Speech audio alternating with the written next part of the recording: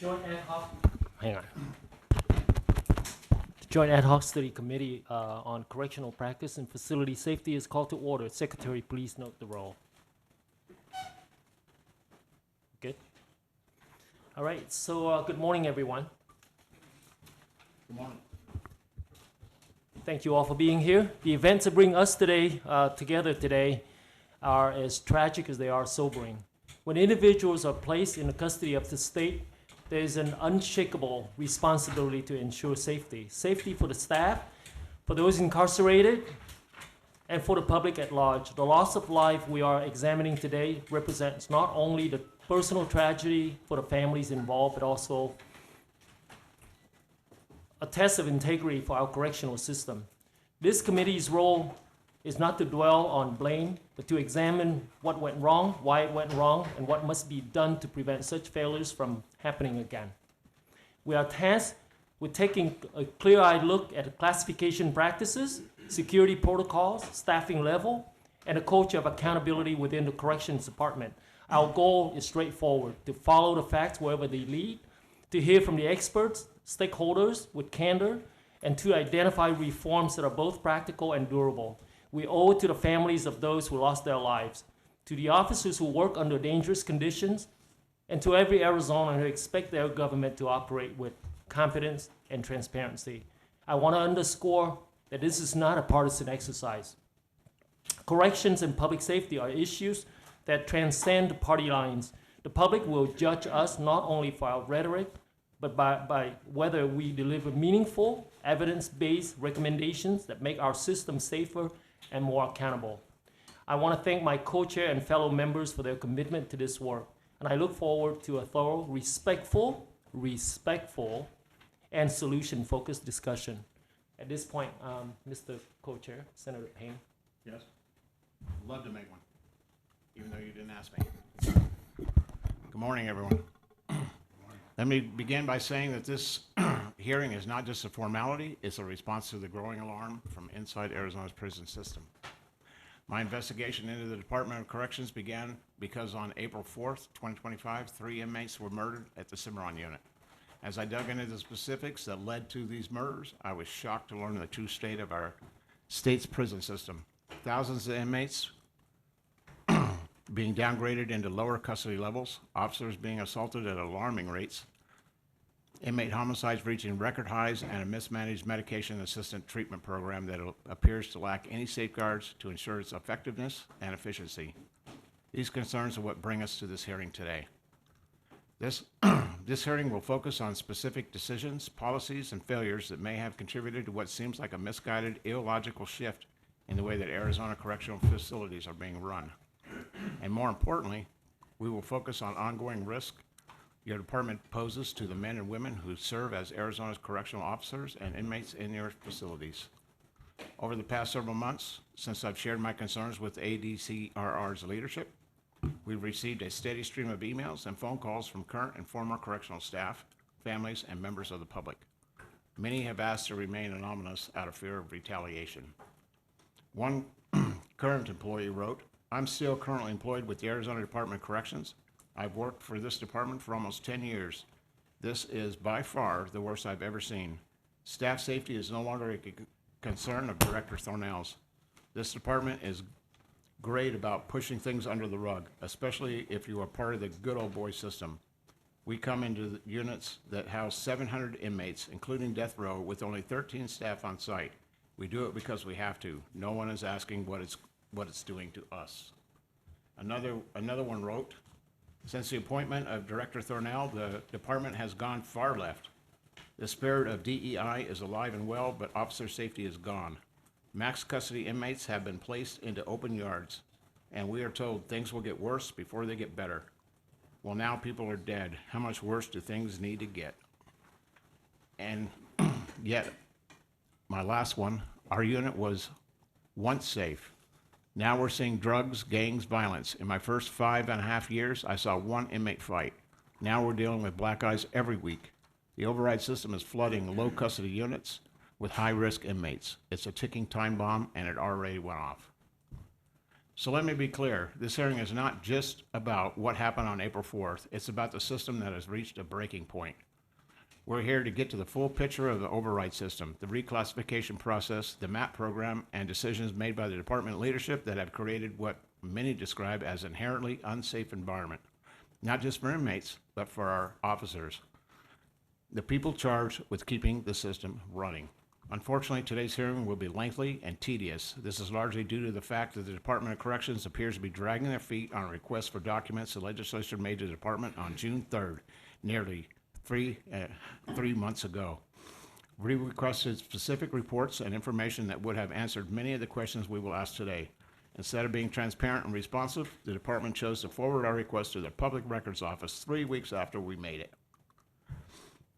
We have yet to receive a single responsive document to our request. This is incredibly frustrating and reeks of an institution that does not feel as if they are accountable to this body. I am aware of the press release the department sent out this past Sunday. I am sure Director Thornell will reference it several times during his remarks today.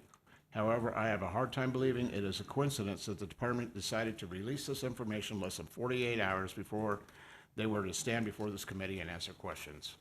Perhaps more troubling is the fact that I had to learn about the press release from the media. It wasn't until after 5 p.m. last night that I got that the department decided to share this information with me. I look forward to learning more about what steps the department is taking to curb the violence within its facilities, but let me be clear, press releases are just words on paper.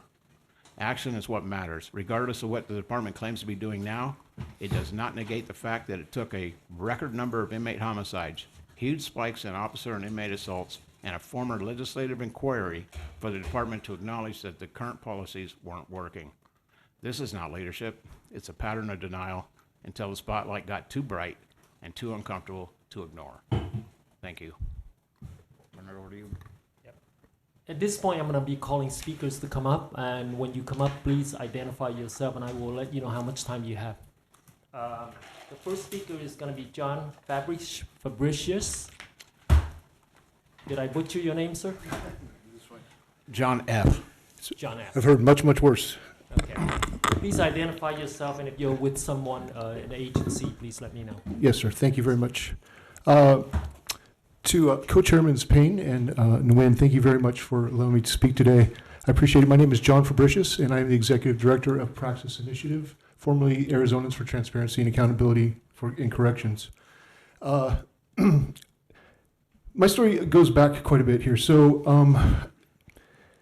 I'm joined here today. I want to point out before I start on my notes here that I'm joined here today by two of my colleagues that have been volunteering with me at ATAC and Praxis. Mindy Krasinski, who's a 26-year veteran correctional officer, and she retired a couple of years ago and has joined our organization, also championing the need for oversight. And Sherry Skates is with us as well. Sherry Skates has been working with us for about 2 years. She is the mother of two people that have been incarcerated. One is doing 30 years. He's about halfway through his 30-year sentence. The other had been in twice and faced with going back a third time for a low-level drug charge, chose to commit suicide instead of going back. That's how bad the decision was for that young man, what he faced and based on his experience. I spent 15 years incarcerated from 2003 to 2018. In that time, I was moved across 9 different complexes, 2 of which were out of state in Indiana and Oklahoma. And I was also at the Keenan private facility. All told, I was at 14 different units across those 9 complexes, and that constant movement in the middle of Arizona's overcrowding crisis, when we had reached about 42,500 incarcerated people in our system, gave me a perspective that a lot of people don't have. My family, too, has carried this burden quite a bit. My brother Sean was incarcerated in the Arizona Department of Corrections back in 1981. I spent a couple of years in there. And he was also incarcerated in 2007, got out in 2008, and he succumbed to his overdose, to an overdose and his addiction about 4 months after getting out here. I also have a brother, Jim, that also passed away, under the same things that had gone through the prison system. On the other side of the coin, my brother, another brother of mine, was a correctional officer at DOC, and my sister was a detention officer at MCSO. So I've had both sides of the coin all my life in front of me when it comes to incarceration. When I was incarcerated, I earned a paralegal degree, and that's back in 2008, and I began assisting other incarcerated people with their legal claims. And with that came a wealth of information and knowledge, because that role, assisting other people, you can imagine anybody with any type of legal knowledge or experience in there is pretty valuable, and people want to talk to you about their problems.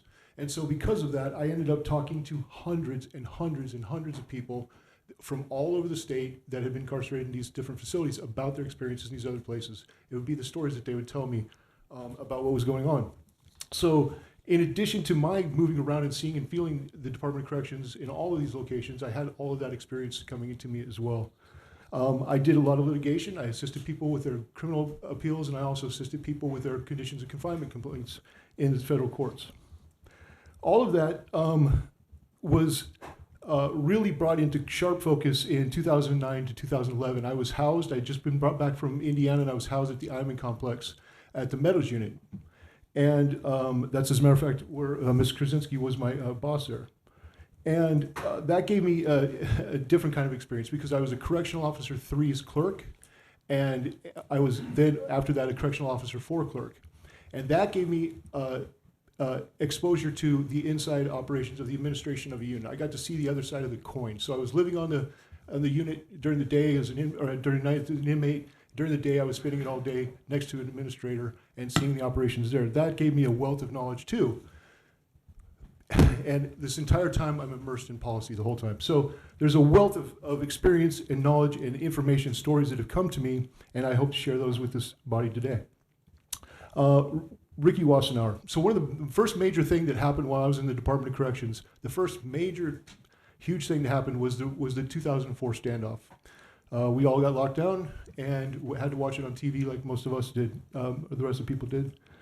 What had happened was Ricky Wassenaar and a man named Stephen Coy had tried to escape from the Lewis complex. They overpowered an officer using, I think, a kitchen utensil, a spatula or a knife, I believe.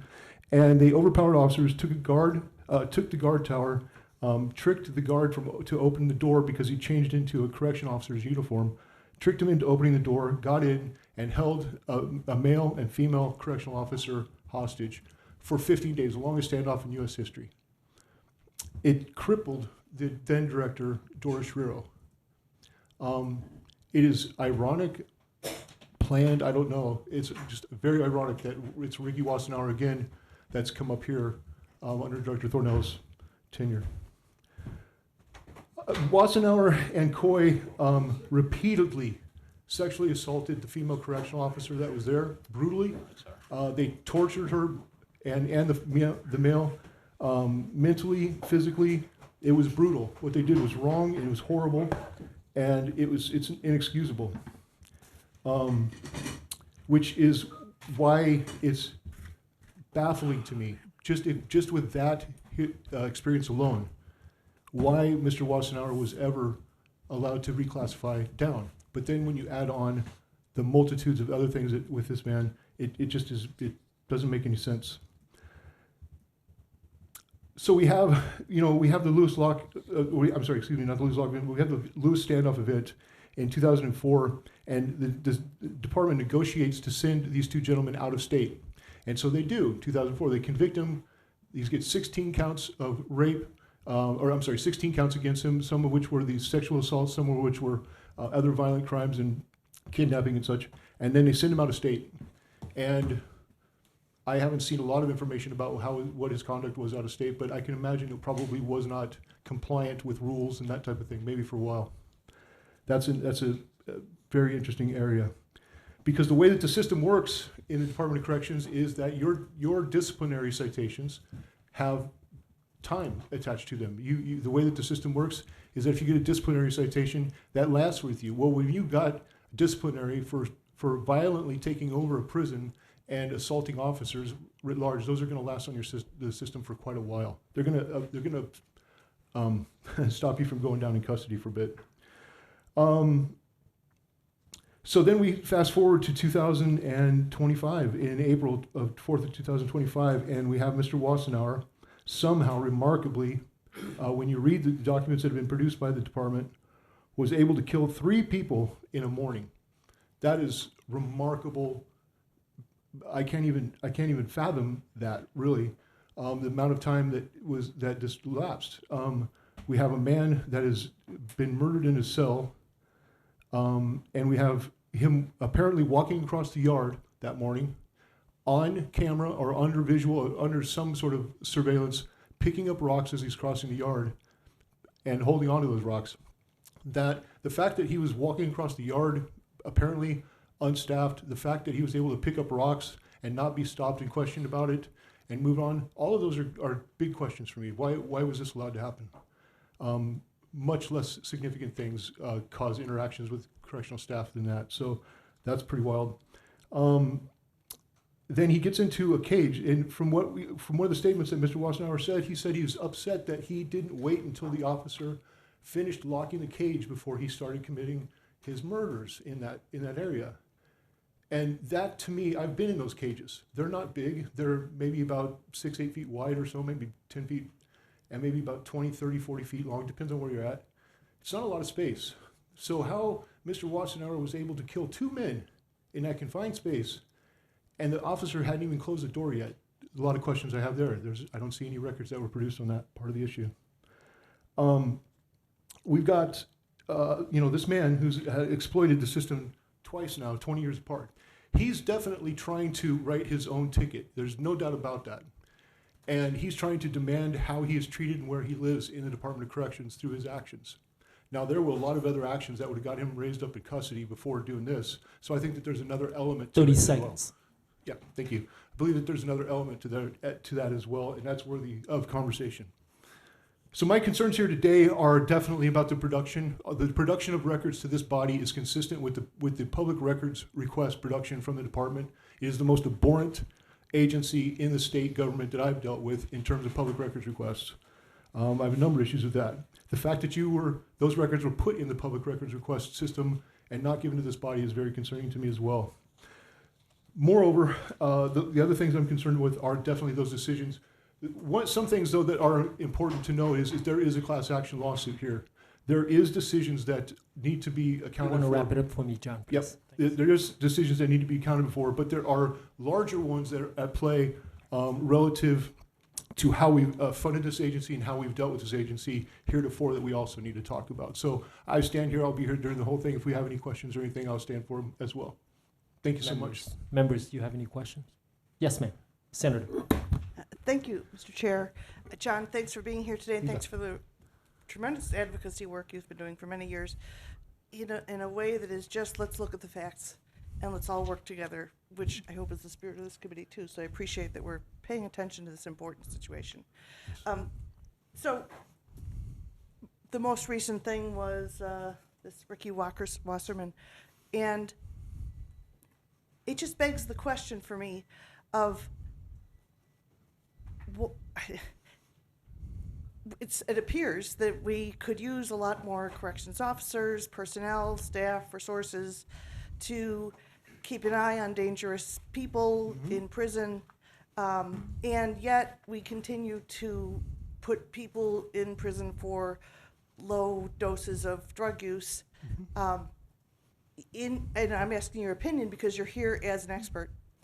In your opinion, is it also worth a committee hearing at least to look at what should we do about how we spend our money in prisons? Should we spend less money on incarcerating people for a very long time for small amounts of drug possessions? Isn't that using a lot of corrections officers' capabilities could be much better spent guarding really dangerous people like this? Mr. Chairs, thank you very much. Madam Senator, yes, thank you so much for that question. Absolutely. I mean, we'd only look at that problem if we wanted to solve some of these issues that are going on. Yeah, we would absolutely look at that. There's no doubt about it. And in my beginning of my notes, I mentioned that I was in there during the peak of over-incarceration. We had 42,500. We were well over rated levels. We had to go out of state. We had to spend all that money to go out of state. And we did not do well out of state. I don't think there's a state that we went to where it didn't go bad. And so because there's such a culture shock in these things and all kinds of stuff. Do we look at that? Yes, absolutely. There's some morning statements, too, that were made this morning that were not necessarily wrong or anything like that, but that were letters that came in. I've spent 15 years in the Department of Corrections. I don't recall a day where there was not drugs available to me in the Department of Corrections. I don't recall a day where I could not go buy some amount of heroin or some other drug that I wanted to buy at all. 15 years. Now, I don't know what we're doing with the Department of Corrections when we continue to put drug users in prison and I can buy drugs every single day of the week in there. Now, that might be an exaggeration. I don't know because I wasn't purchasing drugs during those times, but I can tell you it was always available, continuously available. There was never a problem with that. So, yes, we've got huge problems with that. We're not dealing with these original issues. If we dealt with the original issues, we wouldn't have these problems. We've been leading on other bills that would help depopulate the population of the department very responsibly. You take 10% out of that population out of that, that's going to be a major relief in there, a huge relief in there, because that's resources that are not being expended otherwise, that's monies that's not being allocated otherwise, all of that. So yes, we've got to look at the whole thing holistically. We've got to look at how we are sentencing and prosecuting people, and then we have to look at the conditions of confinement and what our expectations are of the department, what our expectations are of a director. You know, I've met with the director many times. He's a good man. He's been very cordial. He's been very open with us. Yet he's been in these positions where he's had to make some awful decisions, obviously, because there's some bad decisions made here. And so why is this good man making these bad decisions? Why are we putting people into this? What are our expectations when the department has been this neglected for this long? 57 years, 1968 came into existence. I don't remember this body ever looking at the Department of Corrections with any earnestness, right? We look at it when there's a problem, like we're looking at it now. We react. We're not proactive with this department. And that's why we championed oversight for all these years, because we had to have that in there. We had to have neutral eyes and ears in there to see these things. So yes, absolutely, Senator, we need to look at the whole picture for sure. Thank you, John. Yeah. Thank you. Co-chairs. Mr. Carter. Mr. Fabricus, thank you. I'm just wondering, you referenced a class action lawsuit. Is that having to do with the 3 homicides or some other subject matter? Mr. Chairs, Leader, so when I referenced the class action lawsuit, we're talking about the MAT program, which we're going to talk about here today, and the director's going to talk about. That's a function of the class action lawsuit, right? So he was ordered to do that. He was ordered to depopulate these facilities.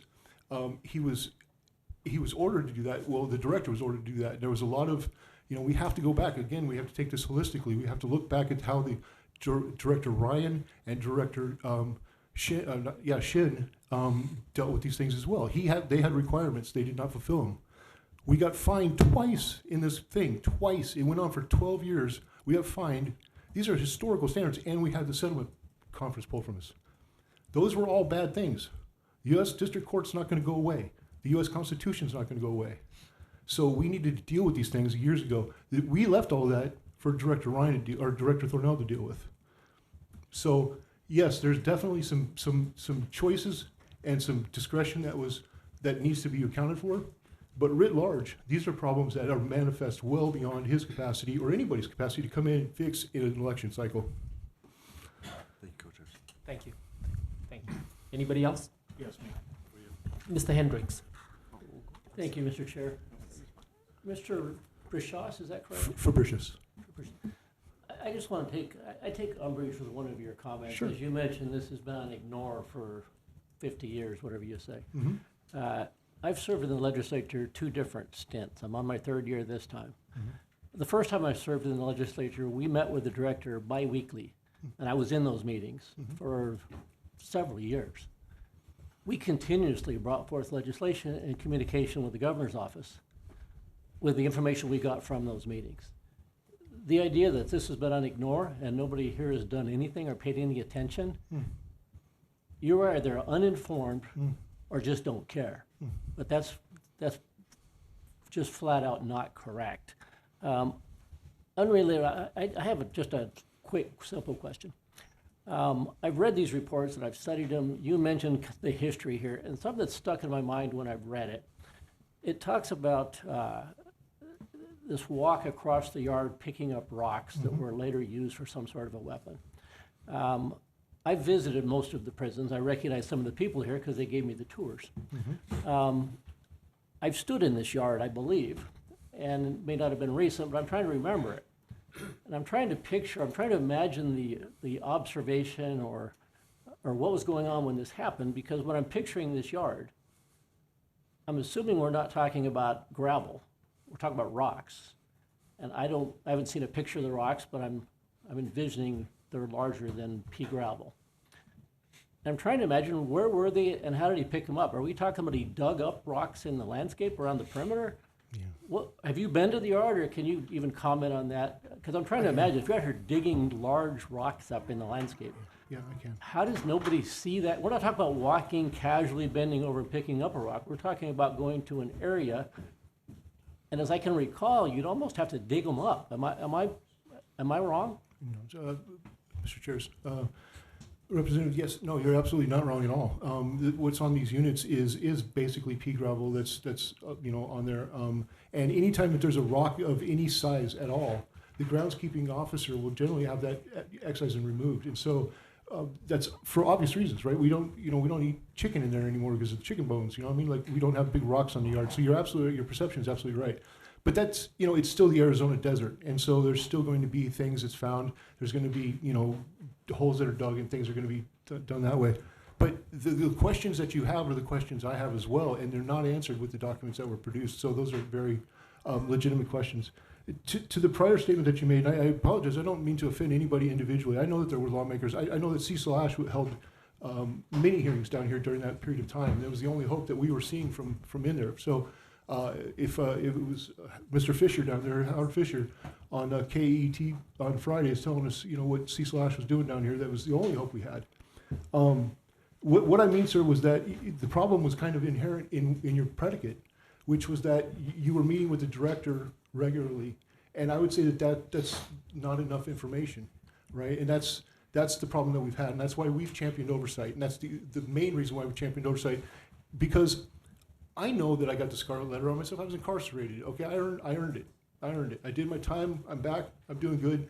Whatever. But I understand why there's difficulty believing me from anybody's perspective. My brother was incarcerated. I used to not believe him. That's a very human thing. That's why we championed oversight, to get somebody in there, eyes and ears in there, that did not have a direct vested interest with the department, that was able to come in and report that was an expert. That's why we've done that. It's exactly to that point, sir. So thank you for that comment. I appreciate that, and I apologize for fitting in. Anybody else? Yeah, me, so. Yes, sir. Hi, John. Hi. I wanted to talk a little bit about that. He brought up the rocks and whatnot, picking up rocks. From what I understand, and again, I haven't got any good reports on it, but from what I understand, he picked up rocks, put them in a laundry bag of some sort, and used those to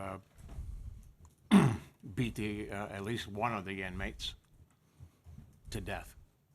Now, what I don't understand is how Mr. Wassenaar got out of there, and this will be a question later for the director, but how he got out of max custody he had 16, correct me if I'm wrong, 16 life sentences he was serving, and somehow he got out of max custody with just a few years of good behavior. Somehow, I'm finding it difficult to equate a couple of years of good behavior erases 16 life sentences, and all those rapes that were done to that officer, all the things that happened. That simply it can't be erased in my mind by just a few years of good behavior, and yet that happened. Yeah. Do you agree with that? Yeah, I do, Mr. Chair. I do absolutely agree with that. With the rocks thing, it's a standard security protocol in there to not allow rocks of any size to accumulate or to be collected for this. So it's remarkable that he was able to do that. I have questions about that as well. The laundry bag is true. They issue us all each nylon mesh laundry bags, and that's been used. I mean, the thing is that you put a man in a cage, he's going to innovate his way into doing something. If you threaten his life, he feels threatened, he's going to find some way to protect himself. And it doesn't matter. They're going to make something out of something, right? So, the director could tell you, many of the security officers here could tell you that it's unbelievable what humans can come up with, innovate in those areas. To come up with weapons. But you're absolutely right. What's troubling to me is that the reports seem to indicate that it wasn't a stabbing wound necessarily, that it was a slicing wound that killed the first gentleman. And that to me is troubling and concerning, because if you know anything about shanks in the Department of Corrections systems, those are usually opportunistic events, right? There's some piece of metal, usually a piece of fencing or something like that, some piece of metal that's around, and you've got to, in some way, turn this thing into a weapon, right? So the way that they do that is that they will rub it on concrete to sharpen it or to make a point on it, whatever. So that's one thing, to make a point on it, to make a stabbing arc. It's another thing to make a slicing edge on it. So I've got concerns. Was this a manufactured a knife that was already pre-manufactured? Was it some sort of slicing weapon? It's just a whole different level right there on that. As far as the classification goes, absolutely. I think that the numbers were that the population, and correct me if I'm wrong, it was something like, I can't remember what the population decrease was, multiple thousand people down to 200 or something people. Why Mr. Wassenaar wasn't the last person, number two, whatever, if there's 270 something people left in max, why he wasn't number 278, I don't know, because of his background, right? What I mean by that is, when you, first of all, I think, I can't wait to hear what some of the correctional officers have to say, right? They put, you know, and Mr. Thornell did not do this, right? This was, I think, a Charles Ryan thing. They brought Mr. Wassenaar back to Arizona. Whether he had to do that because of Wassenaar was a disciplinary problem in those out-of-state facilities, or whether he chose to do it, I don't know. I'd like to hear the answer to that. But it was he that brought him back.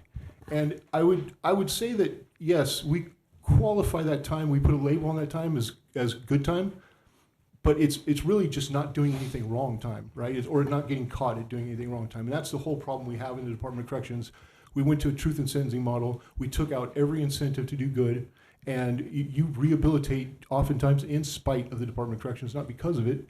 And so when you take all those incentives away, and you have somebody like Mr. Wassenaar who has absolutely nothing to look forward to, yeah, you're going to have these kind of situations. I don't know how he did that. I'm interested to hear how he could do that, and I'm interested to hear how correctional staff didn't throw major fits of having him on the yard. Mr. Co-Chairs. Yes, please. Sir, you mentioned that you don't have the numbers for max custody. I'll bring that. We do have those in front of us. Do you want me to read them, or you'll bring them up? No, I'm gonna. Okay, thank you. Don't rain on my parade. Yeah. That slide's for later. That's fine. Anyone else? Senator. I Epstein. do want to mention one other thing before I turn it over to Miss Senator Epstein. You talked about oversight. This year, the Senate and House passed a bill and sent it up to the governor, and it was signed, but all the money was taken out of it for an ombudsman situation. So people, we had set it all up for people to come in and grade it, but yet it's not being funded at all. Yeah. Any comment on that? Very much so, yes, sir. Mr. Chairman, it's been my organization that's been the lead organization on that oversight. As a matter of fact, I wrote the legislation, part of the legislation, excuse me, wrote part of it. Yeah, I see a couple of the authors in here. Yeah, absolutely. And, you know, it was definitely disheartening when the funding got pulled on this. And that's, you know, politics is politics, and it's a very disappointing game oftentimes. And sometimes the biggest disappointments are getting things across the finish line because of that. But, you know, we're going to get the money for that. But it's indicative of what we got. And to be fair, to be honest, to be fair, we didn't even get this far under prior administrations, right? So, and that was really heartening what I heard you say, Chairman, which this is beyond politics, right? We should not politicize this. This should be about solutions. This is public safety, number one, but these are human lives in there, and that's the number one job of any government, is to protect its citizens. If the government's not protecting its citizens, then what is it there for? It's totalitarianism. So, but protecting citizens doesn't just mean those people that are affected by crime. It also means those people that are incarcerated, right? And we have to protect them, and we have to invest in protecting them, and we have to give the directors, whomever they are, the tools to do that. Everything that you pointed out, Senator, I agree with. It's the classification issues, the rock issues. There's much more. The documents left much more mystery than answered questions. And I haven't mentioned this heretofore either. I cannot go beyond without saying this too. The fact that Miss Ham, of all people in this state, that it was Miss Donna Ham that was notifying the Department of Corrections that Wassenaar was identifying this and all that, and apparently they chose to disregard it. That to me is remarkable. Ms. Ham has had a long, extensive experience with the Department of Corrections and has been a primary advocate out here for years and has relationships. And why she was disregarded, I mean, she is as close to an expert that you could possibly have, calling you on the phone, telling you that you got a problem inmate, and they disregarded that. That, to me, is also extraordinarily concerning. So, I agree. I concur. all of it. I've got all those emails from Ms. Ham. yeah, all of that is concerning. So, I don't know. You know, choices were made. There was definitely hard, very difficult things that we gave this director and his predecessor to deal with. Extraordinarily difficult things. Some of them, I think, almost impossible. There's been great work in some areas, and there's been some really challenging work in other areas.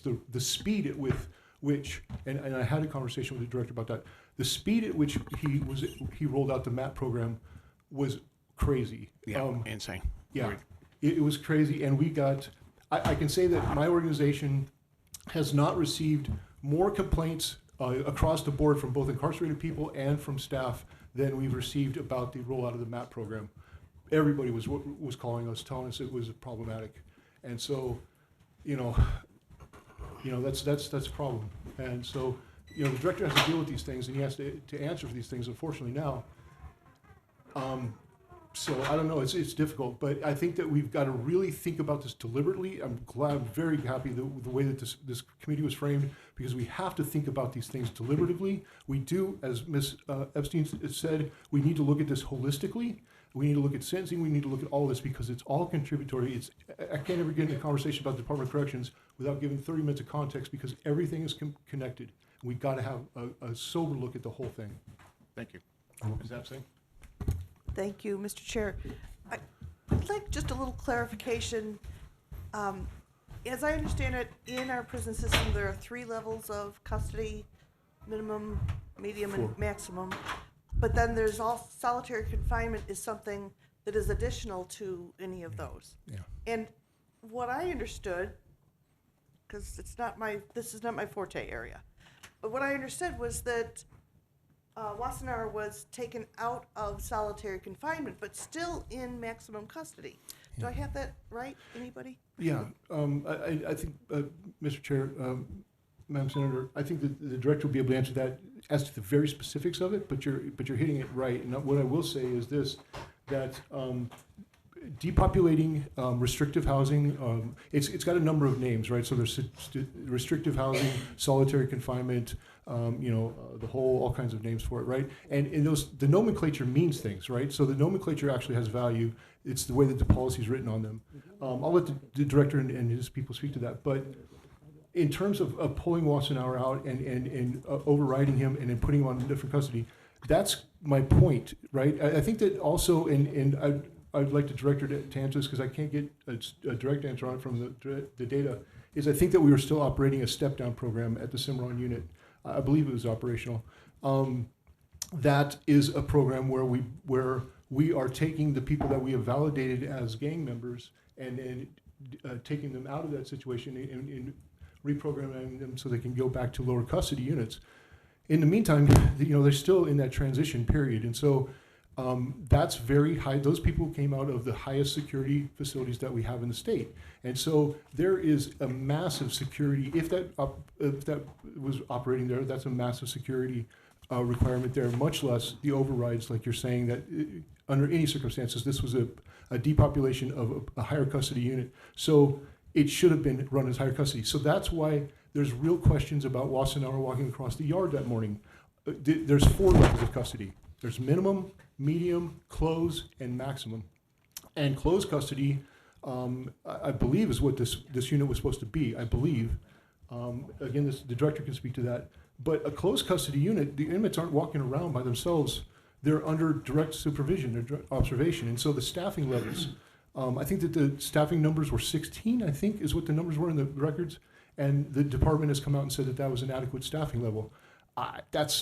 You're great at math, Senator. That's a real challenge on the math on that, right? So we're talking about 700 something people being controlled by 16, and we need to understand that there are static positions inside of these units, right? Meaning that they're not positions that can be collapsed because they're of such import, like the main control and security and stuff like that. The main security. So they can't collapse all these positions. So when we talk about 16 staff, how many of those were actually able to be collapsed, their positions collapsed so they could go cover something else, that type of thing? These are huge problems.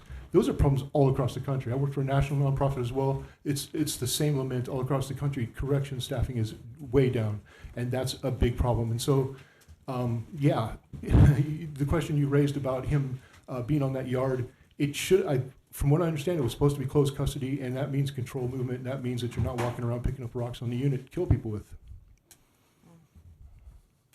Thank you. John, I got a question for you. Sure. You mentioned the oversight committee multiple times. Yes. And so if I'm unable as the legislator to request information from the department, and I had a meeting with the director back in June, what make you think you're going to be able to get the information as the oversight committee from the same people Yeah. that are not responding to us?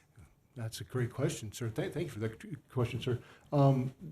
Yeah, that's a problem. So the thing with the establishment of the oversight body and the language in the law was that it gave the ombudsman actual physical access to the documents and physical access to this information, and that's important, right? And so that's the thing. And so, Hold on for a second, John. Sure. The legislature has the authority to request the information, the same information that Right. you're about to tell me that you're going to request. Right. What is the difference between ignoring us and ignoring you? no, it's a good question. I don't think that there's any. I think that it's wrong in both instances. And if it occurs in that instance, it'll absolutely be wrong, and it'll be a violation of the state law that we passed. And I think that it's very questionable happening here. You have subpoena power.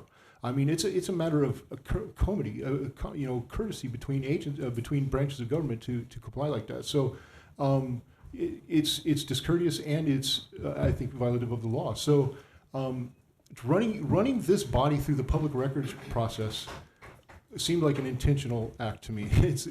There's a lot of connotation to that. Maybe I shouldn't say that, but it certainly seems that way. And so because I don't know of anything that's less functional in the Department of Corrections than its public records request process. Thank you. Anybody else? Thank you, sir. Okay, thank you very much. You're going to hang around for a while, right? Yes, sir. Thank you. Thank you, John. Ms. Donaham? Come on up, identify yourself, and you have 5 minutes. Okay. Thank you. Good morning. My Good name morning. is Donna Ham. I would like to ask your indulgence before you start my timer to just correct a little bit of information that you've been given regarding how Ricky Wassenauer obtained his weapons. I have, first of all, Ricky Wassenauer has contacted Middle Ground probably a half a dozen times since he committed these murders. We're an advocacy organization. We've helped him with some medical issues that he's having. And in the course of those discussions, he has in detail discussed the murders. He has no shame about doing it. He also gave an extensive interview to a magazine called The Voice. And here's what he said to the author of this article when he discussed in detail. He said, when Saul Alvarez was ushered into his cell as his latest cellmate on April 3rd, he announced to Ricky that he was a Mexican national. Wassenauer tells me that he's not racist, but he prefers to spend time with my own people. Alvarez's nationality did not concern him as much as his political proclivities. When Wassenauer made a casual reference to his support for President Trump, Alvarez let it be known that he did not like Trump or his recently appointed hatchet man, Elon Musk. Quote, right away I was pissed off, said Wassenauer, but I didn't say anything. I already decided the guy had to go. Wassenauer was planning on doing the killing in the cell later that night. For weapons, he had a knife that he had found buried in the prison yard a few weeks earlier, and he had a rock that he had also retrieved from the yard the previous December on a day when there was construction going on. He brought the rock back to his cell, cleaned it, and painted a face on it. He even named it Rocky, as in Rocky Rock. It weighed 6 to 8 pounds, and it fit perfectly in his hand. It would make a potent weapon. So he didn't walk across the yard gathering rocks. He had the rock and a knife in his possession. Donna, I'm going to go ahead and start your time, okay? Okay, it suggests that there's a problem with the department and their search procedures, because it should have been found if he had it from December to April.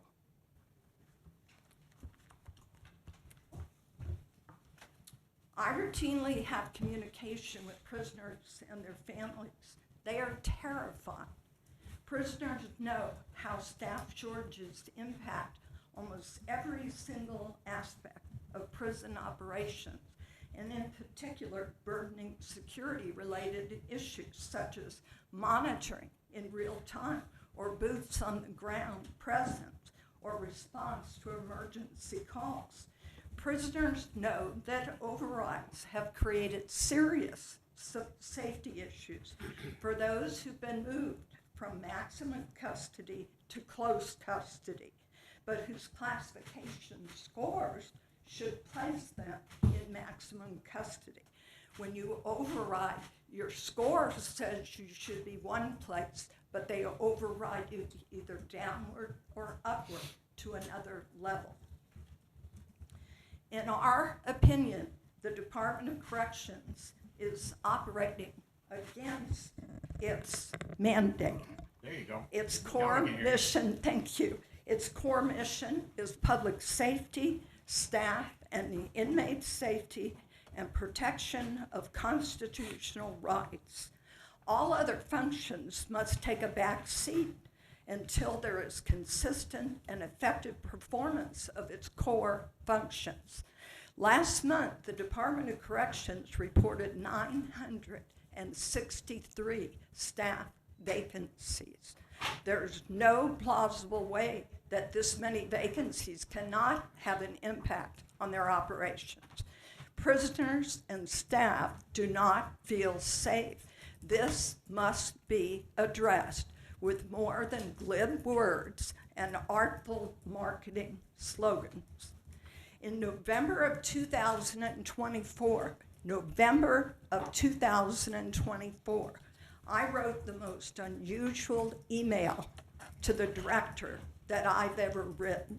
Ricky Wassenauer had called me and confessed to murdering his 81-year-old cellmate, Joseph DeSisto. I was ultimately blown off by the director. He assured me in writing that the inmate had died of natural causes. When I later obtained the autopsy report for DeSisto, the cause of death was listed as undetermined. Big difference. I warned the director, and I made it clear that Wassenauer said he would harm or kill anyone that was placed in a cell with him. My warnings were ignored. In April of 2025, as you know, Wassenauer murdered 3 men, one of whom had been placed in his cell. I'm sorry, there is no polite or soft way to put it. Their blood is on the director's hand. True leadership requires honesty, courage, and emotional intelligence. We have not experienced those qualities with this administration. We have experienced childlike reactionism, stubborn adherence to their own view of things, and an unwillingness to tolerate criticism. Ricky Wassenauer should never have been given an override to his classification score from maximum to close custody. Even if DOC could justify that decision, they cannot justify that on November 5th, 2024, when Joseph DeSisto was brought to the door of Wassenaar's cell, 30 seconds. Wassenaar loudly and assertively protested and made threats of harm if DeSisto was placed in the cell. He laid down on the floor and tried to block entry. No major disciplinary was issued to Wassenaar, and he should have been given disciplinary for refusing to follow a direct order and for making threats. That should have triggered movement of him at a minimum to Time down. detention, Thank you. but possibly back. I have a lot more information. I hope some of you will ask questions. Question from Ms. Ham. Senator Payne. I'm going to agree with you on that, Ms. Ham, that he laid down, and from what I've seen that email that you're referring to, and he laid down on the ground, is my understanding, to refuse entry to, and he should have been written up at that point. That should have been a transfer in my mind. That should have been a transfer from, if somehow he got into closed custody, he shouldn't have, but somehow he got into closed custody, he should have gone back to Max on that day.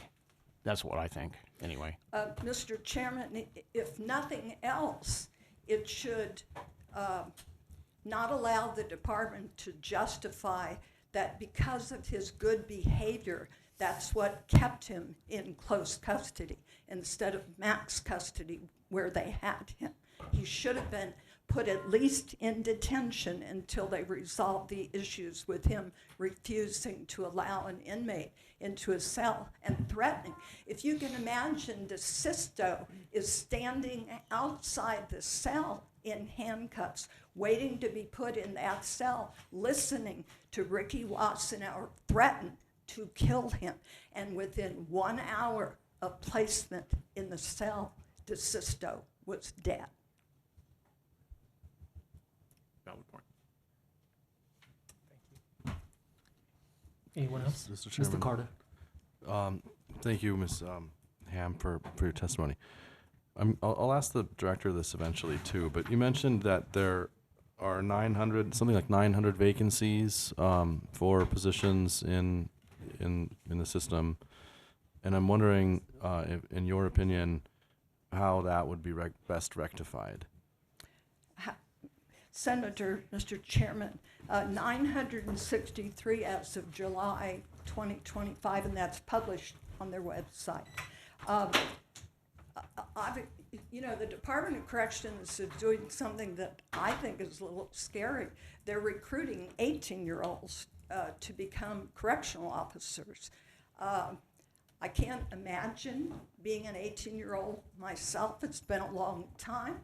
But I can't imagine taking on the responsibility of being a correctional officer at that age and having to face some of the inmates, because we've got some dangerous people in prison. I've been told, you have a packet in front of you which reflects gross violations of even minor rules in the Department of Corrections. Pictures of the inmates at the Whetstone unit who have illegal jewelry, illegal pictures hanging up on their bulletin boards,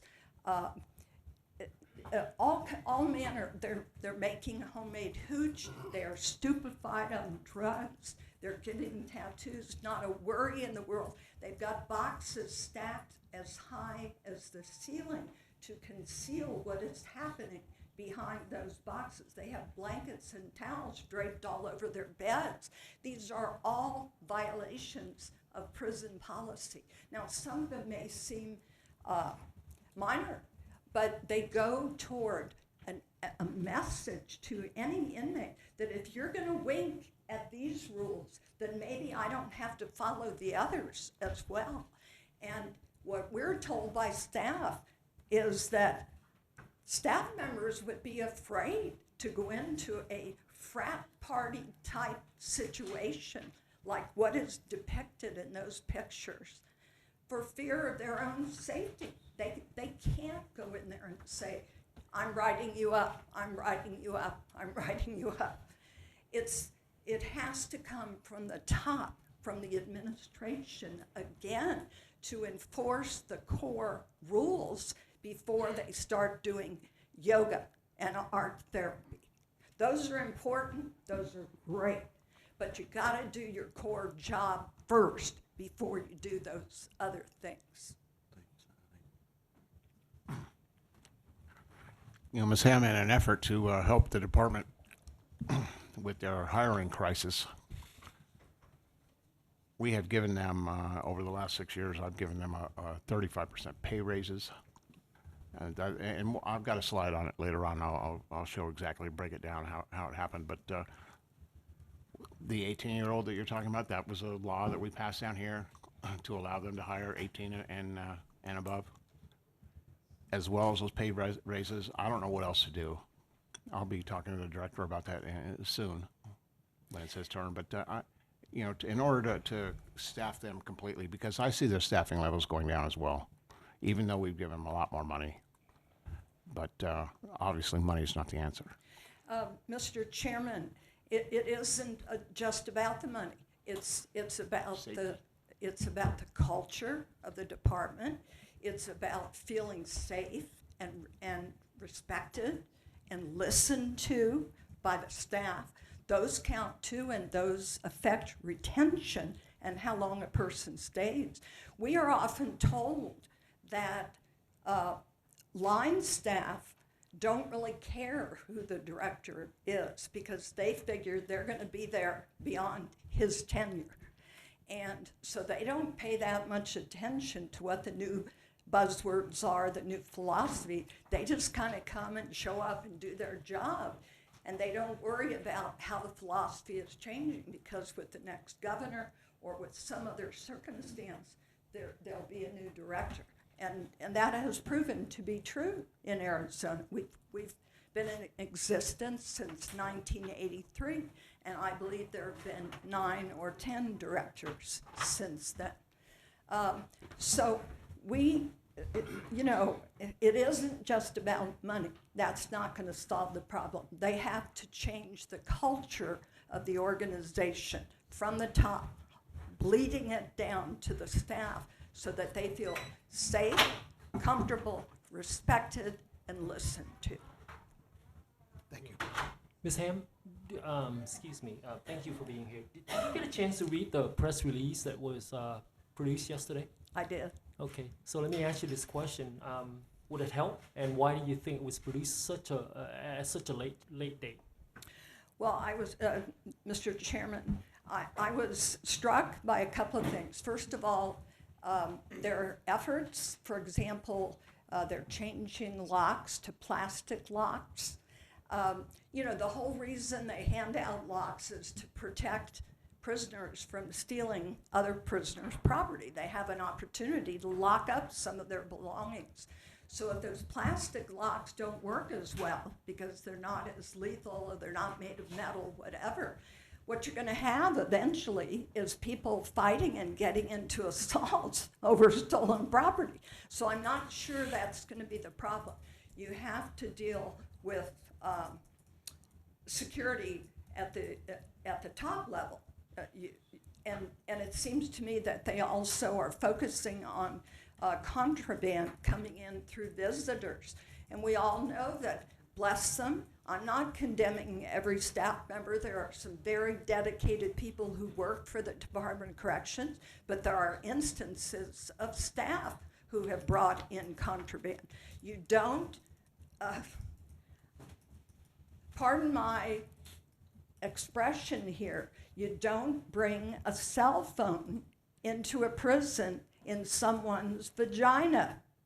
It comes in through a guard's lunch bucket or backpack, or for a lot of money that someone is being paid. Guards make lots of money if they're willing to bring in drugs.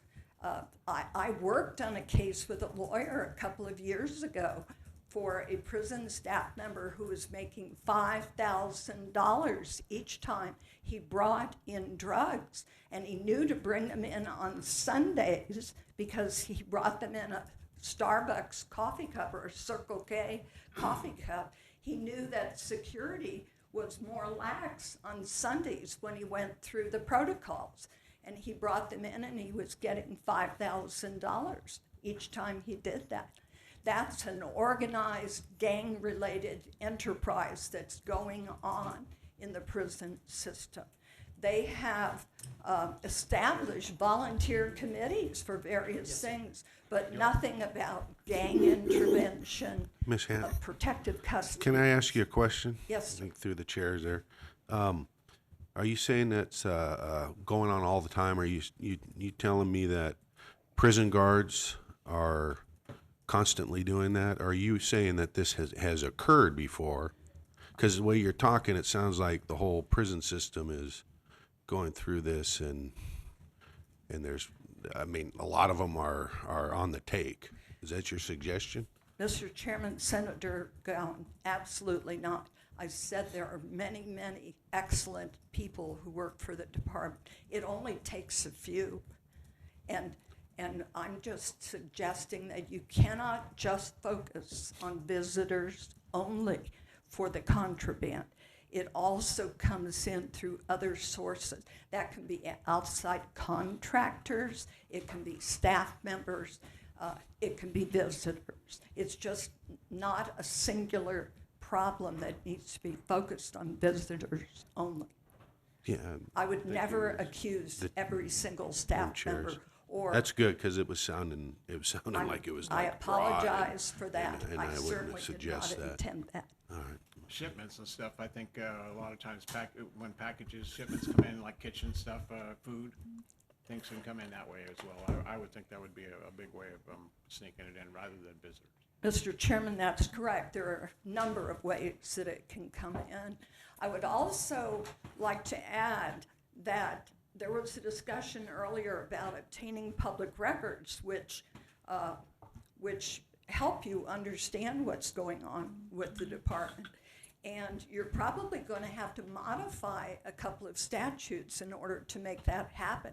For example, Senator Payne has very justifiably written a letter with a number of requests for public records, and one of them was for mortality reports, which are a quality assurance review that the department does on itself to determine what things could have changed, what fault may lie with a death that occurred for someone in custody.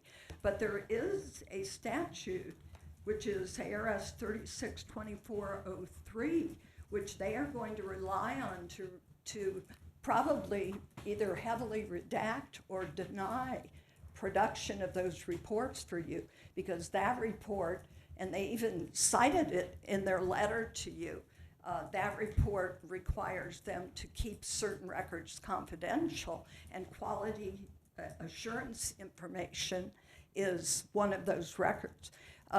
It's our suggestion that it may be time to consider, when we talked about how the staff don't worry so much about the philosophy of the director currently because it's going to change.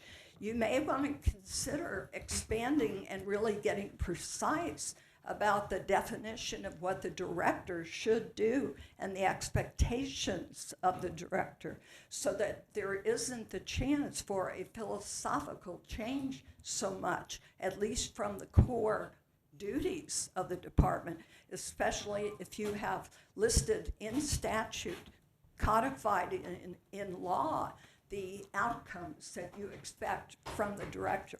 And we would be happy to work with anyone on modifying those statutes if you would like to do that. I encourage you to Consider it an invitation to come to my office and do exactly that. Okay, thank you. Will do. Thank you. I'd be glad to answer any other questions.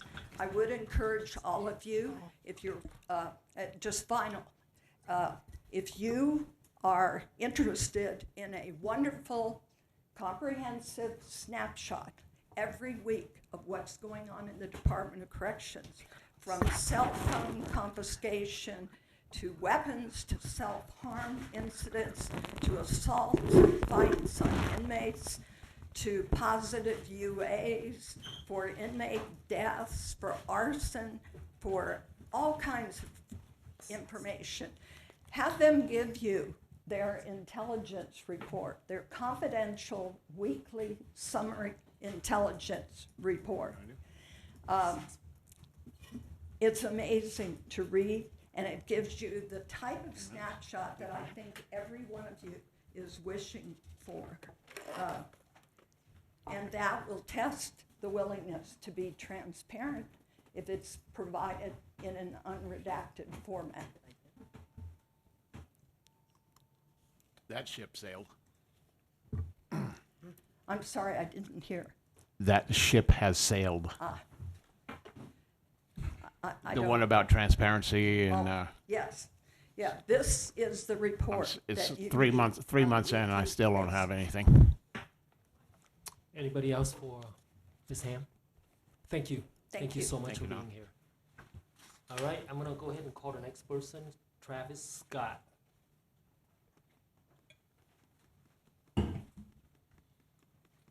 Please identify yourself, sir. You got 5 minutes. Thank you, Mr. Chairman, committee members. My name is Travis Scott. I retired from the Department of Corrections Reentry on May 9th, 2025 after more than 3 decades in service to the state and my community. First and foremost, thank you again for having me here. I'm going to focus on 2 areas, one being the medication-assisted treatment and the mismanagement by Director Ryan Thornell. Under his leadership and that of his appointees, the department has steered in an increasingly unsafe direction. Medication-assisted treatment, introduced and championed by Director Thornell, was touted as a solution to reduce violence against staff and inmates, curb contraband, prevent overdoses, and ultimately save lives. These were the promises made to me and others during a meeting when Director Thornell toured the Perryville complex shortly after his appointment. To implement this program, Director Thornell collaborated with the ACLU and its attorneys to have it included in the federal injunction against the state. This was unprecedented. Never before had the ACLU requested a MAT program in any of its previous court filings. A review of past filings will confirm this. Instead of going through the usual appropriations process, the MAT program was inserted into the judgment against the state, which the director accepted. As a result, it was locked into place, costing taxpayers millions of dollars without delivering the promised benefits. In fact, the program had the opposite effect. Overdoses have not decreased, contraband levels have risen, assaults on staff have increased, and lives have not been saved. In fact, last year saw the highest number of murders on record. The program was doomed from the start. It was implemented without the necessary systems and infrastructure. Inmates receiving MAT were supposed to stay in the health unit for 15 minutes to ensure the medication wasn't diverted and was properly absorbed. However, due to understaffing and the sheer number of inmates being prescribed this medication, this policy was quickly proved unfeasible. There was simply no way to manage crowds of inmates waiting for treatment. Instead of scaling back, the decision was made to allow inmates to leave the area, resulting in widespread diversion. Inmates began selling their medication, which was then misused and combined with other substances, leading to a rise in medical emergencies. Unfortunately, there seems to be no remedy for this failure. Director Thornell's tactics of working with the ACLU to embed the MAT program in the injunction have ensured its continued existence, even as it drains taxpayer dollars and exacerbates the problems it was meant to solve. Director Thornell's leadership is inadequate. Despite his numerous degrees in eloquent speech, he lacks the necessary correctional experience. Coming from Maine, where the prison population is much smaller than Arizona, he was appointed to oversee a department with a census 25 times larger than what he was accustomed to. You would expect that someone in his position would surround themselves with knowledgeable experts from within the department. Instead, he made it clear that if you don't align with his vision, you should reconsider your position. This has led to a revolving door of leadership, with many senior positions changing frequently. Director Thornell surrounded himself with unqualified leaders who will not challenge him. For example, Deputy Director Otto, who has no correctional experience, was appointed to her position. She is an attorney who initially represented the department in the Jensen v. Thornell litigation before moving to the department as a staff attorney. She was then unexpectedly elevated to the deputy director. Her only experience inside of a correctional facility has been tours with the plaintiffs and the court monitors. Deputy Director John Barcelo, another appointee, was also given his position despite lacking any correctional leadership experience. Barcelo is a disgraced former major of the Arizona Department of Public Safety. He attempted to intimidate, and coerce a police officer into not arresting him for driving while intoxicated, which resulted in his removal from DPS. Yet, he ended up in the Department of Corrections, later becoming the Inspector General and eventually a Deputy Director under Thornell. Deputy Chief Joseph Bowers, promoted in May of 2025, has only 15 years and 7 months of experience in the department, with his highest rank being a lieutenant. How can someone with such limited experience supervise wardens who have far more operational experience? Deputy Chief McAdory was promoted the same day as a tragic triple homicide in the Cimarron unit. The fact that such a major security failure occurred under his watch, yet he was rewarded with a senior leadership position, raises serious questions about the competency of those in charge.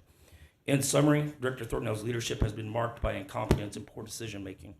He has surrounded himself with leaders who are equally unqualified, and together they have led the department in a dangerous direction. Under his leadership, the department is run through fear, 30 intimidation, seconds. and threats. Those who dare to voice a different perspective are quickly shown the door, regardless of their dedication or service to the state and its citizens. And I'm available for any questions you may have. Members? Mr. Co-Chairs, Mr. Carter. Mr. Scott, how many years have you worked, or did you work? 3 decades, 30 years. In the 3 decades that you worked for the department, Co-Chairs, in the 3 decades, what was the staff turnover like over time? I ask this because your testimony seems to indicate that it's been worse in the last couple of years. Is that true? Or? There has always been a great turnover within the department. I mean, we have to look at it from the fact that people are walking into the most negative environment on the planet, dealing with some of the most hostile individuals that you could ever come up against. So there has always been a high turnover rate. Based off of the economy, sometimes we might be better staffed when the economy is terrible because it is a job that is predictable and safe for you. You don't have to worry about losing your job. Since Director Thornell's appointment, it's increased. I mean, no matter what we've done or tried to do, the numbers just keep climbing. Offering $5,000 bonuses to new hire-ons, they take it after they get their second check after 6 months, they walk out the door because they got their $5,000. And that happens quite regularly. So, but during this time, it's gotten more dangerous. More things are happening. The amount of homicides that we had last year is unprecedented.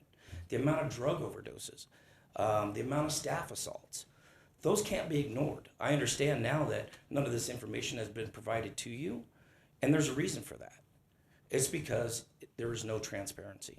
There is nothing being put out to say what is going on in the department. There used to be press releases every time an inmate passed away underneath previous administrations. You would see it, hey, this inmate here died. That doesn't happen anymore. Those press releases never come out. They are always on the website. That has stopped. There is a culture of fear coming down from the administration that if you are not on board, then you need to go. Mr. Co-Chairs? Yes. Mr. Scott, I think you said that the director of the Tucson unit, the very day of the murders, I guess April 4th, was promoted? That is correct. John McAdory was the warden of the Tucson complex on that day. The very same day that that triple homicide took place, he was promoted to deputy chief of operations. On the exact same day. We were stunned. Thank you. Thank you, Co-Chairs. Mr. Scott, you just mentioned a little while ago if you're not on board. Could you expand on that? What exactly does that mean if you're not on board? Reimagining corrections. So taking the department in a different direction. I've worked corrections for 30 years. I know what works. I know what doesn't work. I'm up for trying new things. But when they are failing, you don't double down. You don't keep pushing through. Oh, it's going to get worse before it gets better. We're talking about people's lives. We're talking about loved ones that have lost their lives due to these policies and these this openness to suddenly reduce people down to minimum custodies. I know it was done due to the injunction, but I believe it was quoted earlier, not one person has, Ricky Wassenaar should never have gone down to a close custody. This is an individual, I was the deputy warden of the unit that he was in when he came back from New Mexico. The reason why he came back from New Mexico was because he had assaulted an officer in the New Mexico State Prison, so they moved him back. He was placed in enhanced while back, and that was basically a tougher form of restricted housing. He was in that for some time before he was then moved to a different max custody unit. While at that max custody unit, he had plotted with other inmates to take another staff member hostage. Therefore, he was sent back to the Browning unit, placed back into enhanced security, which is greater than what max custody was at that time. And then I left, and I became the deputy warden of operations for the Perryville complex. How he ever got out of Browning unit, it was just pure, hey, we need to get all these people out of max custody. Thank you. Co-chair. Representative Hernandez. Mr. Chair and Mr. Scott, I know that you mentioned you were with the department for about 30 years or so. Correct. Could you walk us through like the reasoning behind your resignation or why you're no Absolutely. longer? So I was given an option, and I don't know the circumstances because there was no formal investigation completed. We had a homicide at Reining unit for inmate Alejandro, who they knew was in danger, but yet nobody called myself, Miss Ibarra, the warden at the time, to say, hey, Alejandro's got a problem. They knew that he was going to be testifying against other members of the Arizona Mexican Mafia. They were notified that his life was in danger, but they didn't bother to say anything to us. The IG's office was on site that day, touring Browning unit the day that inmate Alejandro was killed. They had spoken with inmates. All it was a phone call. Now, was there operational deficiencies at the Reining unit? Absolutely. There were staff doing things that they shouldn't have been doing. Staffing was low, as it always is, and staff were not following policy. I was interviewed on a Monday after I came back from annual leave. During that interview, I spoke my concerns, told them that I believed the department had moved too far to the left, that we were being too open, that it was creating an environment to which we've had all of these homicides. On Tuesday afternoon, I was called, told, hey, don't go back to work. On Friday morning, I walked in and I was handed a letter and said, here, you can either resign or retire or be terminated. Wasn't given a reason because I don't have to be given a reason. I'm an at-will employee. I was an at-will employee. So there was no investigation. So I can't tell you. There was nothing given to me as to why I was only given the option to retire or be terminated. Thank you. Thank you. Mr. Carter. Mr. Chairman, sir, I think you said that you were the deputy warden at Browning at the time that Wassenaar was there. Yes. And I then was. you were transferred to Perryville. Correct. Okay. At the time, Mr. Chairman, at the time Wassenaar was at Browning, who made the decision as to his level of custody? Was that up to the warden, up to you as a deputy warden, or up to somebody else in the department? Or?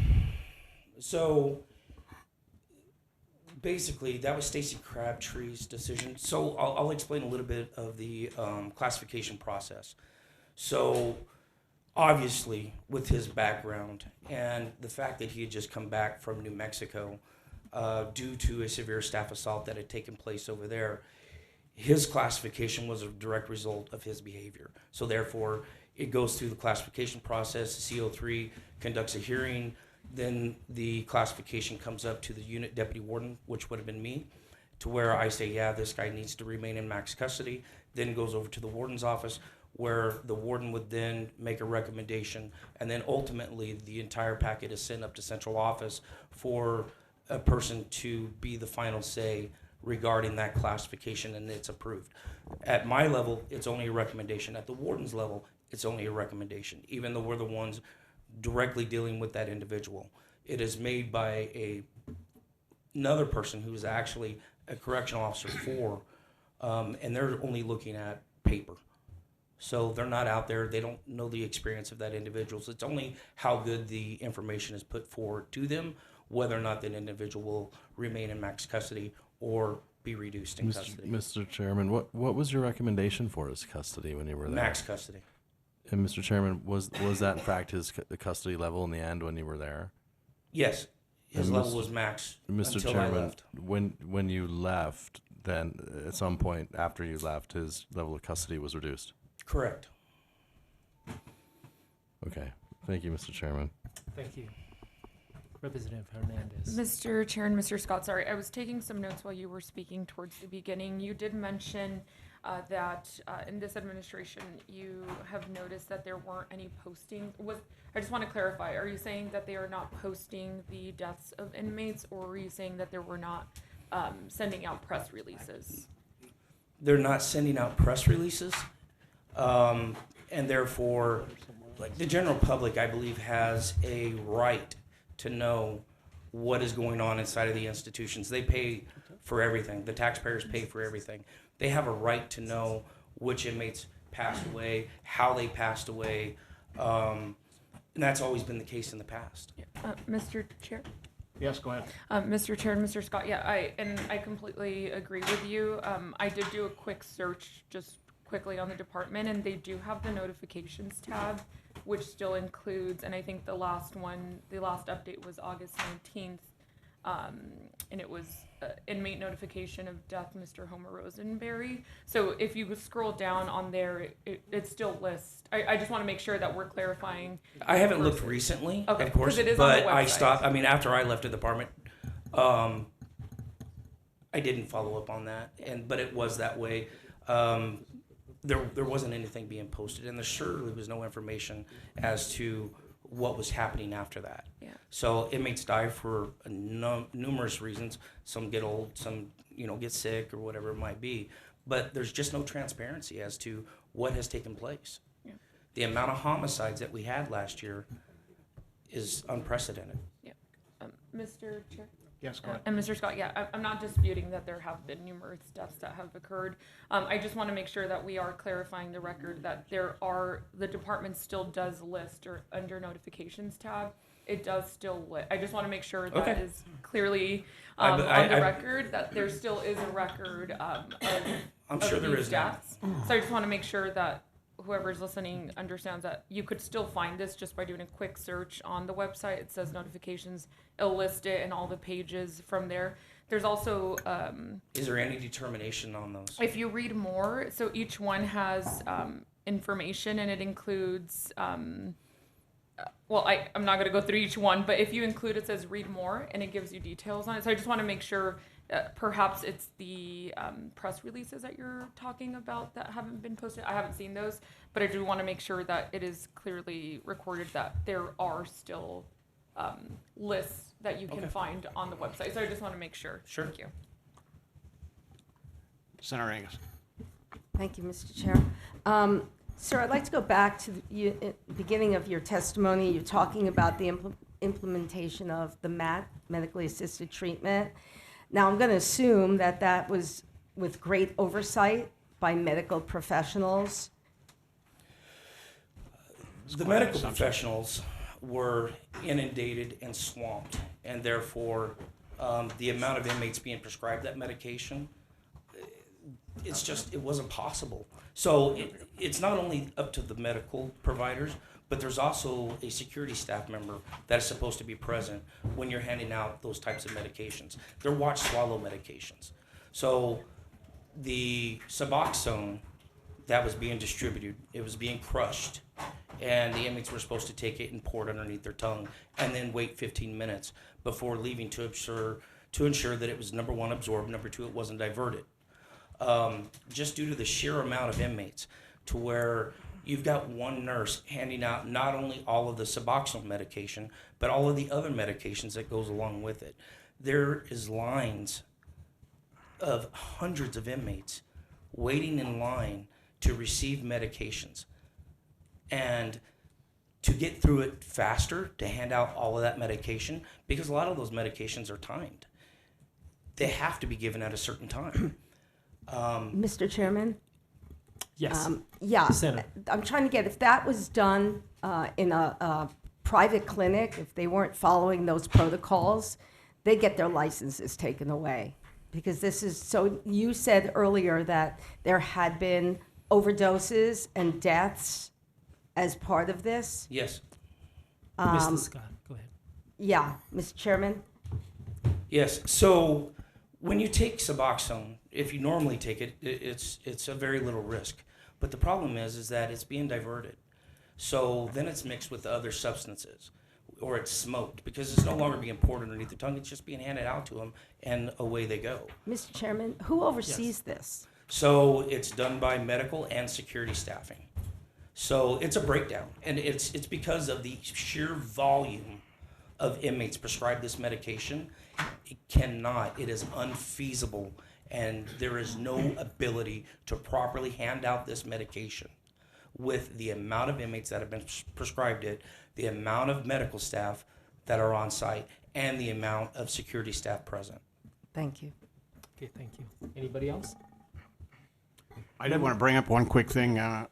Unfortunately, the public safety chair is not getting it, but I understand the department has a policy, I don't think it's in statute, correct me if I'm wrong, about notification when a prisoner is homicided or dies. They currently give it to the Jude chairs, but not the public chairs, not the public safety chairs, and they give it to the legislators, whoever, how do I say this? Whatever district the prison is located in, those legislators get the notification. I don't get it, unfortunately. I wish I did, but I don't. And the president and the Speaker of the House.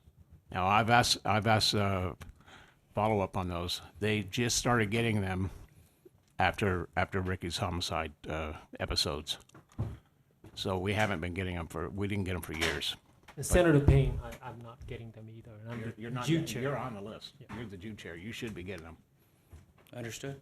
Okay, anything else? You know, I'm gonna go ahead and call for a 20-minute recess, so we'll be back at 11:55. Thank you. Thank you. 20 minutes?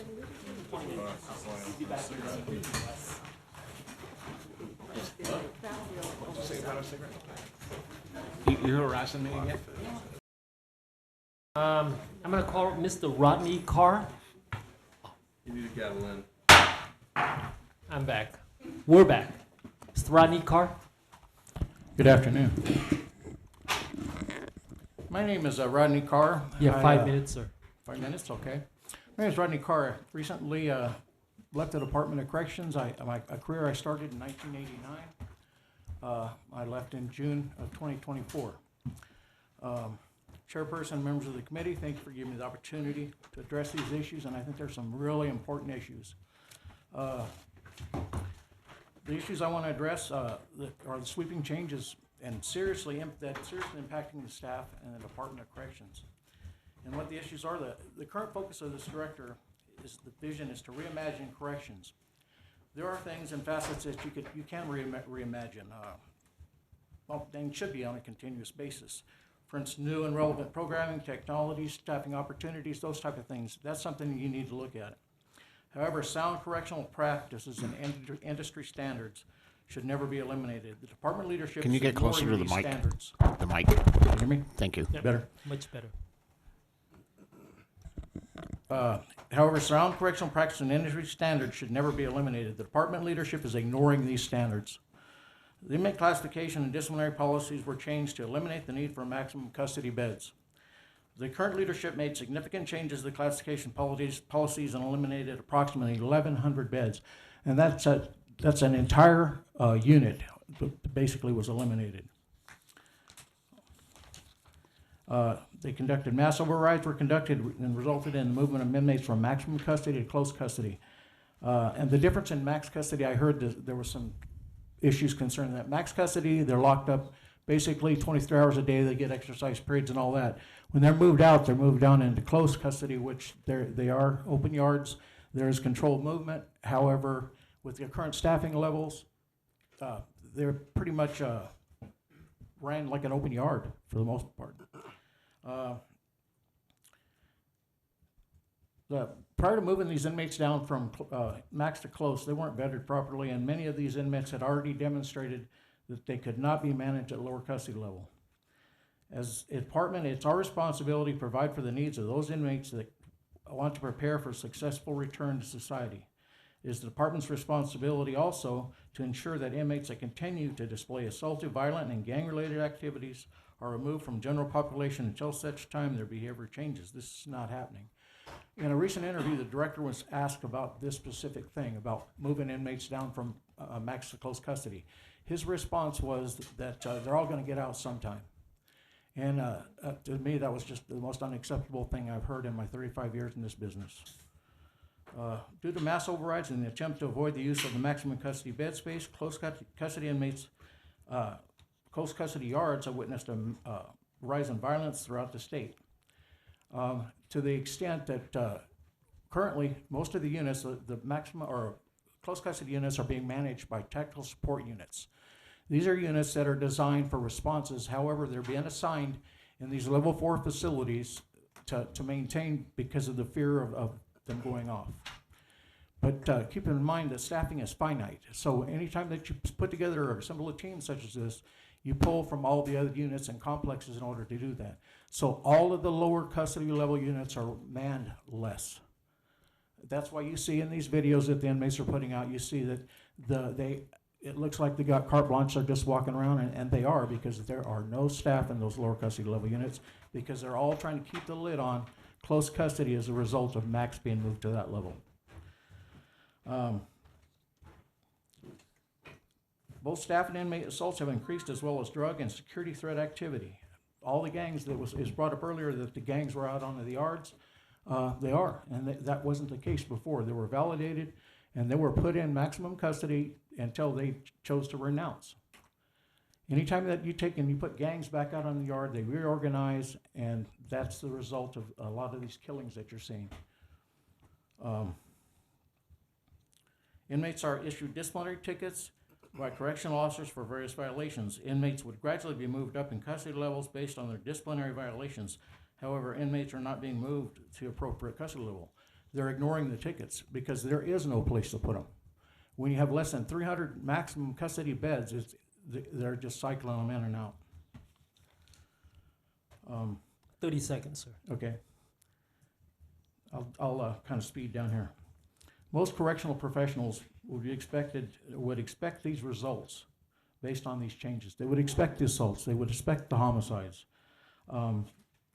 If you remove inmate accountability and allow disruptive inmates to be placed on general population yards, you get a significant number of staff assaults, inmate assaults, and homicides. There's a lot of data that supports that.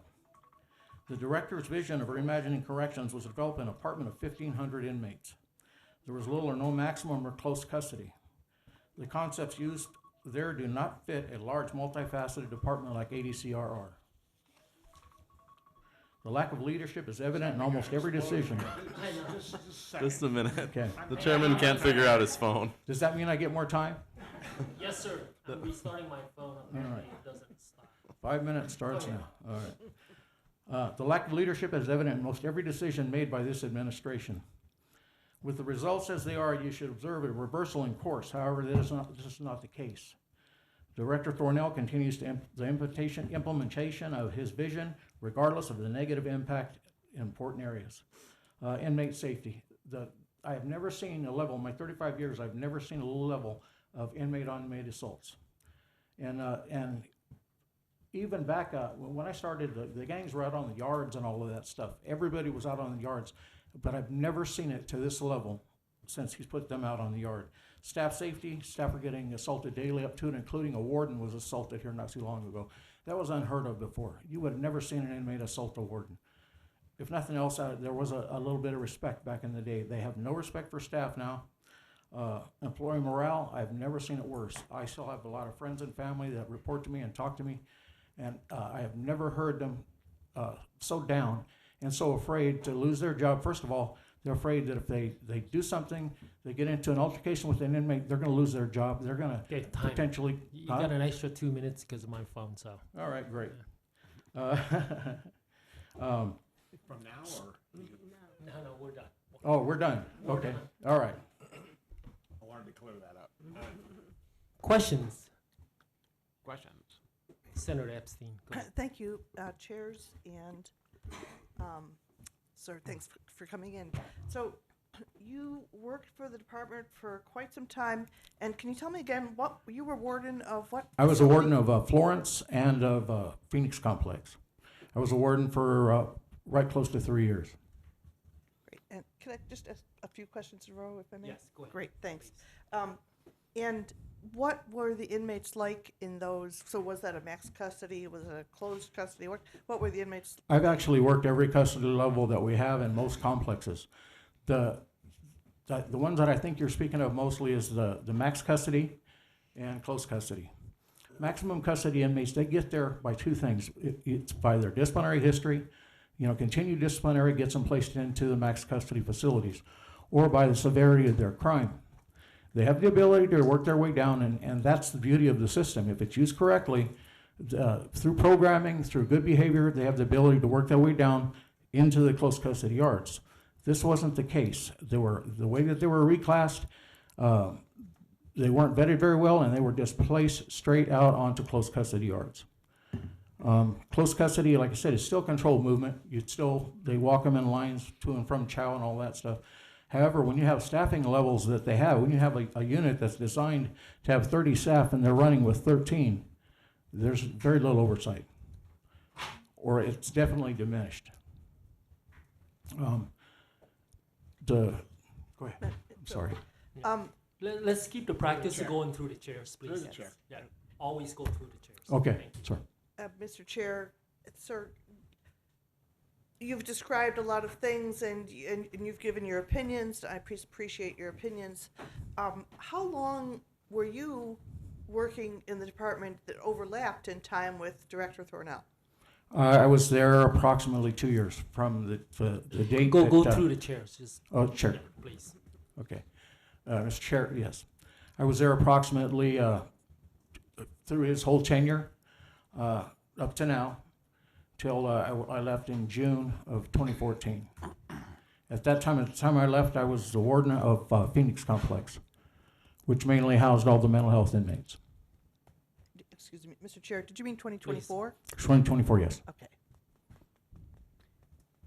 Mr. Chair. Yes, please. And then you left, what were the terms or conditions or situation when you left the department? Mr. Chair, yes. Approximately 3 months prior to me departing the department, I was contacted by my superior, who at that time was Julie Roberts. And I was told that I had $140,000 per pay period of overtime to be used. I'd done the calculations, and the lowest I could get by with was $265,000. There was no way I could do any less. So I was contacted, and I was told that I was being placed under scrutiny because I wasn't lowering the numbers and all that. I was approached and told them to move hospital security to one security staff instead of two. I wouldn't do that. I would not change any security standard. Therefore, I didn't change the budget.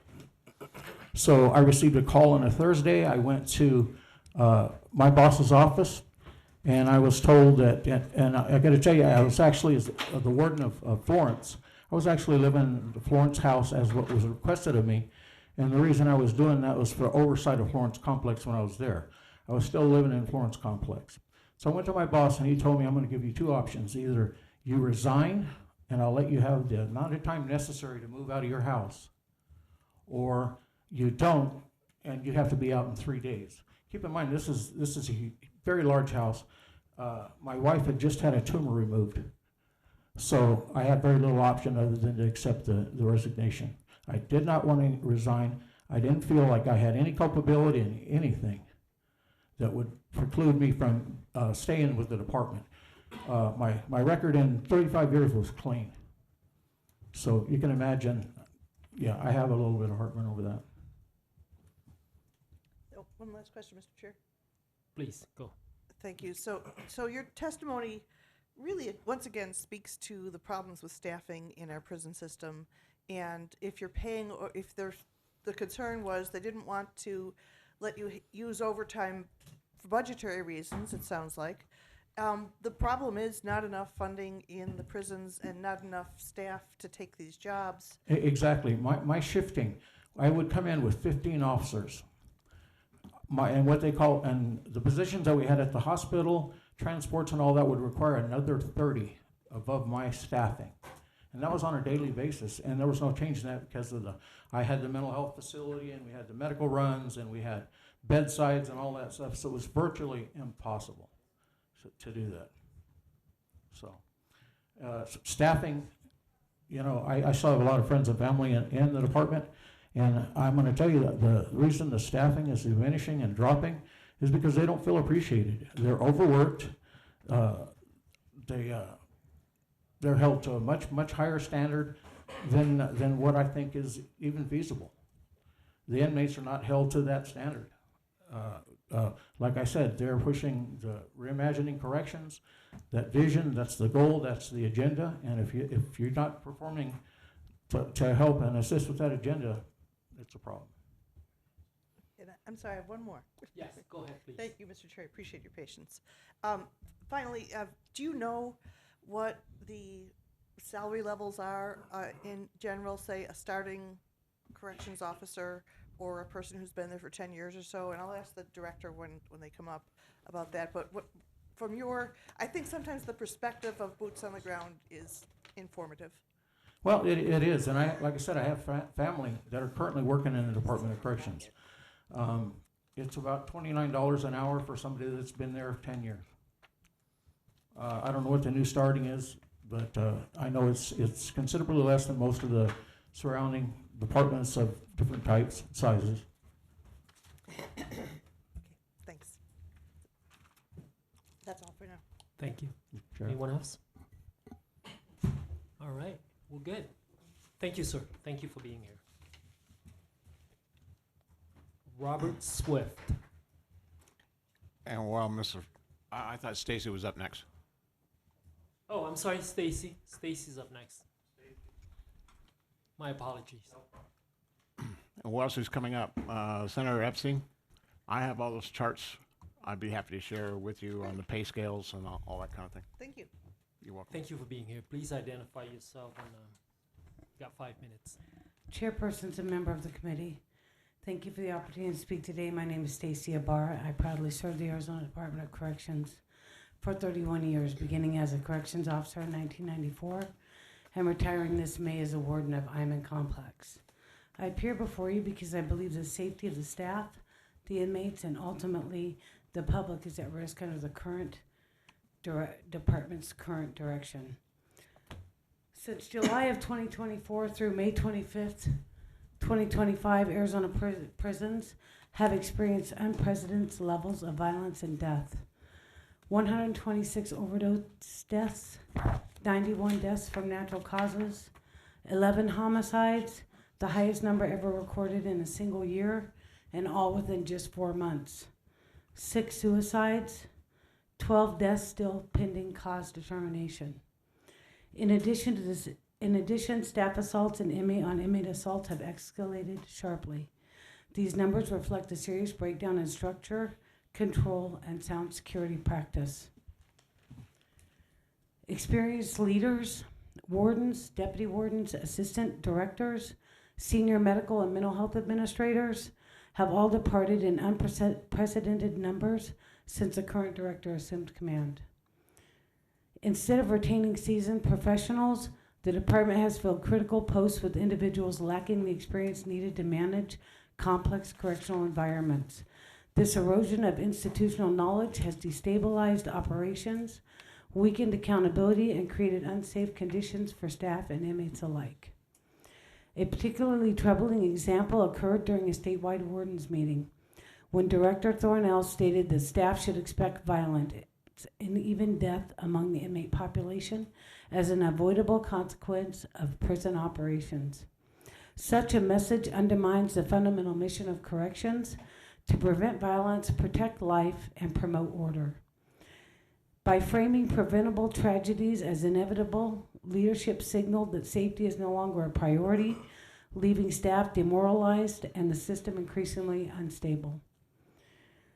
Several recent policy changes have directly contributed to the rise in violence and disorder. Custody and classification changes. Over 1,300 maximum custody inmates were moved to lower custody yards, destabling the populations and placing staff at greater risk.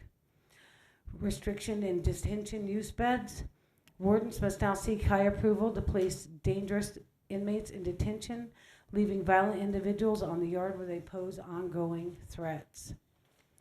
Reduced sanctions for violence. Inmates who commit assaults are returned to lower custody within 30 to 90 days, removing deterrence and emboldening further violence. The medicated assisted treatment. Inmates are permitted to participate in Suboxone treatment without a prior substance abuse history, leading to misuse, contraband, and in at least one case, suicide.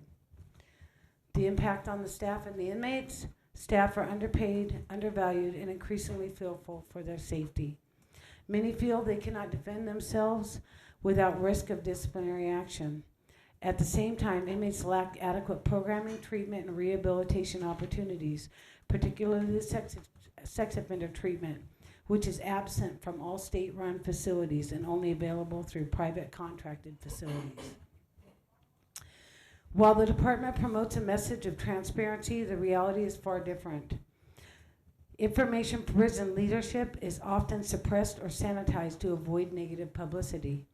For example, medical mortality reviews are routinely cleaned up prior to publication.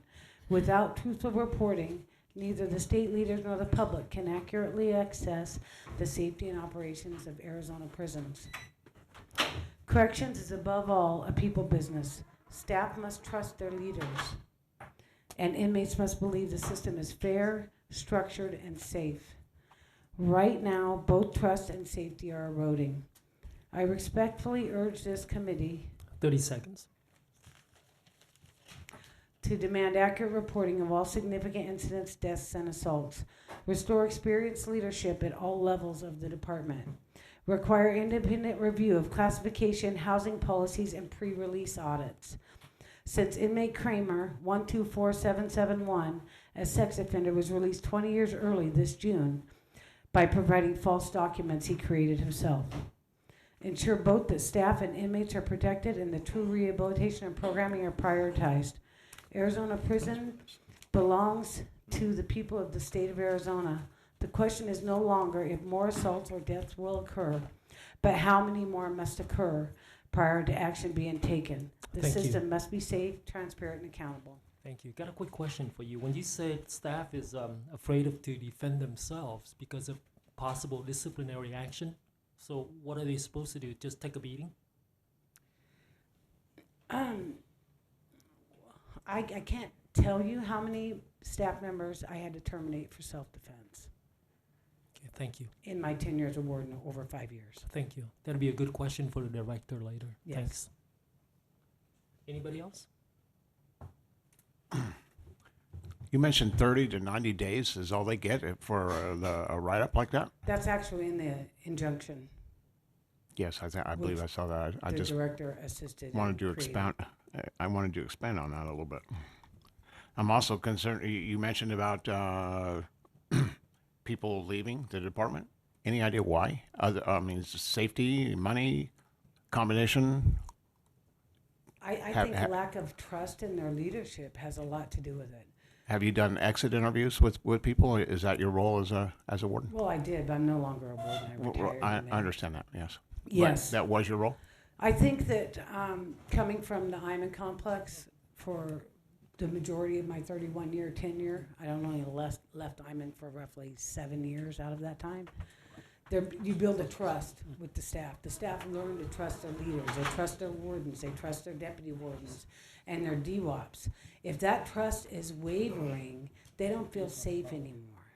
They don't feel safe for us to protect them. They don't feel safe for us to defend them should they have to use force to defend themselves, and they don't feel safe at work. The inmates don't feel safe if they don't trust their leadership.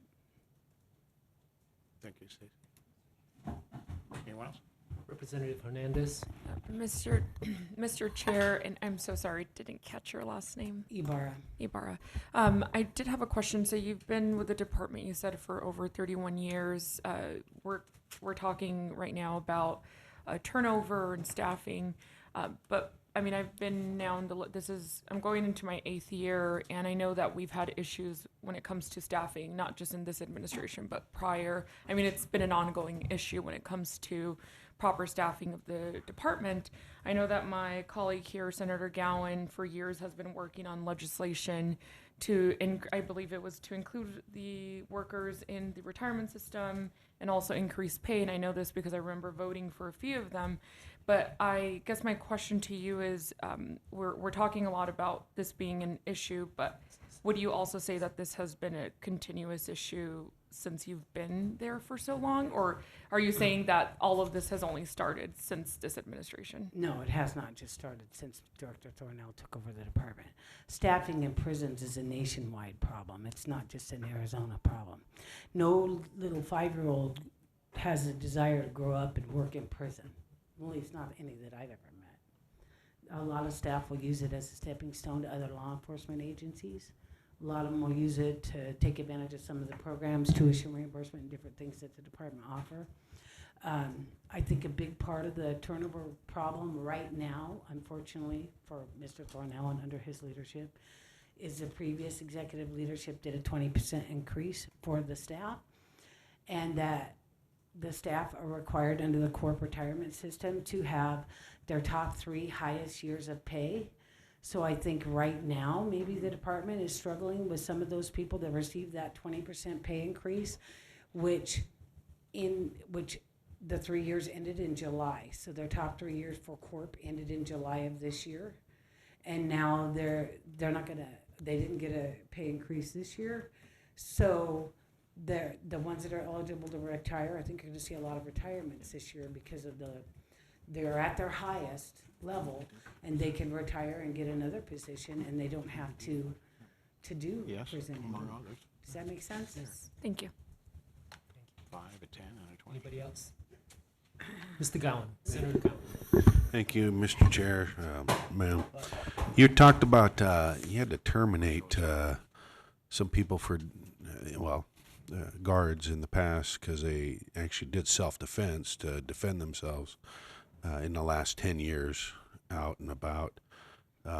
Was it shown that they did self-defense? I mean, I'm interested in hearing why they wouldn't. I'm not talking about terminating staff that we had, when the director first came, we were told there is no more power control. We have to use rapport and communication to get the inmates to do what we want. Well, that's not something that you can do overnight. So inmates still continue to assault staff, and when they would defend themselves, it was extremely screened and scrutinized, and was it necessary? And if an officer's afraid, and he's one of 15 people on a yard of 880 inmates, and an inmate is aggressive and in their face, and the officer doesn't have a clear method of backing away, they should be able to defend themselves if needed.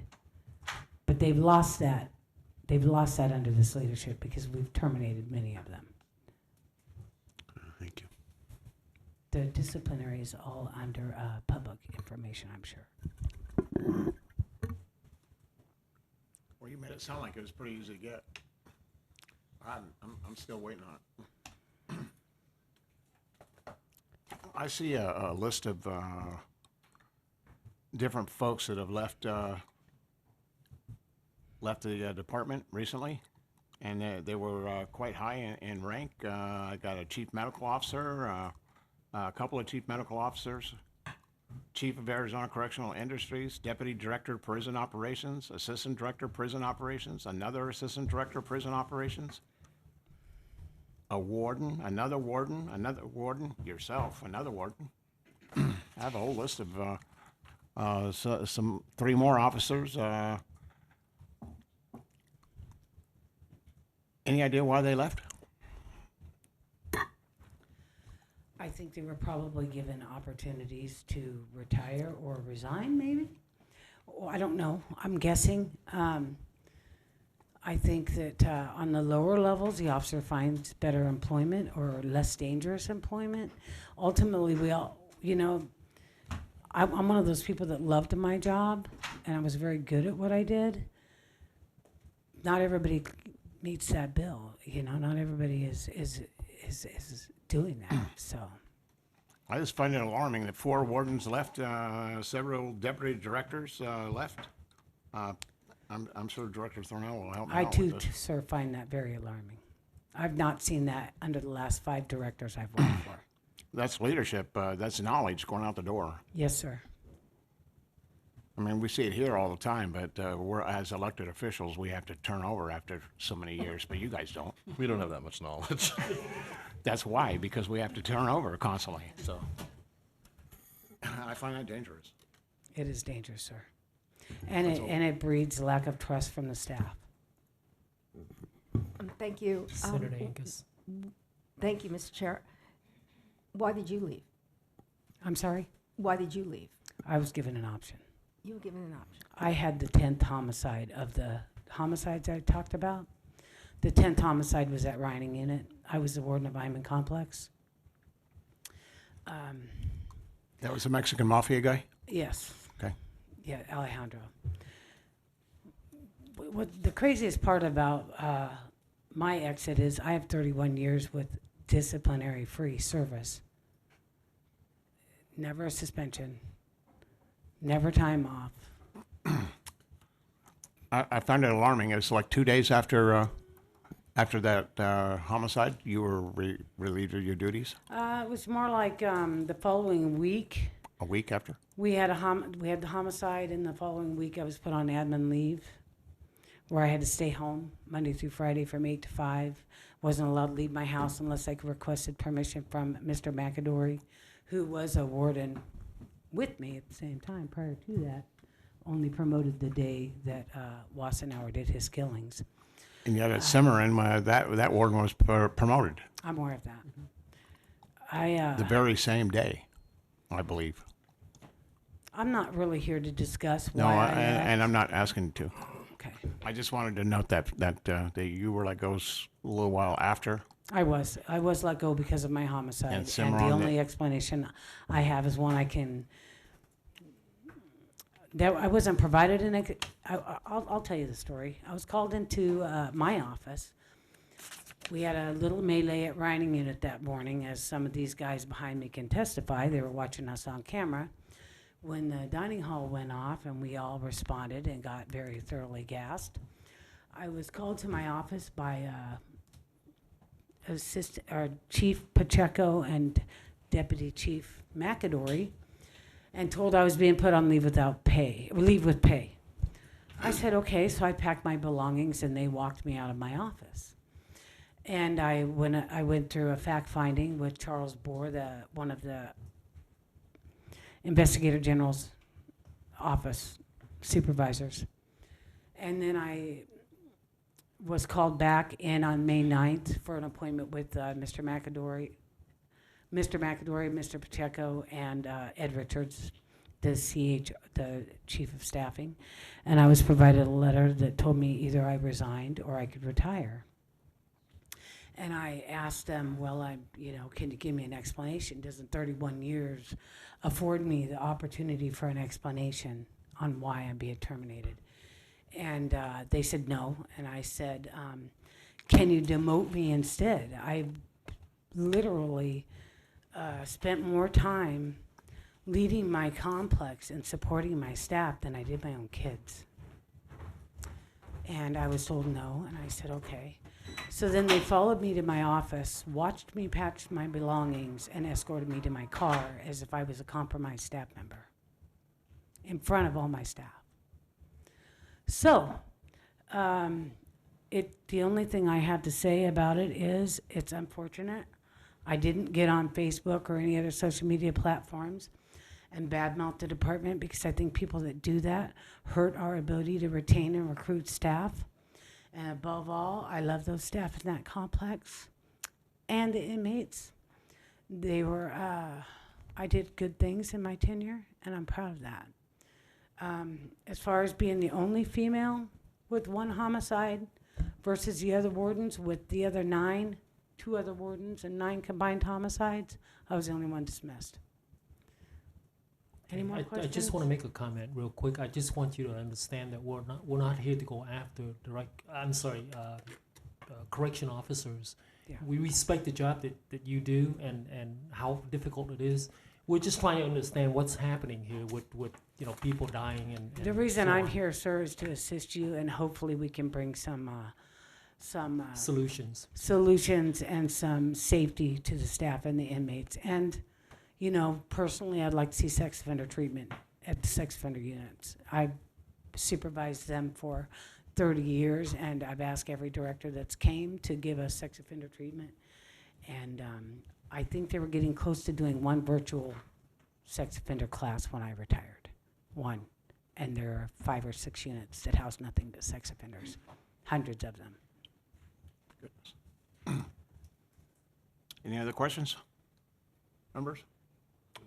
Go ahead. Representative? Yes. Senator? Senator Epstein. Thank you, chairs. Thanks for coming in and for your dedication to the job. Everything you say tells us how, for you, it was a matter of dedication to trying to do good work that kept you there, and I appreciate that very much. I'm trying to understand some of the changes in culture that were brought in that you indicate resulted in staff just not knowing what to do. And so it sounds like the directive was, we're going to get the inmates to do things, trying to use communication skills rather than force. But the staff wasn't trained for that. Those are The really direction came out to stop the use of force prior to the training. right. Okay, and so since then, has there been those are high-level communication skills. You're not a 5th grader in school with communication skills like that are needed for that. I've long been an advocate for social emotional learning, which is essentially those communication skills whereby you can get somebody to cooperate because cooperation is mutually beneficial. Right. High-level skills. So was there training brought through for it, or what attention to that kind of training in order to make that big change, important change that's needed? What we did in Iman and I can only speak for what my team did in Iman, is when we had a use of force that could be questionable, we would bring in the person that did it and go over it and ask him, how were you feeling? How did that impact your decisions? Because we tried to make it educational so that whether they got disciplined or not, at least they would understand how to do it better next time. But that's the only training that I saw come through under my watch. Okay, thank you. Good. Thank you. Thanks, sir. Any other questions? Thank you. All right, next we have Mr. Swift. Come on up, sir.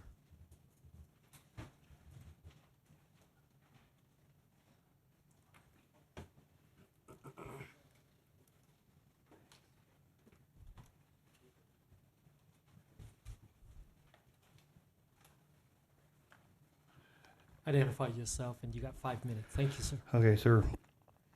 I'm a retired corrections officer at 31 years and 1 month, and leaving before my 32 years was not my choice. I got hurt on the job because of policies that What year did you leave? I was at Complex in Tucson, and What year did you leave? what unit? What year did you leave? Oh, I started in 1993, and I left in 2024. Thank So you. I just retired in late November. I appreciate you minutes. inviting me here today. I'm going to ask that video be played first, if with your permission, sir. Yes. Okay. Mr. Chair, could we hear his name again? I was a retired officer. Your name? Last name is Swift, S-W-I-F-T. Robert Thank you, sir. Swift. Yes, sir. Go ahead. So we can watch the video and everyone see.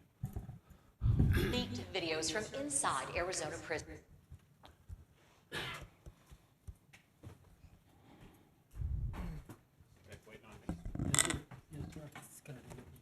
Arizona prisons. And these videos are extremely violent.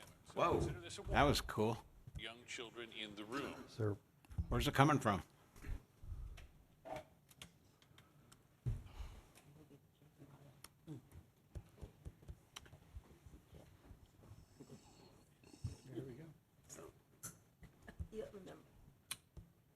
Yeah, 30 seconds. Just kidding.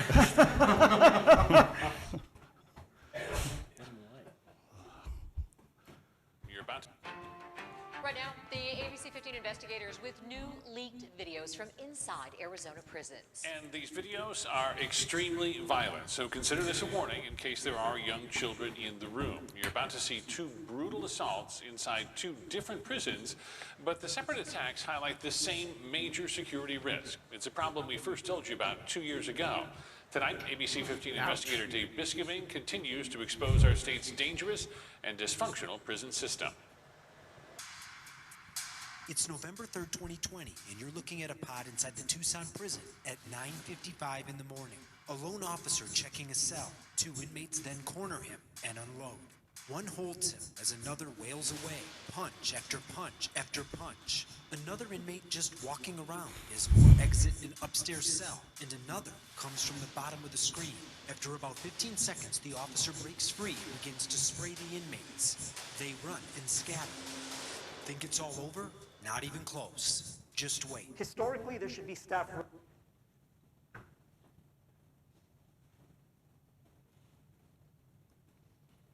We're going to cut it there, but it goes on for another 2 minutes.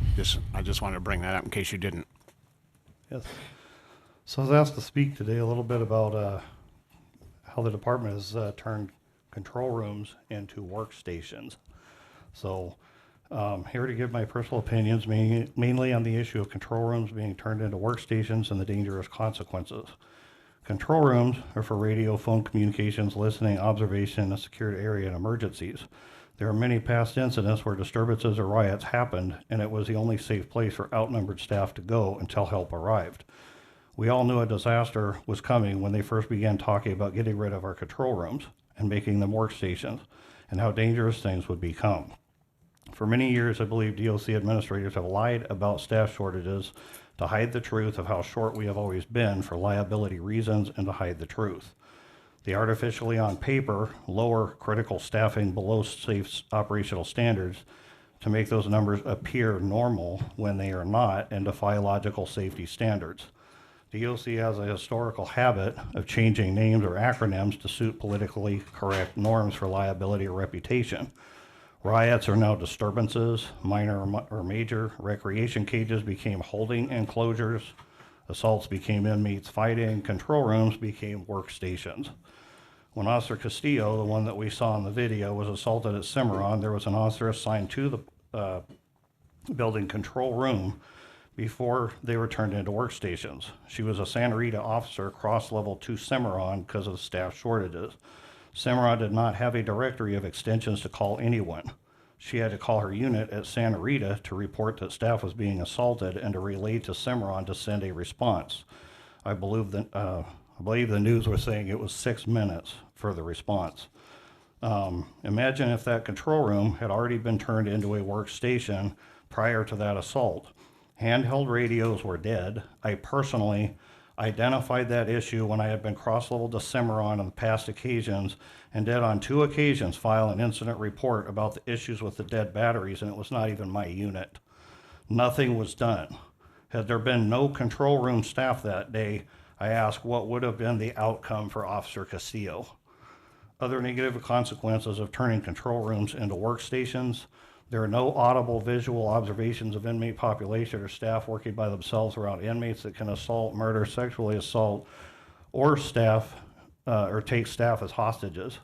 Total increases in criminal activity, drug use, assaults, etc. go unseen, and inmates know when no staff are in the area. The reason to believe the department made the control rooms into workstations was the mass exodus of correctional officers who were tired of the lack of competitive pay and did not compensate for the effects of the injunction and Director Thornell's policies. The other main issue is what is known as Jensen versus Thornell, which began before him. This ACLU lawsuit is so ridiculously labor intensive that DOC does not have the amount of staff to do the job,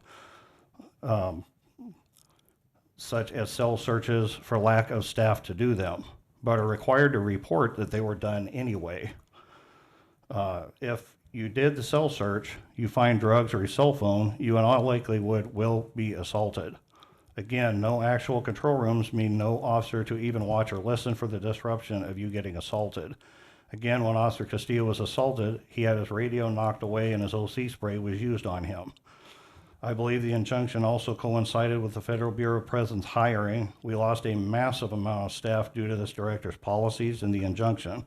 So with such critical staffing shortages, I believe that cutting the control rooms and calling them workstations was one way for the department to reassign those staff to floors and try to make staffing appear to be covering operations. Finally, I would like to add that when Director Thornell took over the Arizona Department of Corrections, I occasionally worked at our vehicle Sallyport. I distinctly remember the administration staff had to go to central office for meetings, and some of those staff verbally told me that Director Thornell basically told them if they did not agree with his reimagining corrections philosophy, they could find another job. Due to the unprecedented, unrealistic injunction, the unsafe, dangerous conditions, and this director's policies, is my belief that Director Thornell has actually caused an agency statewide disaster that has decimated our ranks. Thank you, sir. Thank you, Mr. Whip. I'm alarmed by workstations, control rooms going away and becoming workstations. Mm-hmm. The few times that I've been out at the prison looking at doing tours and whatnot, we had control rooms then. So we were able to look at the control rooms and we were able to observe, was a door locked? What are the prisoners doing? We could see the cameras were focused on the floor and recreational areas. And if that's all gone now, that's dangerous in my opinion. I mean, I fear for you people, the people that are in there. So I just wanted to bring that up. Now, the video that we saw was not during Mr. Thornell's time. This was several years ago. Mm-hmm. But the point that I wanted to see from, or that I'm getting out of that video is that was a control room. It took minutes because the radios were dead, but it took minutes for him to get anywhere. But had that not been a control room, he wouldn't have got any help. Yeah, exactly, sir. I'm just blown away by that. No help at all. It was 2 minutes or more before help finally came, and you saw what was happening to him. He was getting the snot beat out of him. Oh, yes. I'll open the floor. Anybody else? Good. Well, you're getting out. Thank you, sir. Thank you. All right, we respectfully call on Director Thornell to the podium.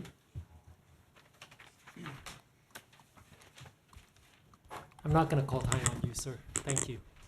You have an unlimited amount of time, Director. I'm sorry? You have an unlimited amount of time. Thank you, Mr. Chair.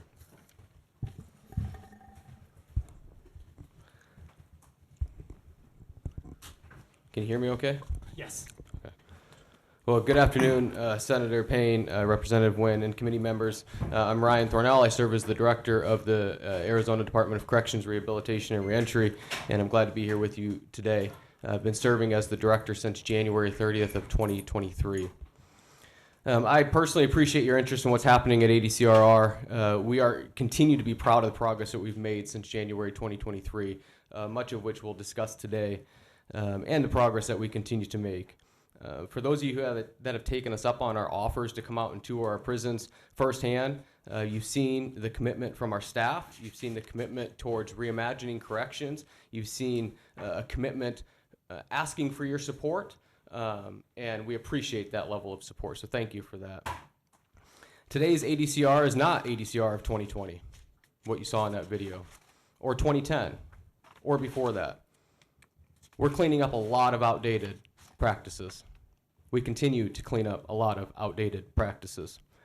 And while you've heard that a small number of our current staff or former staff disagree with our actions, they're the minority. They're the minority. I'm sure you're aware that through any change process, it's complicated. It takes time. And we'll always have staff and stakeholders that disagree with the change at hand. This does not make the change effort wrong. This does not make the change effort misinformed. It's simply part of the change process. Leadership teaches us this.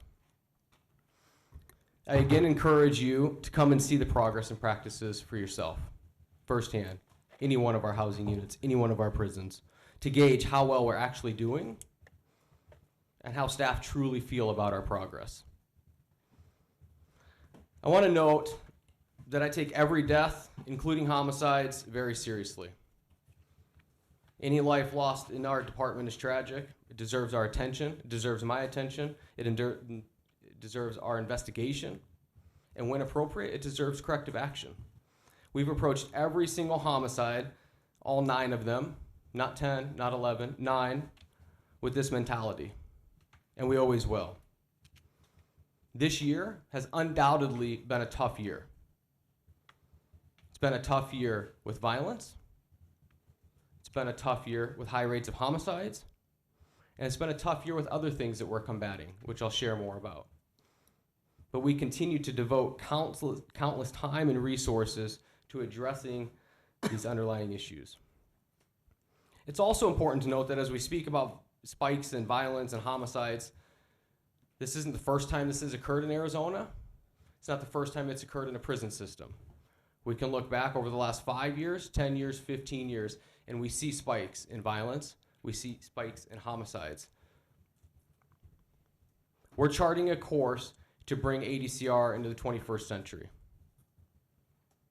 When you look around the country, nearly every state, including the Federal Bureau of Prisons, is on a path to modernizing its prison practices. In fact, just yesterday, President Trump's director of the BOP shared remarks about his commitment to modernizing the Bureau, moving away from policies and practices of 10, 15, 20 years ago, and aligning it with modern correctional practices. What we're doing here in Arizona isn't an Arizona-specific effort, nor is it about me as an individual. It's about the evolving field of corrections and what we must do to continue to evolve. This is no different than the evolution of any other field, including other public safety fields or otherwise, and this remains the path that we're on. At the department, we have 4 foundational goals that we established in 2023 that provide the framework for the work that we're doing. These goals weren't created yesterday. They weren't created in April. They were created in 2023 as we rolled out our path forward. Within those goals, we focus on 4 key things. One is professional development of our staff and organizational growth and team building. The second is effectively managing our population and making sure that we progress them appropriately towards their rehabilitation and back into our local Arizona communities while they're with us. The third is that we provide appropriate treatment services, rehabilitation, and continuity of care so that when they do leave our incarceration, they're connected to the services they need in their communities. And the fourth is modernizing our infrastructure, the environment that we exist within, and the technology and other measures that go along with that. We've made progress. I'll give you some examples of that progress. We've increased staffing levels.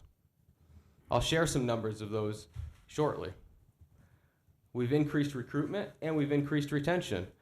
And for the first time in recent history, well before my arrival here, we're below 1,000 correctional officer vacancies. When I arrived here, we were above 1,500 correctional officer vacancies. We're under 1,000. I believe Ms. Ham quoted it as around 962, give or take. We established the first of its kind contraband interdiction task force in 2023, a team dedicated to working towards getting rid of contraband from our prisons. That includes contrabands coming in our front doors, our visitation doors, coming overhead, through the mail, and every other way that it's coming in. We created the Office of Professional Standards and Accountability because, yes, I do believe accountability is important. And I will defend that. Accountability is important. We implemented RFID technology for logging daily duties of staff throughout our high custody areas to make sure that they have a more efficient way to track the work that they're doing, and we use technology to our advantage to do that. We opened up our Eagle Point unit, which is out at our Lewis Prison Complex, which is an all-licensed inpatient mental health unit for men. Houses roughly 170 men at the most severe mental illness acuity level.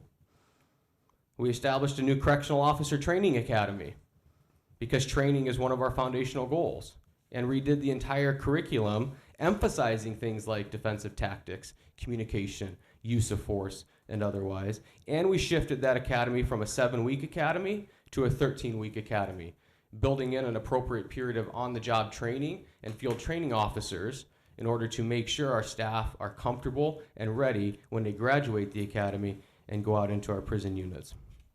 We designed and opened 2 new special needs units for medically infirmed inmates throughout the state.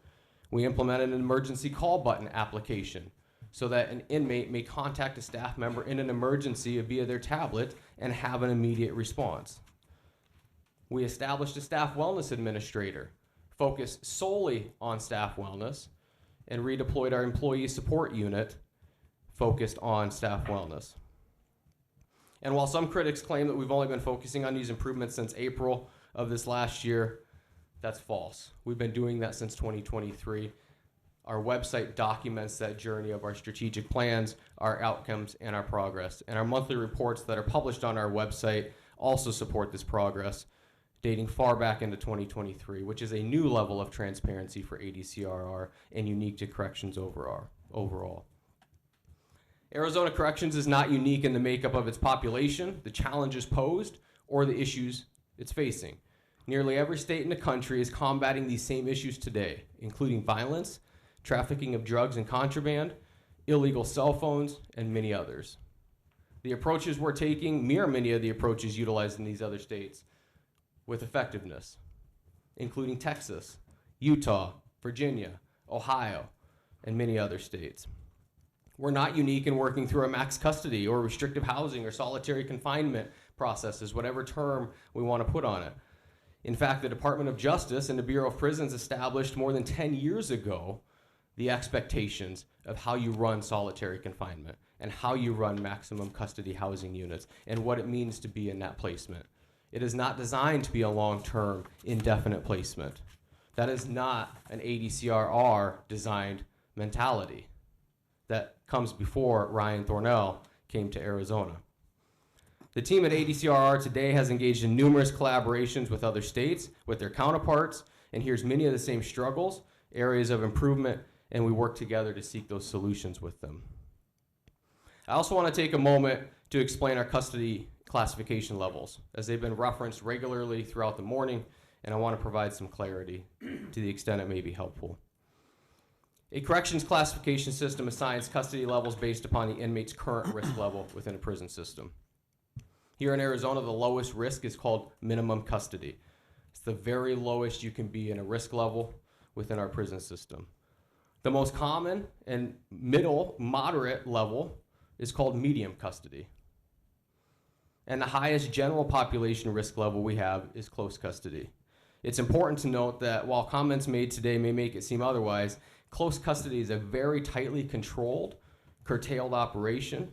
Inmates receive out-of-cell time in line with industry standards through assignments, classes, work activities, recreation, and showers. Aside from that, they're locked in their cells securely. Max custody, which again is also known maybe as restrictive housing or solitary confinement, is a placement that inmates are placed in when their immediate behavior poses a significant risk to the safety, security, staff, and population. This is not intended to be a long-term placement. When someone scores as a specific custody level, but may be more appropriate for a different level due to individual circumstances, staff may request an override, up or down, with an approval process. We've heard a lot about overrides from max to close custody.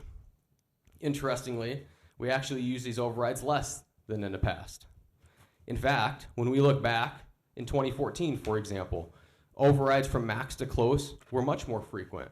In fact, a close custody yard at Lewis Prison back in 2014, the population was between 45 and 50% overridden from max custody to close custody. In 2018, when some of the administrators in this room were running central unit, it was changed from a max custody to a close custody housing unit. Overnight, all inmates overridden from max custody to close custody without so much as a policy or procedure. Additionally, in 2019, the department made the decision to change death row from all max to close custody, a classification that remains today. Today, we also battle new dynamics and behaviors, such as 72% of our current inmate population has a violent criminal record. 72% of our 35,500 individuals has a violent criminal record. We are battling contraband, drugs, cell phone, the introduction of those things through different means, the introduction of those through the mail, infused in paper, or dropped overhead on a drone device, or coming in through our front doors, as we discussed before. We've also dealt with padlocks as weapons, which we are taking steps to rid. We're dealing with staffing, as we discussed. We're dealing with public perception, and of course, physical plant and workplace conditions. All of those things to say that running prisons is a complex dynamic, and our staff do one heck of a job working through those dynamics that they have. Recruitment and retention is improving, and contrary to what you might have heard this morning, morale is improving. I know this because I've gone and done in-person town halls with my staff.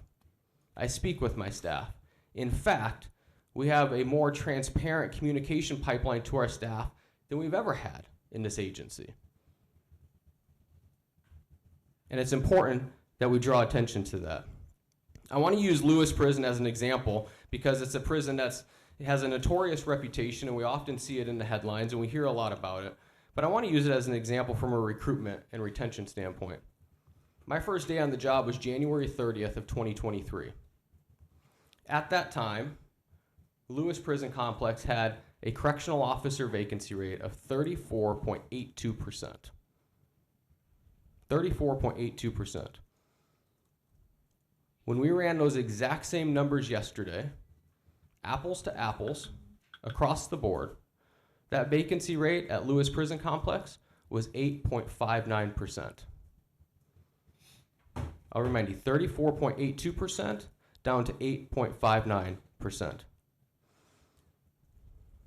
Interestingly, Lewis Prison also has the lowest vacancy rate of all male prison complexes across the state.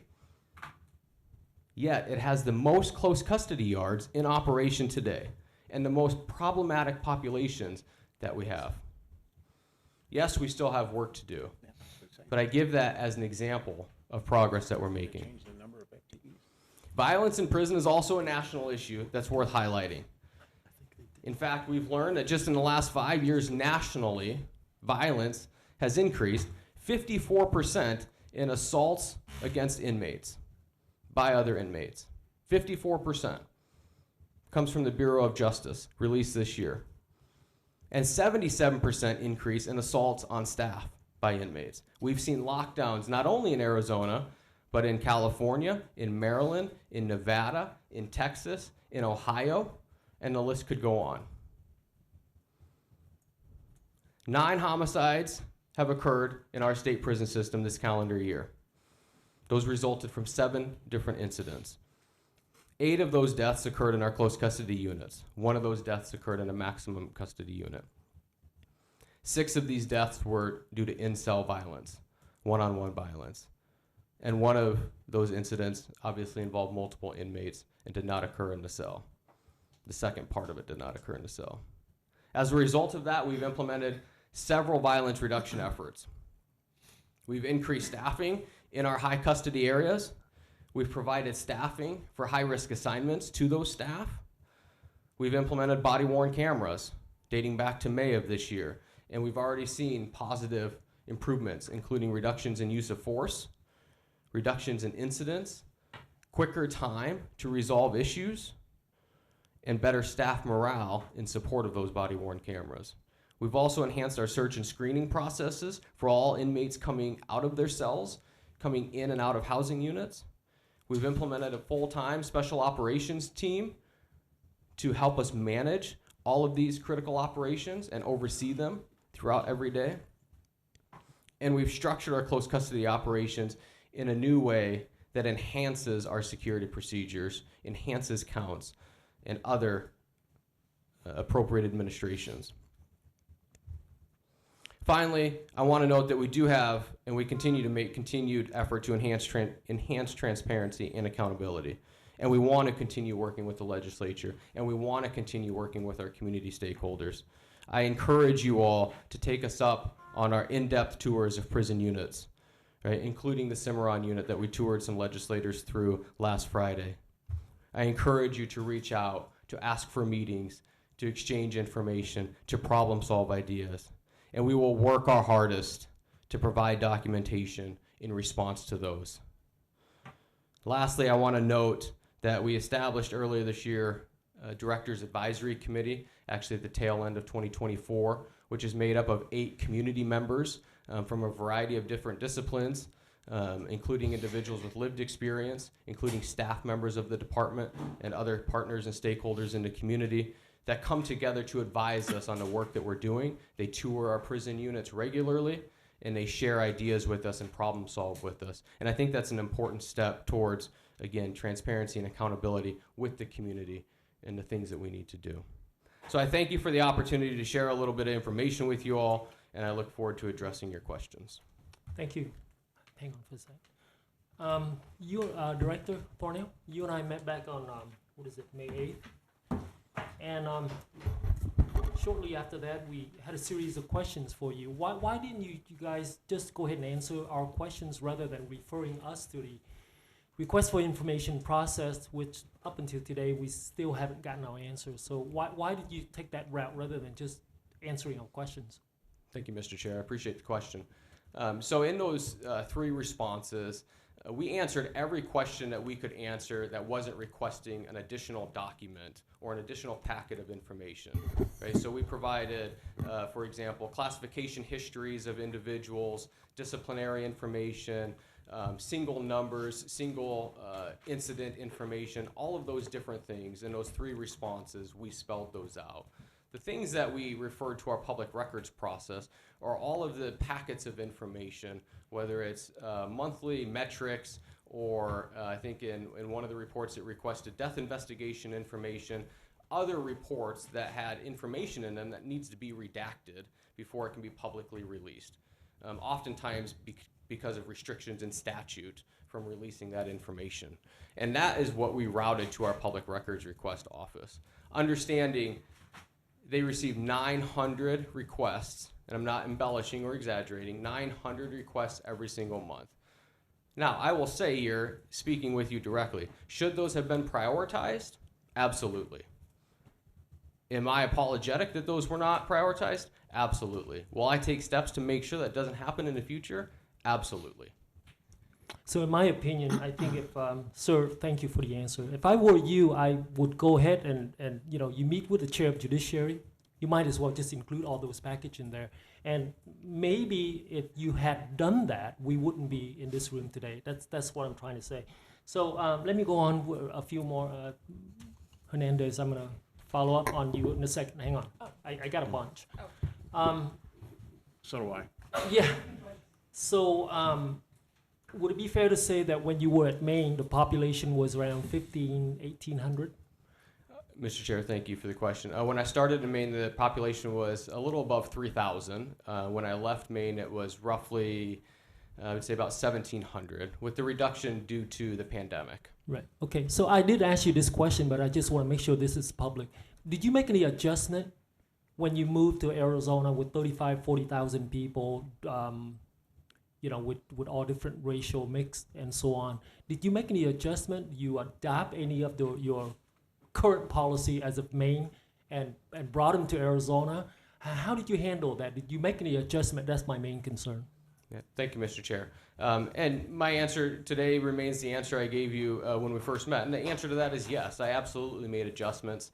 And I was very clear coming in, not only with the governor upon my immediate going into the position, but with every stakeholder I met with during that first 6 months and year, included many legislators at the time, that I had no intention, and I still have no intention, of bringing the work that we did in Maine to Arizona, for many of the reasons that you just cited. Not only is the Arizona department larger, right? It has a different makeup of inmate populations, right? The culture of Arizona is different. The politics of Arizona are different, capital P and lowercase p, right? The geography, the climate, all of those things, not including the staffing here in Arizona compared to Maine or other parts of the country. And so I absolutely adjusted. What I brought from Maine to Arizona is my knowledge of corrections, the fundamentals of corrections, and how to lead those strategies, those policies, those ideas, and those thought processes into action that I feel works best for the department in the direction that we know it needs to go. Okay. So I'm trying to understand, is it a philosophical change that you, or is it a policy change? You say you did make change based on the population. So upon arriving in Arizona, were you making philosophical change as well as policy? Philosophical meaning, you know, there's several people that came up and testified that you sort of leaning left. I actually don't know what that means, leaning left or right. You know, you're running a prison, right? So did you have a philosophical change? Should I go a little bit easy, reimagining things, and how does that affect? Yeah, I'd like to share two things with you, Mr. Chairman, if Yes, I could, that I think will get to what you're speaking about. First is the idea of reimagining corrections, which is our vision for the agency. And in every single conversation that I've had regarding reimagining corrections, which we rolled out in the summer of 2023, is simply this. We know that corrections at the time, 2023, you can say 2025, right, is not the same as corrections in 2015, 2005, or any year prior to that, right? Yet coming into this agency, one of the things I found in my first 4 to 6 months in interacting with staff, right, interacting with stakeholders, was everybody felt stuck. Everybody wanted a new sense of direction, wanted some authority to make some new decisions and chart a new course. And so I chose to establish the vision of reimagining corrections because the word reimagine means that we can reconceptualize, we can reconsider, and potentially redefine the work that we're doing. Not being reconceptualized and redefined by me, but by the agency, which is made up of 9,500 staff members of all various ranks, tenures, experiences, and backgrounds. That's the idea of reimagining corrections. Okay. That is one philosophical approach that you could say I've brought, is giving staff and helping staff understand that they have autonomy in approaching correctional situations differently than they might have done 20, 30, 40 years ago, because we might know something works better today than we did back then. The second thing I would say is, and you heard this referenced earlier, is I absolutely have pushed that we need to establish good communication practices and build rapport with our population. Because if we have good communication and we build rapport, it will decrease tension in our prisons and we will have less adverse incidents. And so when you hear things such as power and control versus rapport and communication, I simply use power and control as an example of how corrections has been for the last century. It's a very power and control dynamic, right? Because we have staff in control of the inmate population, and it leads to a natural tension. I talk a lot about rapport and meaningful engagement and communication as a way to break through that tension, because we can't get rid of power and control because somebody is sentenced to prison and is an inmate, and we have staff in charge of them. So that's always going to be there. But we can take steps to break through that tension, and we can do that through good communication and good engagement. And so that absolutely is a philosophical approach that I take to incarceration. It does not matter custody level. It does not matter the state, right? Every state has a power and control dynamic, and every state can achieve different results by how we communicate and how we engage with the population. So I'm sorry to hog the microphone for a second. I took a lot of notes while everybody else was speaking. So could you address the comment regarding fear to defend themselves? What does that mean? Thank you, Mr. Chair. I don't know the conversation where that comment was made, but there were several comments made about staff not being able to use force or me directing staff not to use force. I can tell you that's categorically false. I have never said to anybody in the Department of Corrections, does not matter what their rank is, does not matter what the context of a meeting was, that staff are not to use force. In fact, I say the opposite. When staff are put in a situation where they need to stop an incident from occurring or while it's occurring, they need to absolutely use the level of force that's necessary to stop that interaction, that incident of violence, whatever the case might be. My request of them is to use the appropriate level of force in that situation. And we have varying degrees of what an appropriate level of force is. So is there a heavy penalty for someone who probably missed that part about appropriate level of force? I mean, how do you penalize those people that actually consider? I mean, to me, level of force is so subjective, right? It depends on I'm not there. I'm not the guy being there having to face the inmates, but that's sort of subjective. So how do you decide to discipline those actions? Mr. Chair, I appreciate the question. And I want to clarify, it's not me specifically that's responding to those or disciplining those individuals. What happens if use of force occurs right now, reports are written, video documentation and any other evidence from the incident is gathered, right? And it works its way through a use of force review process, which is through the correctional prison operations chain of command, right? And it goes through, it might go through a criminal investigation if there is potentially a criminal act involved in that use of force, maybe by the inmate, maybe by the staff member. It may not go through that route if there's nothing identified. It goes through a series of reviews up through our warden, up through the prison operations administration.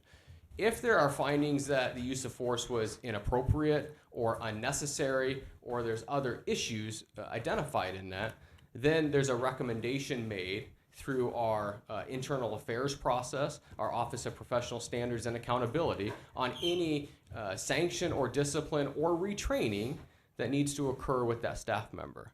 But that doesn't happen in every use of force situation. We have dozens and dozens of use of force cases every single month that are all found to be appropriate, all move through that review process, and we might have 1, 2, 3 that are found inappropriate, depends on the month, certainly less than any sort of double digit, and certainly less than any implication that it's happening in any antagonistic way.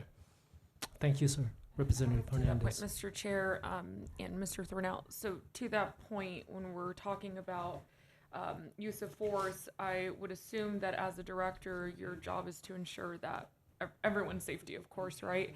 But also, what are the training? Is there a specific training, or I mean, there has to be some sort of protocol or guide as far as what this excessive force would be, correct? Or is it just like I guess I'm trying to understand what that process looks like when we're talking about use of force and who gets to determine whether or not the investigation found that it was excessive or not. Mr. Chair, Representative, thank you for the question. Absolutely. So there's a number of different guides, all which funnel back to a department order policy about use of force and inmate behavior management, inmate behavior control. And that starts, the training of that starts in our CODA Academy, our Correctional Officer Training Academy, and remains throughout somebody's tenure with the department. And so you receive periodic training on use of force, defensive tactics, other curriculum that really aim towards how to respond in situations.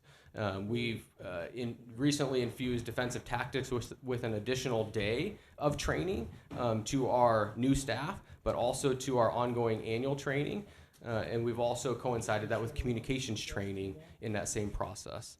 So that absolutely happens. And we also now have built in a level of coaching through that use of force process I mentioned earlier. So if somebody is found to maybe not have appropriately used force, but it doesn't warrant any sort of discipline, we have a coaching process in place so that a supervisor or a trainer or another appropriate individual can take that staff aside and really coach them through whatever they should reconsider in an incident like that. Mr. Chair and Director Thornell, just to follow up on that, so just to be clear, it is not you telling the folks that work for you that they cannot use force, it's you just reminding them of the policy. Is that correct? Mr. Chair, Representative, yes, that's correct. Thank you. Yes, Senator Thank you. Cowan. I have a point, Mr. Director. Thank you, Mr. Chair. When we saw that video that occurred up there, and we saw the officer that was being beaten by two guys, what would the appropriate defense be on that?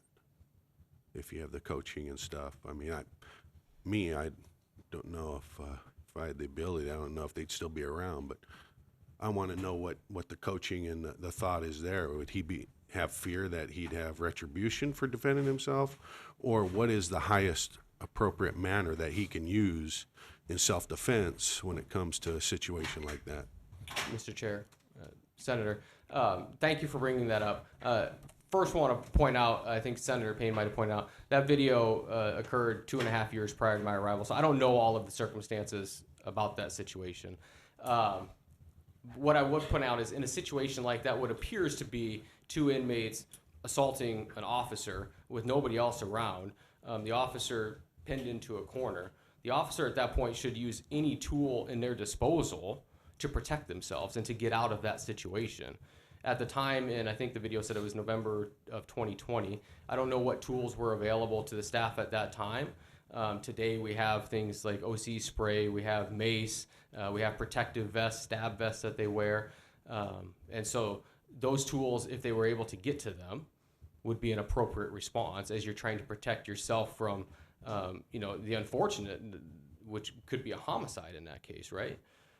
So that's, but I don't know the circumstances of that case. I don't know what that officer had or what led up to that. Mr. Chair? Yes. And I understand that's not, I'm just using that as a recognition of what we saw there that does occur inside the prison. So if I just want to continue this process here of understanding. So, and again, I understand that that's not your time frame. Using that as a tool to get us forward, what happens if that officer in that situation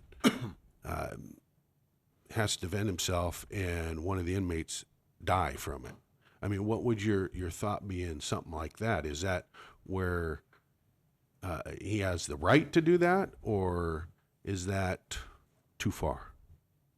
Mr. Chair, Senator, again, appreciate the follow-up question.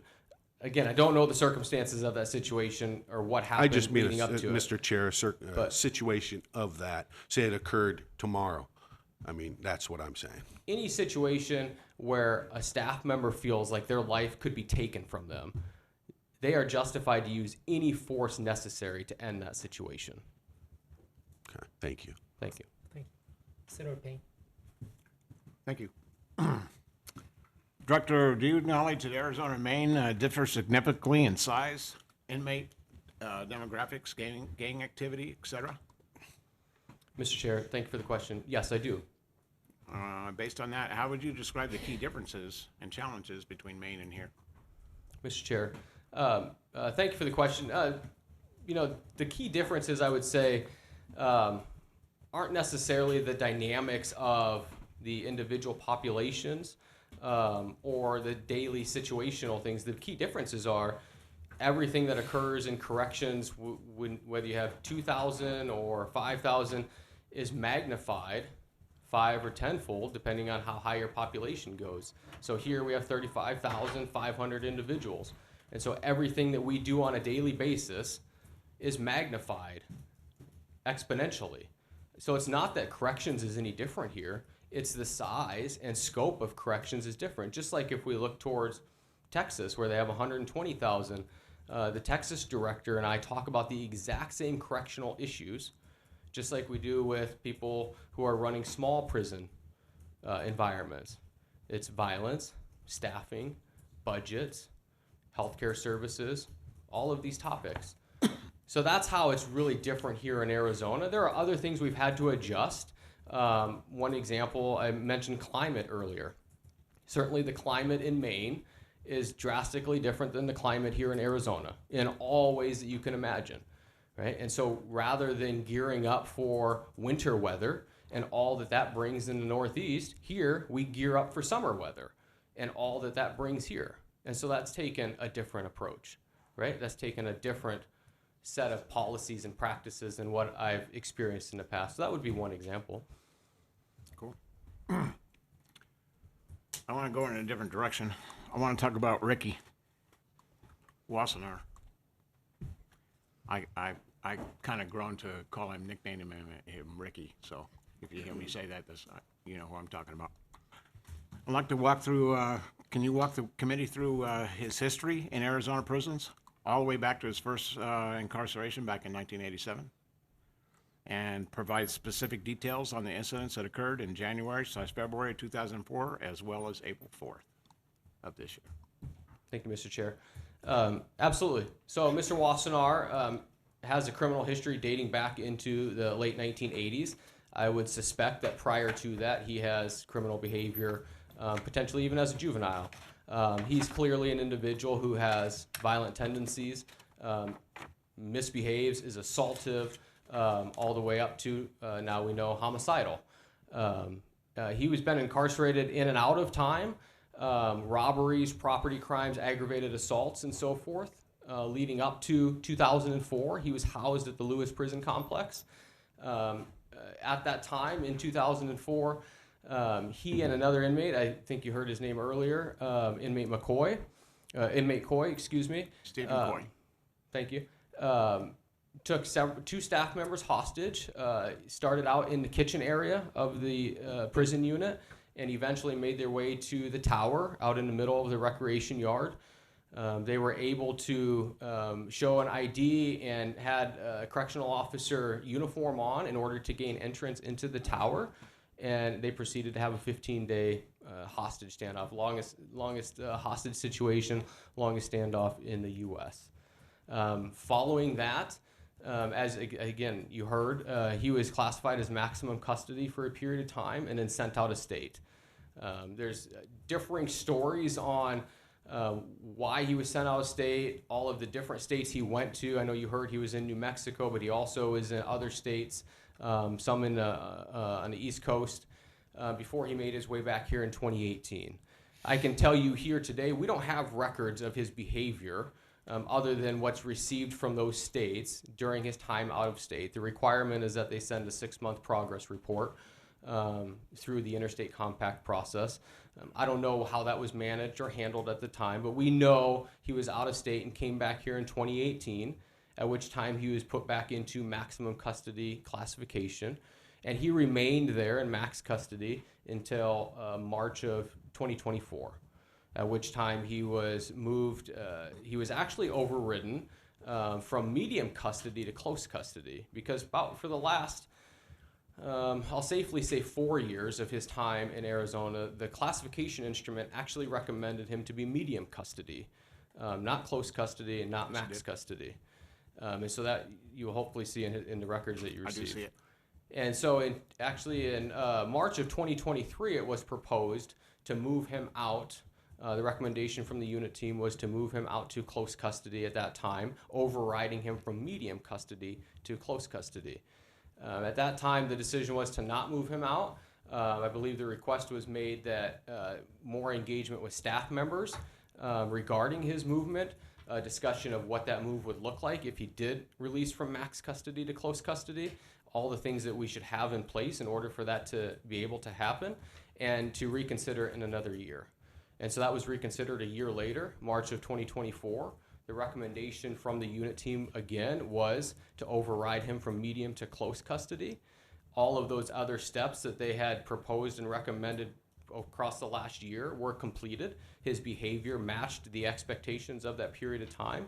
And so he was moved into a single cell at Reining unit at the Iman prison complex.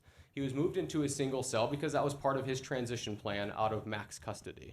That was part of the process of transitioning him from a solitary confinement, max custody placement out into close custody general population. He didn't want a roommate right away, and we obliged and did not give him a roommate right away. We talked with him throughout that process, including after his move, that at some point you are going to have to get a roommate. That's part of living out in general population, including in close custody, which he acknowledged. We have documentation of that. He acknowledged that. He existed at Reining unit until November of 2024.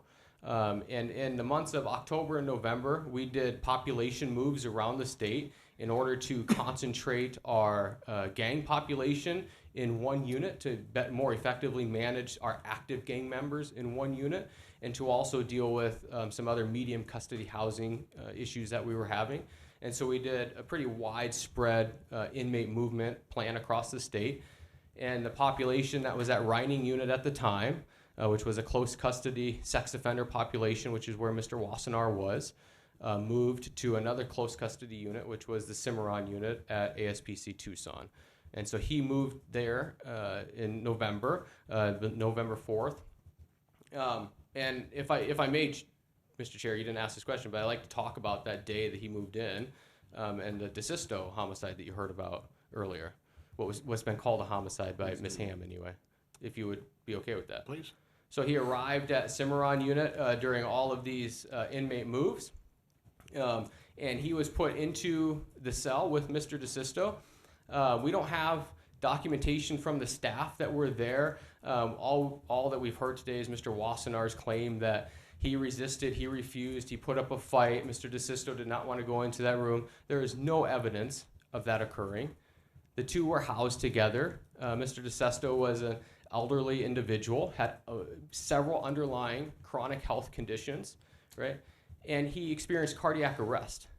And actually in that moment, Mr. Wassenaar is the one who got the attention of staff to come and render medical aid to Mr. DeSisto. Mr. Wassenaar is the one that got staff's attention to come and render aid. And so staff came and rendered aid. EMS was called, came on site, took Mr. DeSisto off. Mr. Wassenaar was appropriately placed in detention until we knew what was going on, so we could immediately investigate if there was a crime scene there or not, right? And he was moved there. Mr. DeSisto was pronounced deceased. Our investigation revealed that Mr. Wassenaar did not have an active role in killing Mr. DeSisto. There was no evidence pointing to that at all. And at the moment, Mr. Wassenaar wasn't even saying anything to us about that. So he was moved back into that close custody cell. Now, the autopsy that you heard about does say undetermined on it. And it also indicates that it's undetermined because of Mr. Wassenaar's statements. We've learned that from the medical examiner's office because they have to consider that in what their finding is, right? But we've also heard from the county attorney's office that they agree that it wasn't a homicide, that there's not a criminal case attached to that. And they recognize that Mr. DeSisto unfortunately passed away due to his health episode, not a homicide by Mr. Wassenaar. Mr. Chair. Director Thornell. Mr. DeSisto passed away the very same day that Ricky, as you call him, was moved into the cell. Is that true? Mr. Chair, Representative, thank you for the question. He passed away the same day they were both moved. The entire population was moving into that housing unit, not just Mr. Wassenaar or not just Mr. DeSisto. They were all moved into that housing unit together. So they arrived there on the same day. Mr. Chair, Director Thornell, why do you suppose Wassenaar would claim to have murdered DeSisto if he did not? Mr. Chair, Representative, that's a great question. But I think Mr. Wassenaar has shown repeatedly, especially in the last several months, that he wants to get as much credit, fame, and claim as he can. And so he takes every opportunity to do that. with whoever will listen to him, whoever will give him time. That's what he does. That's his MO. I can't explain it. I don't think any of us will ever be able to explain it, but that's who Mr. Wassenaar is. Mr. Chairman, Yes. I think you suggested that the autopsy listed undetermined cause of death because the medical people listened to Wassenaar's statements. Does that mean that they interviewed him or something? Mr. Chair, Representative, that's because we turn over all of our information to them as they're going through the autopsy process. And so that's run outside of our agency. It's at the county medical examiner's office, but they take that entire file related to an individual's death. That would include statements like that if we had it at the time.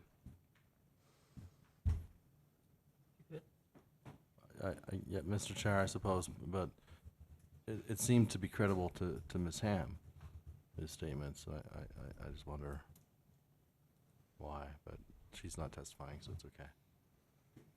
Well, yeah, I can bring her back up. Hang on. You want to ask her a question?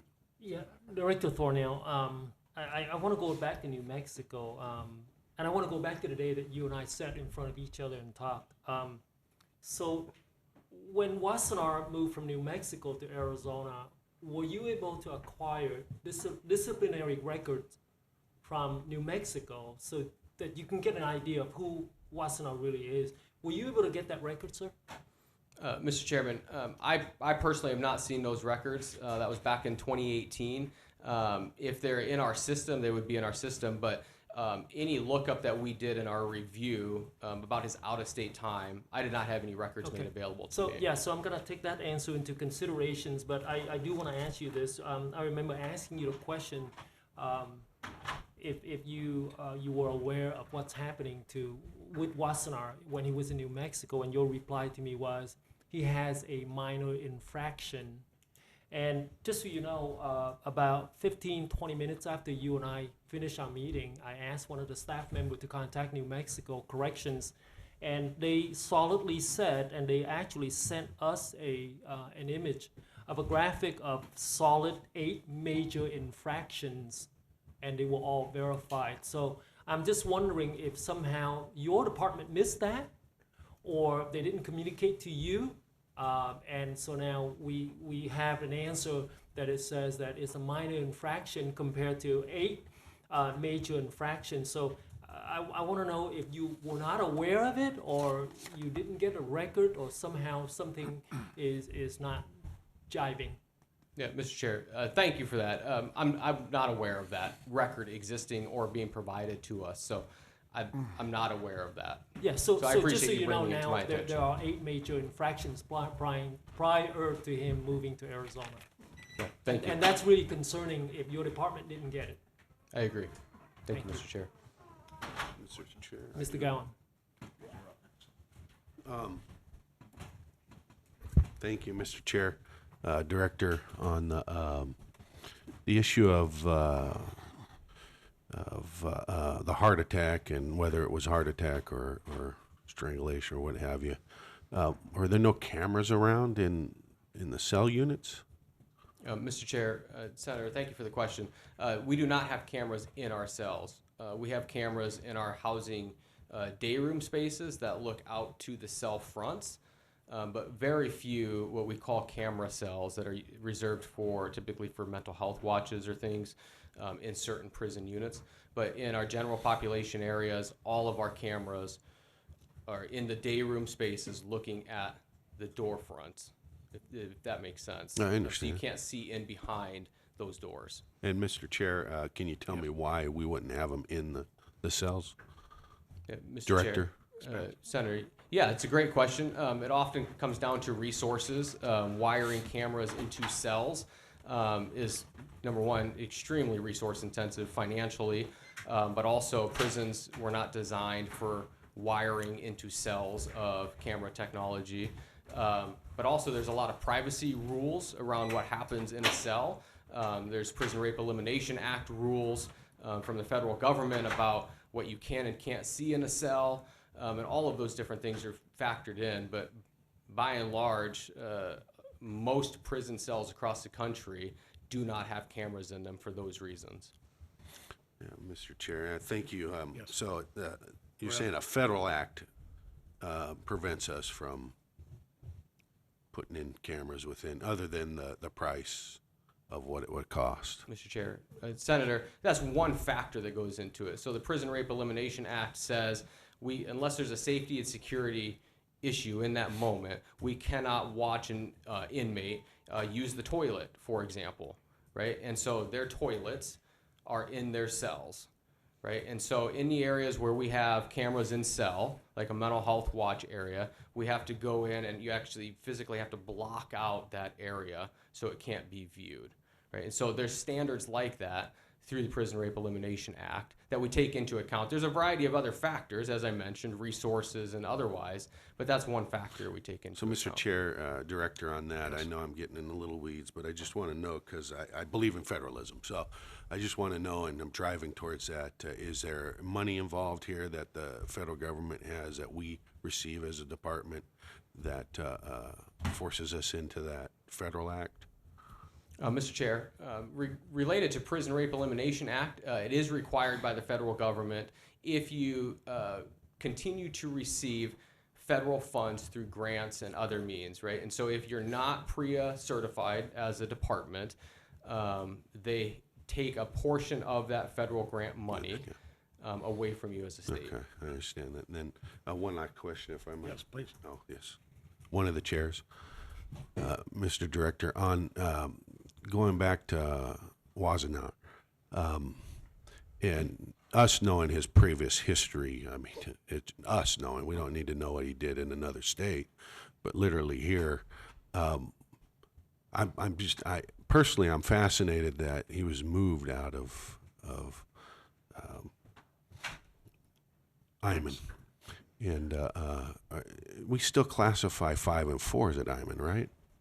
Mr. Chair, yes, Senator, that's correct. So Mr. Chair, yes. Director,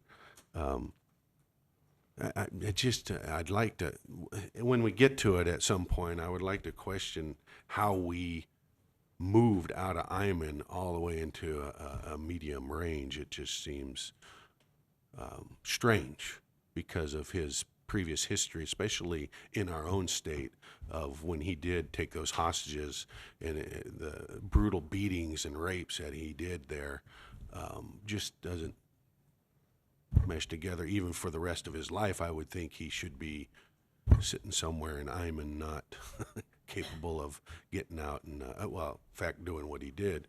But, I mean, you never know what happens in the future of people, but certainly under that position, it just, in my mind, just seems strange that he would have fallen through some cracks there. So that's where I'm really interested in why I asked to sit here, is understanding of that reason alone. And I would hope, if there are others out there that are in that boat, that you've reeled them back and sent them back to where they truly should be. And I think that's what we want to learn here. Mr. Chair, if I may respond. Please. Yes, so thank you, number one. And what I would say, I would give you two responses because there's kind of two comments or questions in there. One is classification instruments largely, they have specific factors that go into classifying somebody, instant offense, behavior, discipline, all of those different things. But one of the most significant factors is time and the amount of time that lapses. And so when you look at a situation like Mr. Wassenaar's, right, and him being out of state as well does not help the fact that what information we have may not be a complete record, as as Representative Wynn pointed out with New Mexico records, right? But the period of time is really what drives some of those recommendations from a max down to a close or all the way down to a medium in a case like Mr. Wassenaar's because of the amount of time that occurred. Your second comment, more so about managing to a medium custody or housing them at Iman or what have you. Those factors are at play, right? He wasn't moved into a medium custody environment. He was moved into a close custody, a very structured environment, which is our highest risk level for general population. And so that's just another factor that's taken into consideration when that's reviewed.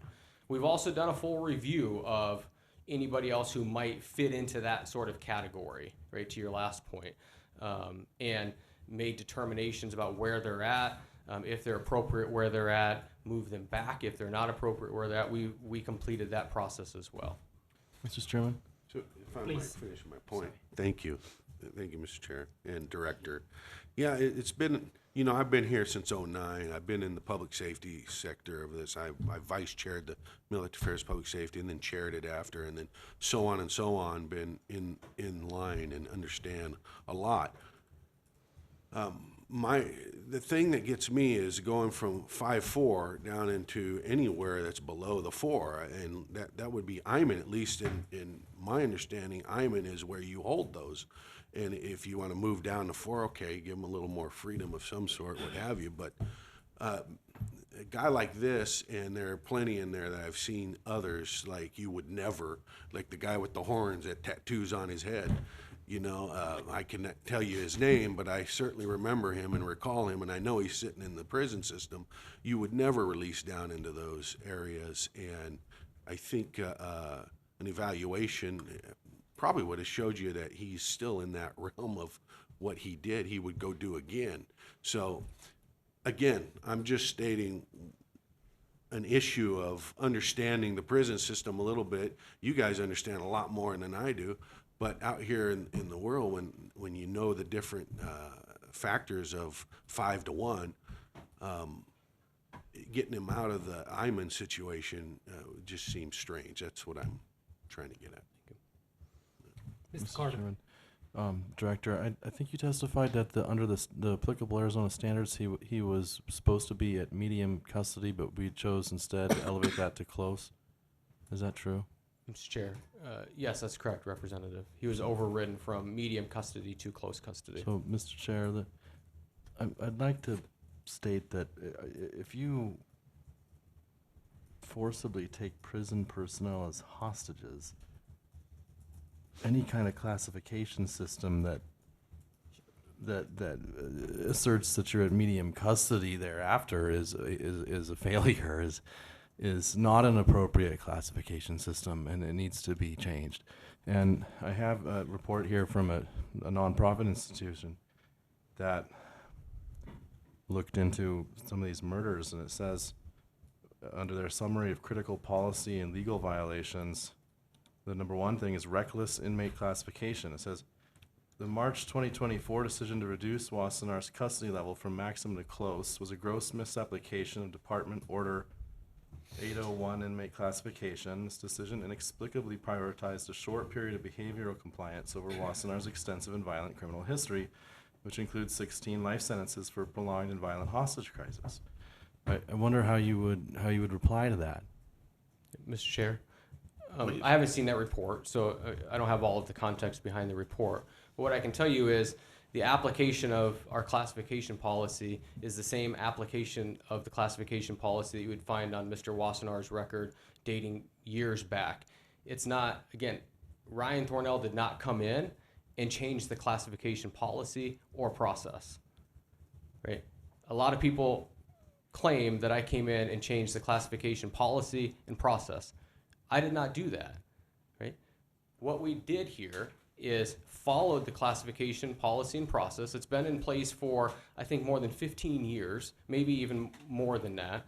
In fact, we brought together a team starting in April 23 to dig into the classification process because of how old it is and how outdated it is. We haven't reached any final conclusions of that work because it is so complicated. But what happened here is that policy was followed, and the unit team made a recommendation, as they had previously, because it was medium custody and it needed to be overridden. Instead of recommending it be overridden to max custody, they made the recommendation that it be overridden to close custody. And so to that point, though,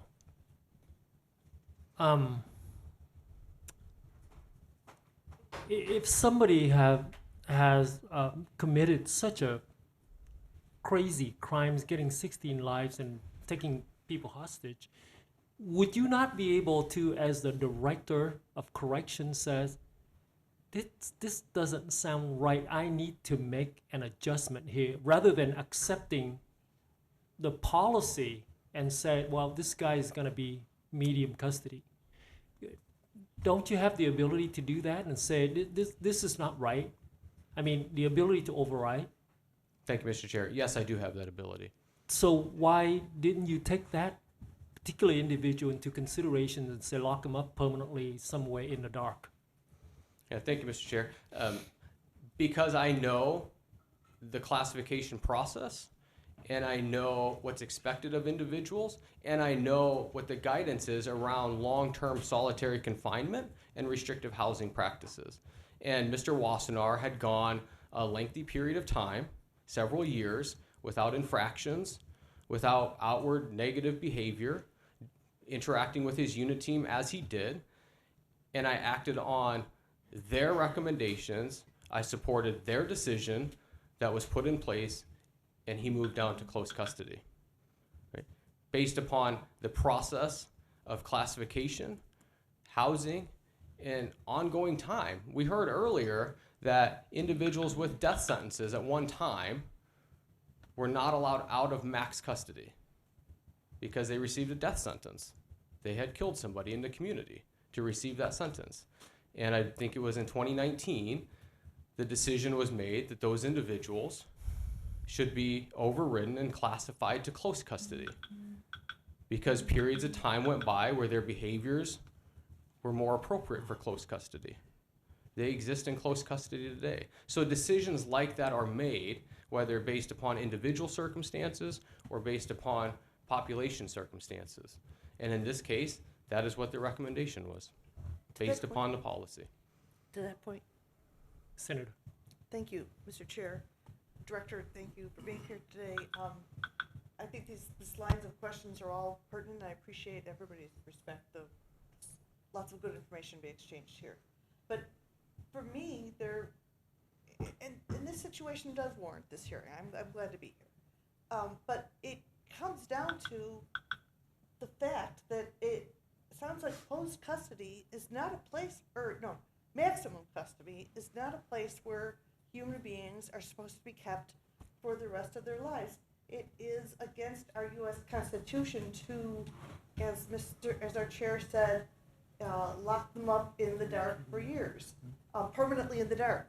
And which I think I understand that. Yeah, that's a normal human That's my reaction. personal opinion, and I stand by that, ma'am. Yes, and I think it's a lot of people feel that same way. But that feeling, lock them up permanently in the dark, is not constitutional, I think, is what we're up against here. And I think that's what needs to be lifted up so that we can have a prison system that follows the Constitution and still respects people's feelings, which are valid. And to that point, why do you think we're here today, Senator Epstein? We're here today because something failed, people died. And so I would rather be them alive, locked up somewhere, than dead in a prison ground. Can I, to that Mis- point, d- if I Mr. might, Mr. Chair? To that point, I mean, I have different views of the Constitution myself, too, so I think it's an interpretation. And I know what you're leading to, cruel and unusual punishment, but what is that compared to the 1600s and the 1700s when the Constitution was put together? So what they meant is don't tar and feather and strip people of their skin, things like that. That's not cruel and unusual as we take care of people. I mean, we're taking care of this man, and then he goes out and murders again. So it's a lot different when you're thinking about attitudes within who these criminals are. We're not talking about personally locking into a dark cage. Just if you've been to Iman, they have their own personal space, their own personal cell. Guys like that should be put in those and left into there, and when they go and get their meals, they get their meals, but they go back and live their sentence out. That's just my personal view. But that is constitutional to me, so I'm throwing that out, Mr. Chair. Thank you. Thank you. May I finish, Mr. Chair? Yes. Thank you very much. I think that Senator Gowan has made another, also a good point. But I think that the question before us today is somewhere, perhaps the people in this room would like to debate whether or not it is constitutional to lock somebody up permanently in the dark. And is that cruel and unusual punishment? But for the time being, we're operating on, and this is my question for you, Director, as I understand it, there is a court ruling of some sort that said keeping somebody locked up permanently in the dark or maximum custody is not intended to be a permanent situation. And therefore, the Arizona Department of Corrections is under court order to move some of those people out of maximum security. And so you followed a process to move out those who could be moved out. And so what I'm getting at is this body needs to separate the debate of whether or not this is cruel and inhuman punishments from, is this a failure of leadership? And what I'm hearing is the leadership is following all the laws and appropriate procedures, but perhaps some of the folks in this room do not agree with the way the Constitution has been interpreted.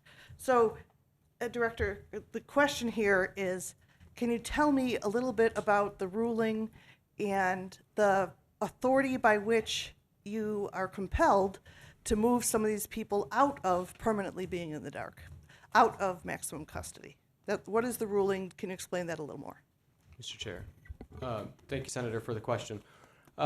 So I'd like to share a few different things. First, to the ruling, I think you're referring to Jensen v. what's now known as Jensen v. Thornell, was originally Parsons v. Ryan when it first started with the agency. And yes, there is a federal court injunction that has a piece to it around what's called our subclass population. Those that are in a restrictive housing or solitary sort of environment fits into that subclass. And the injunction requires us to do certain things, which includes review their cases every 30 days, review their cases every 60 days, and make recommendations for what they need to do in order to progress out of that setting and out into close custody or general population. So yes, that's absolutely at play. But really, the industry standard in this area started before that. And so that's why I said two different things. Yes, the Jensen v. Thornell requirements from the federal court are at play, and they guide a lot of what we do in this regard. But I believe it was in 2012, maybe 2015, I'd have to verify, but the Department of Justice undertook a significant study related to restrictive housing, solitary confinement practices, and put out what they call guiding principles for all states to work towards complying with, abiding, adapting to. And in those guiding principles, one of the underlying guiding principles was, and still is today, that this sort of placement is not meant to be long-term or indefinite. And you are supposed to establish a progression for individuals in that placement to be able to follow to work towards an appropriate general population housing environment. And in our case, that would be a close custody environment because that's our highest risk general population environment. So yes, we follow Jensen v. Thornell, and we're working very hard to comply with the federal court requirements of us, but we also are following guidelines from the Department of Justice and bodies like that on this subject as well. Thank you. Anyone else? Mr. Chair? Yes. So I'm hearing that you recognize that and have taken action, that 3 people being murdered was horrific, terrible, required action. And you've described the actions you've taken to avoid that problem in the future, to prevent it. And to not only that, but to look at the whole procedure with a microscope, if you will. And so the process is in place for you to look at this one situation through investigation and through internal affairs, both ways. And the process is in place for you to say, are these procedures that were there long before you got there, are they adequate? What kind of safeguards should you add to these procedures that other directors put into place? It sounds to me like you're taking a very thorough approach to this tragic incident, this bad situation. Along the way, we've heard an awful lot about how staffing is inadequate, and that's on us. I think that's on the legislature for not providing the budget and the money that is needed to provide appropriate staffing to keep our staffing safe. But I'm just not, this is turning into a comment. I'm just not seeing any kind of a failure of leadership. I've heard from a handful of people out of the 9,500 employees in the prison system. A few came forward, and each of those few might represent 10 or 15 or who knows how many more. But you also have many staff members who are very glad for the direction that you're going, and I would love to hear more from them. So I guess my final comment is that, change can be good, and improvements were definitely needed. We had two past directors that definitely needed to be shaken up. We had some very big problems in our prisons, as we continue now to have some problems. You are trying to address them. I appreciate that. If you have any further comments from employees who would like to speak up about things that are working, I will be very glad to hear it. Our Jude chair has asked for reports. I would love to hear any reports that explain how you're applying modern practices to Arizona's prison system. I welcome getting that information as well. Thank you. Thank you, Senator. Director Thornell, here's the beauty of technology. I get messages just throughout the entire hearing. So one of the messages that came through was from your employees watching right now. Seth, I'm just going to read exactly verbatimly, okay? Thornell argues that people are grieving his policies are in the minority, but I'm over here watching with staff, and all staff are in agreement with everyone who spoke before Thornell. He is in denial, and that makes him and his policy even more dangerous. So how do you respond to that? I don't know if this is one person sitting with 5 people or 3 people sitting with 400. I don't know. So I'm just reading that to you, and so I just want you to comment on that comment. Thank you, Mr. Chair. My comment back to that would be to that individual employee would be, please come and share your concerns with me. There's numerous avenues to share concerns with me. And if they don't want to do it with their name on it, we have routes to do that anonymously. And every comment, question, concern that I hear from staff, whether it's in person, via telephone, text message, or email, gets a response from me. It's not a retaliation. It's not anything negative. Oftentimes, it sparks more conversation and more ideas, right? And so that would be my response. I would encourage that individual to not text message you, but to text message me and share those concerns so we can talk about their concerns. And maybe we can revolve back to the fear question earlier. Why they didn't text you directly, but they text me, so, yeah. Thank you, Mr. Chair. I would agree. We should ask that question because I hear from hundreds of staff members who reach out to me with questions, concerns, comments, positive feedback, negative feedback, and they don't have fear. And they reach out to me regularly. They approach me when I tour. Mr. Chairman. Yes, sir. Kind of related to that point, we received testimony today that there are people at high levels who have been promoted without any yard experience, like lawyers and the like. I think the charge that's been leveled at you is that those are political elevations and not based on merit. And how would you answer that? Mr. Chair, thank you, Representative, for the question. Thank you for the question. I would argue back to that they absolutely were based upon merit. Not necessarily merit of walking a prison yard, but running prisons is much more than just walking prison yards. Running prisons is about having sound practices, practices of accountability, practices of follow-through, practices of team building, practices of treatment services, healthcare services, work opportunities, in addition to safety and security and recruitment and the other things that we've mentioned. And so I would argue and defend every single leadership appointment that I've made under my tenure as fitting every one of those bills, whether or not they've walked a prison yard, whether or not they were a warden or not, because their track record, including their track record while they're in the seats that they're in right now, demonstrates that. And again, when they're walking our prison yards, when they're interacting with our staff, the staff are thanking them for the work that they're doing. The staff are coming up to their offices and talking with them about the work that's happening, What do I need to do to promote, right? I'm all on board with the direction we're going. I like it. Thank you. They join me in town halls that we do across the state. So it's not just about having experience walking a prison yard. It's a whole host of complex experiences that make a prison system well run. Mr. Chairman? Yes, sir. This just as a follow-up. We have some documentation here on exit interviews, employees who have left, and it looks from the exit interviews that it doesn't support what you just told us, because it looks like people are leaving and they're citing, well, if I could have a moment, I'll bring it up, unless you're going to bring it up as a slide.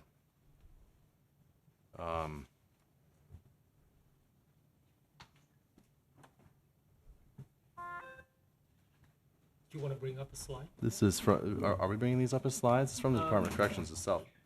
Not that one, no. Go ahead. So we have personnel, this is from the Department of Corrections, actually, it was provided to us. Personnel employee exit interview, top reasons for resignations. Now, the top reason is actually that they weren't available for an interview.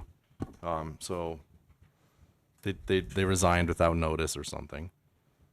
Then it says employment opportunity is the second one. Personal reasons, and then security and safety concerns, which ranks above pay and work hours. So it sounds like there's a number of staff that are leaving for security and safety concerns, and I'm presuming aren't happy with the job there. Mr. Chair, may I ask how many responses were in that data that you just shared? So tiny, let me zoom in. This is from April 1st of 2025 to April 30th of 2025. And it looks like the total is, so let that do some quick math here. 40, looks like it's 45. So I guess it's 45 that resigned in that 1 month period who answered, I guess. Mr. Chair, if I may, and how many left because of safety and security reasons? Are you saying, was that 45? Because we don't have that many resignations No. in a month. So it looks like we've got 16 not available for interview, 14 for an employment opportunity, 7 for personal reasons, 3 for security safety concerns, 2 for pay, 2 for other, and 1 for work hours. Yes, Mr. Chair, if I may, it's 3 out of 45 that cited safety and security concerns. Less than 10% of who's leaving our agency is saying that they're leaving for those reasons. By and large, they're leaving for other employment reasons, which is what we hear. We also know, as I think you heard earlier, maybe from Ms. Ibarra, they're leaving because of retirement, right? We knew coming into July 1st of this year that we were going to have a retirement issue because a 20% pay increase was implemented 3 years previously. And under our retirement rules, they get their high threes based upon that 20%. And once they hit that 3-year mark, if they don't receive another pay increase, it doesn't positively impact their retirement. And so we knew we were going to have people leave as well. And we expect that to be happening. But Mr. Chairs, I believe that we gave them a 5% pay increase this year. Is that not correct? No. We didn't? Okay. No. I stand corrected. We gave them a stipend this year. Okay. And only for the correctional staff. Go ahead. If I might ask gonna on ask a that question point, eventually. since you're going towards that, are you going to ask a question? No, go ahead, ask All right, away. thank you. I'm patiently waiting. I mean, I will wait for the chair if he chooses. So, on this questioning here, and I'm glad you opened up that can of worms, as we say. What, in your opinion, the department's opinion, on the salary side compared to the pension side, or both, and or with the new, I should say, Tier 3 pension, which is there is none. So, are those factors in those employees that are under the new tier not retaining their employment, in your opinion? Mr. Chair, if I may, yes, it absolutely is a factor that they consider, and it's something that we do hear from them upon exit is the retirement plan. We know the industry long has a history of defined benefit pensions, and our new officers coming in are under a 401A with a 3-year vested period. And we know that that contributes to them being able to more easily pick up and leave. So absolutely it's a factor alongside pay, but I will tell you retirement benefits is one thing we hear a lot about as a concern. If I might, Mr. Chair, or Yes, chairs. go ahead. Mr. Chair, whatever. I don't know how to do this. 2 chairs behind me. It's a little frightening. But would you mind getting a report?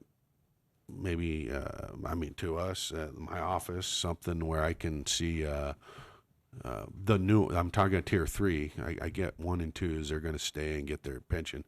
But the 3, what you're seeing ups and downs might be, I would really like to see the what's coming of that. I can only imagine that we're not seeing the employment that we'd had seen in the past when there was a pension system going. So I'd like to see that. If you can get with Mr. Baggs over there, he really can help in that effort. You good with that, Mr. Chair? He's shaking his head yes. Okay, good. I just want an acknowledgement have from a the to the chairman point? Yep. that his head was shaking. Yes. Thank you. All right, Thank you. To the point. To the point. Mr. Chair, to that point, I believe for staff, or for you even, correct me if I'm wrong, but I believe that we've been told that the correction officers are the only ones in law enforcement that are not currently in the pension system. So if you sign up to start working and you're a newer person, you're one of the only ones that does not qualify for the state pension system. Is that correct? Mr. Chair, that's correct. Any new corrections officers or detention officers in the county jails fit into that same category. Perfect, thank you. Thank you. All right. Mr. Director, earlier you said that you hadn't made any changes to the 801 policies, moving them up or down? Mr. Chair, we've absolutely made some changes to the policies, not to the classification process, is what I said. The policies have been revised, absolutely. Yes, okay.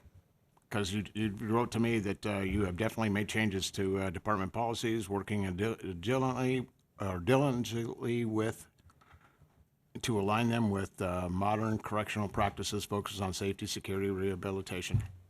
So you said that you have made policy changes. It says a number of policy changes governing inmate classification and maximum custody have been made. So yeah, you definitely made, according to this document that you wrote to me directly, you have made all these changes. The what I'm wondering, I want to go back to Ricky. I got left out a long time ago. People were asking questions, so it may seem like it's from a long time ago, because it is. Ricky was made all these assessments on the 14th. The letter from Donna Ham, the email, how he had laid in front of the door, and he insisted that he killed these people. At some point, you heard those things. I'm wondering why wasn't at that point, why wasn't he put on some sort of a watch or something where you're looking at his stability in his mind, you know? So he should have gone into some sort of a detention or something while he was awaiting. He should not have been left in close custody, in my opinion.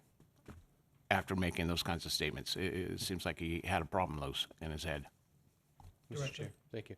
Yeah, I appreciate the question, Senator. And a little bit of this was covered while you were out, but I'll cover in terms of the day that incident occurred with Mr. DeSesto. Mr. Wassenaar did not lay in front of the door. He did not impede entry into the cell. I want to stop you there. It's not my point whether he did or did not. He claimed to have, and you heard about that. So why didn't you act on his claims and say, hey, you've got a problem. We're going to put you in here and assess you. Mr. Chair, we have processes for that. We have staff interviewing him. We have staff that sit down with him. And all of those things happened, whether it was our criminal investigations unit, our special securities unit, our case management staff on the unit. There's engagement with Mr. Wassenaar immediately following that incident, immediately following his commentary. So those things happen, but no, we did not remove him from that close custody environment to a maximum custody environment. We have other processes for gauging somebody's ability to stay or go. What are they? What are those processes? The things that I just mentioned, our criminal Can we see them? investigators. Can we see the results? You can see the results of investigations, absolutely. Okay. I'm waiting. When can I see them? Mr. Chair, they'll be I'm a released. chair. You can talk to me. They'll be. I apologize. He's been answering most of my questions in the room, so thank you. They'll be released. They're at the county attorney's office right now for prosecution, and so that's where all the investigative materials are. And releasing them publicly will inhibit prosecution, and we cannot do that. And so that is where all of the Ricky Wassenaar documentation sits right now, is with the county attorney's office awaiting prosecution. It is not within our agency at this point. It has all been turned over to them. Okay. You done? Yep. I got a quick question. Not satisfied, but I'm done. I'm actually hearing just about every word you said, Director, and thank you for that. You know, with Ricky Wassenaar, you said that there's an interviewing process. You interviewed a guy. You had a lot of conversation with this particular individual. You're up next. But when I was listening to Mr. Scott and Mr. Swift, they're both 30-year employees, and you have every right not to talk to them. But I'm wondering why Wassenaar gets those interviews or got those interviews. But Mr. Scott and Mr. Swift, after 30 years of service, they just said that they had no reason. They had no interview. No one talked to them, right? They would just let go. So personally, if I were working for you and you fired me, how can I be a better employee for the next person if you don't explain to me what I did wrong in the case of Mr. Swift and Mr. Scott? Thank you, Mr. Chair. If I may, I was not in those interviews in terms of the day that they were let go. However, I can tell you that there were conversations with them. There was information shared with them. I'm not going to go into the situations. I'm not.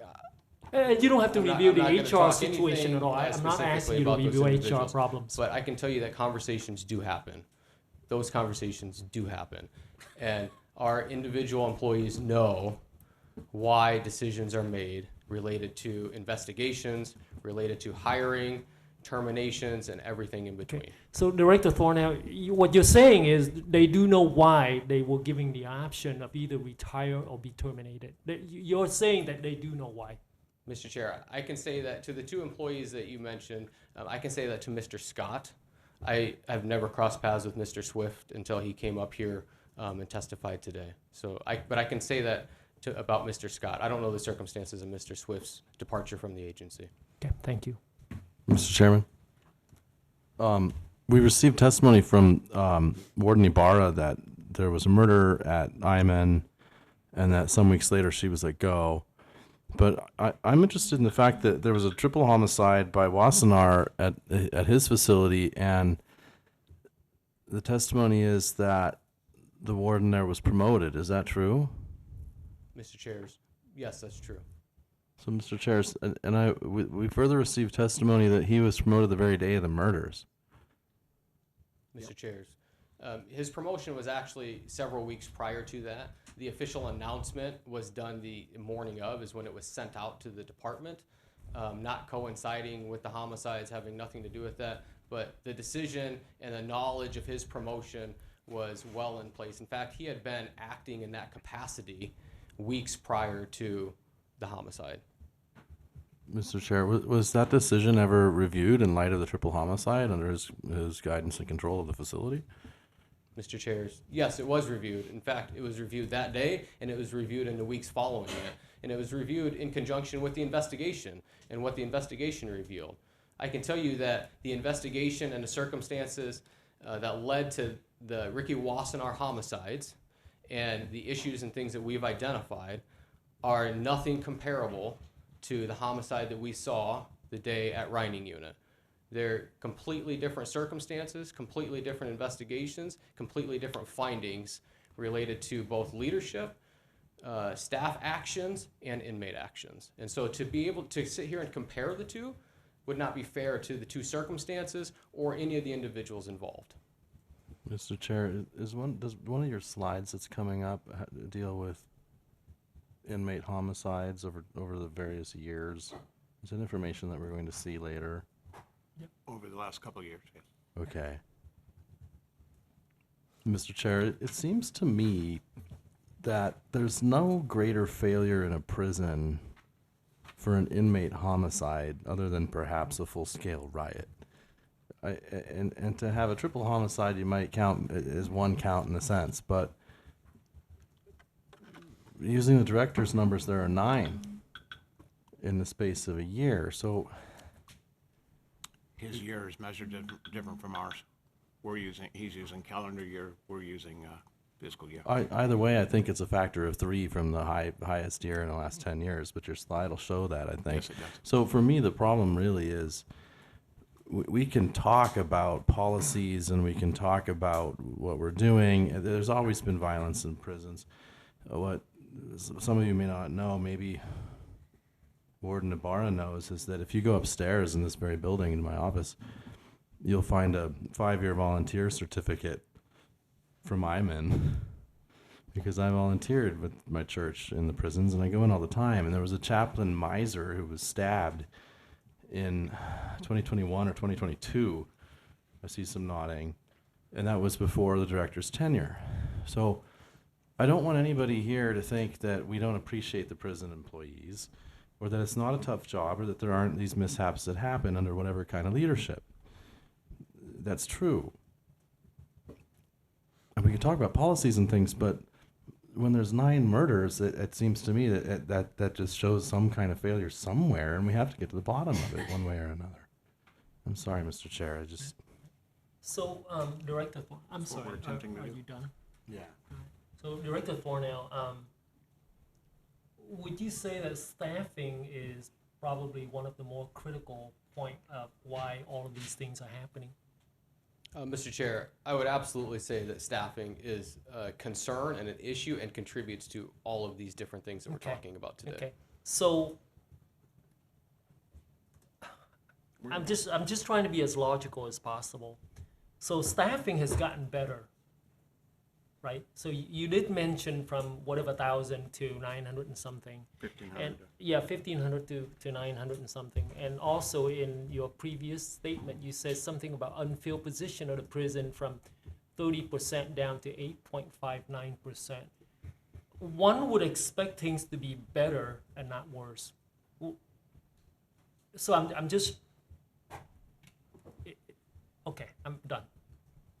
Could you respond to that? Yes, thank you. I agree with you that in our prisons where our staffing levels are much better, we are seeing better results. The prison that I made reference to specifically was Lewis Prison with the numbers that the 34% down to the just under 9%. But we also know that our 2 prisons that are hit the hardest with staffing issues are ASPC Tucson and ASPC Iman. Tucson, we have started making progress. They reached about a 26% vacancy rate. They're down now to about 24%. Iman hovers in the low 20s. I think roughly 23 to 24% vacancy rate. And so those are the 2 prisons that are hit the hardest with staffing issues on a daily basis. We are devoting every resource we have to improving their staffing levels, but they are not having the same success as Lewis, Perryville, Yuma, Douglas, who pull from a little bit of a different geography of potential employees. Florence and Tucson are 2 very difficult markets to hire into, and so we have staffing challenges in those locations. So Chair, it's because no one wants to live in Florence. Sorry, it's where I'm from. No worries. Just another quick one. Taking all the employees. Another quick one I have is Because they pay better. so we have 9 people killed, 11. 11 people, 12 people, whatever the number might be. Is it the result of classification being kept high, but being moved down to a lower security environment? is that a main is that one of the factors? And if that's one of the factors, I want to know, why would you want to do that? Why would you want to move someone from a higher classification down to a lower security area environment where they stay, knowing that, you could have violent problems, potential problems? Mr. Chair, thank you for the question. There's a variety of reasons that contributed to the 9, 10, or 11 homicides, depending on how we calculate the year. Classification, certainly, we could argue, is one of those factors, amongst a host of other factors, right? So, I get asked the question, if you could go back in time, would you have Ricky Wassenaar move to a close custody unit? And my answer always is, hindsight's always 20/20, right? Hindsight's 20/20. Does that mean that the entire classification process failed? Or does that mean that the individual aspect of the classification process failed? And I would argue in this case, the individual application of the classification process to Mr. Wassenaar is what we focus on. When we do our reviews, that's what we focus on.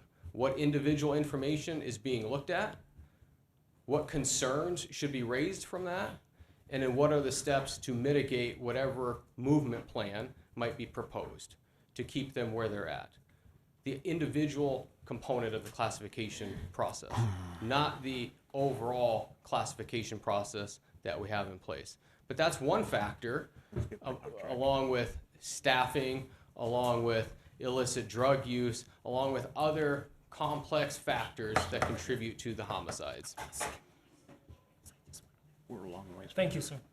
You got Hernandez. Go ahead. I'm sorry. Can we get back on track? Mr. Chair and Director, I want to take us in a bit of a different direction. I know that we're going on about this for some got a time, question, but too. I did have a question earlier, and I just wanted to go back to it. When you first started speaking, you mentioned the work that you were all doing to decrease the contraband coming into the facilities and all of that. So we were given this document when we started earlier today. And it includes some pictures of social media from an individual who's a part of who's in custody in Tucson. And I really just, it took me less than a minute to find the Instagram of this individual and how active they are of documenting the day-to-day at the prison.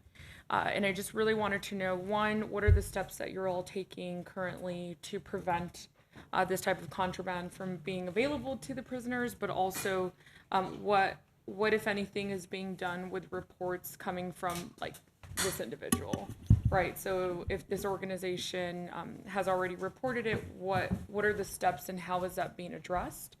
Because I did go through the social media when we first started, and truthfully, I was a bit appalled by what I was seeing. And this isn't even half of what's available. I mean, it's all available and it's public online. So I'm just curious if you could share what you're all doing currently to prevent that and how the reports are being handled, if you can. Mr. Chairs, thank you, Representative. Yeah, so first off, I have not seen that report. I didn't receive a copy of it this morning, so I have not looked through. I don't know what's contained in it. But I can assume what's contained in it based upon a few of the pages as you flip through and what you described.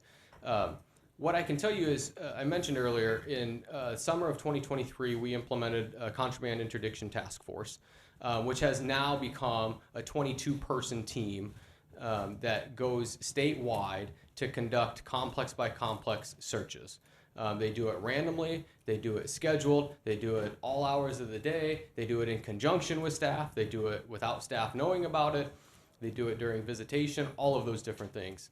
And so that's one key step that we've taken. And every time that they do that work, they find contraband, they recover it, we learn from it, whether we figure out how it came in, who brought it in, all of those different intelligence pieces, and then we respond accordingly with actions, right? In this specific situation, I don't know if the Instagram account and things are still active. If they're still active today, what I can tell you is those are old videos. Okay, the content that's being posted, I know that one video that was posted which led to the recovery of the phone and other things, was inmate on inmate assault that happened at our Winchester unit. That happened maybe a month or two ago. The content that comes about from that, at least that I'm aware of, is old content that keeps getting reposted by people in the community that have received that previously when that phone was still inside the prison. And so we confiscate those things. We download all the images. We learn from it. But those are just some of the steps that we've taken to work to reduce contraband. One of the other things I will mention that we're getting ready to implement is digital mail scanning for prisoner inmate general mail that comes in. One of the issues that we struggle with significantly, everywhere struggles with, is mail, general mail, but also legal mail coming in laced with drugs, liquefied drugs, that are then cut up and used illicitly throughout the prison system. And so one of the steps that we're taking, we're in the process of implementing that right now, is scanning all of our mail to be digitally uploaded, which is going to reduce at least some of that flow of illicit drugs coming in. So that's another step that we're taking. Mr. Chair. Please. And Director, thank you for going through those. And yeah, I mean, I just, it came from the one account that's posting. It didn't look like it was different ones, but it was just one that I found. And yeah, it basically was showing videos of them actively doing drugs and drinking, and showing the process in which they make their alcohol. So I know that those are all things that happen. Unfortunately, we can't control all of it, but I was just mainly wanting to know what you guys were, what steps and measures you all were taking to ensure that we don't continue to see this type of behavior, right? So thank you. Appreciate it. Nate, bring up the next slide. That's the one. Thank you. Mr. Director, you get a look at that slide? Yes, Mr. Chair. Thank you. Multiple correctional staff have reported a surge of overrides and moving high custody inmates into lower custody yards. In fact, the data that your office supplied to this very committee shows in January 2023, the month you were appointed as director, you had 1,356 inmates in max custody / restrictive housing. 8 months later, 7 months later, in September or August, you had considerably less, 294. That's a huge drop. Or if we want to look at September, down to 257. That's like an 80% drop in 7 months' time. How do we justify that? Yeah, Mr. Chair. We interview all those guys. I mean, when I look at the policy that we have under this Thornell versus Silver, when I look at that, we have ways of bringing them up and bringing them down, and yet that 81% we brought down, there should be reports on every single one of those. There should have been a 1 month, I'm getting ahead of myself, but there should have been a 1 month and a 6 month report on every one of these inmates in these classifications according to that document. So I'm yet to see any of them. I've asked for them, but I'm not getting them. But I'd like to, I would like to see those reports. I'd like to know what justified bringing 2,000 prisoners down in 7 months' time. Please. Mr. Chair, do you want me to respond, or do you want to see? I want you to respond. So thank you for the question. There's really three things that we knew, actually four things that we knew when I came in as the director that influenced this number. The first is there were still several restrictions in place, believe it or not, in January of 2023 related to COVID-19 and the movement of inmates or the lack of movement of inmates. And so one of the things that we did, which rolls into a second point, is we actually started conducting reviews on the individuals that were in this placement that had not been reviewed previously in the timeframes that they were supposed to be reviewed. And so that alone cut down a good portion of the population because they had been sitting there.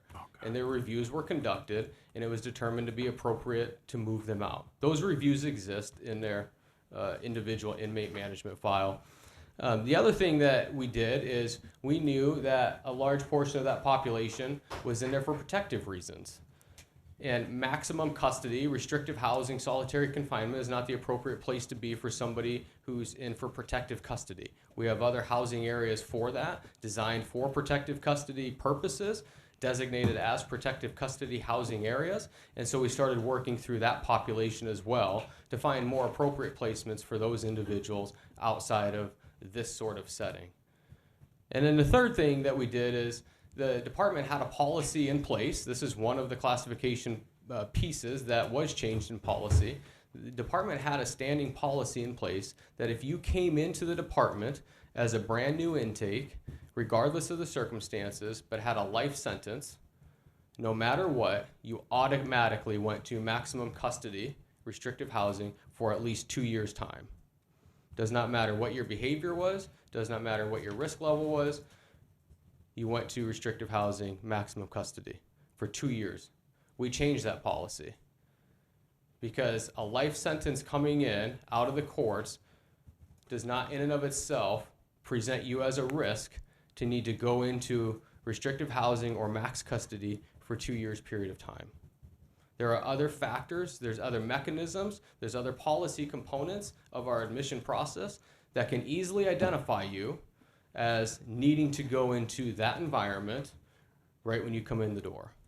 And so we rely on those assessments, admission processes, staff decisions and recommendations in order to make those decisions. So those are the 4 things that we did right out of the gates that impacted this. And that was before, we started those things before the injunction was put in place on April 7th of 2023. And again, all of those things fit within the guiding principles of restrictive housing and best practices around managing this setting. I can skip it, you can go on to the next one if you want. Let's skip. Yeah. Director Thornell, so you have the salary Next slide slide. up. Next slide, up, Nate. please. All right. Thank you. So in 2019, the DOC officers received a 35% raises. Did it help you at all to retain staff? Did any of that stuff, the raise, did it help you at all in retaining staff? Thank you, Mr. Chair. I was not here when the 20% was implemented, and so I don't know the immediate response of staff and how they viewed that. It certainly was well received by the staff that I heard from upon my arrival as they asked for the next pay increase or what else we can expect. So it absolutely was positively received. Okay. So along the same line, when you started to move high classification inmates to a lower security environment, did that cause staff to leave, or do you think that they think it's okay and they decide to stay? As far as security, did that affect your retention of staff? Thank you, Mr. Chair. Actually, the opposite. Actually, and I could show you the Lewis numbers that I referenced earlier, but we see that at other places as well, that actually our vacancy rate went down in January, February, March, April, May, during my first 6 months here, when many of these things, as you saw in the previous slide, were being implemented. And so Lewis Prison, for example, has, again, most of our close custody units who would be on the receiving end of a lot of the transitions from max custody. You can see their vacancy rate was at 34% when I came in, and it went just like that other chart to where the vacancy rate went down into low double digits, dropped down into the single digits in 2023, which tells me that staff weren't at the time and aren't today leaving in mass exodus, revolting against Your something policy. I'm doing. All right. So I'm just gonna assume that. Well, I'm not gonna assume anything. I mean, you got 9 people, 11 people died. I hope somewhere in your mind after today that you will make the adjustment to make sure to eliminate those problems. Am I along the correct path here? Mr. Chair, absolutely. Who's up? I'm done. Number slides, is that it? Yeah, we have some more, but I already went through that section. Senator Angus is not here. yeah, I don't know where she went. Where are you at? staffing questions? Yeah. Mr. Gowan, would you like to go on that one? On the staffing? What do you say?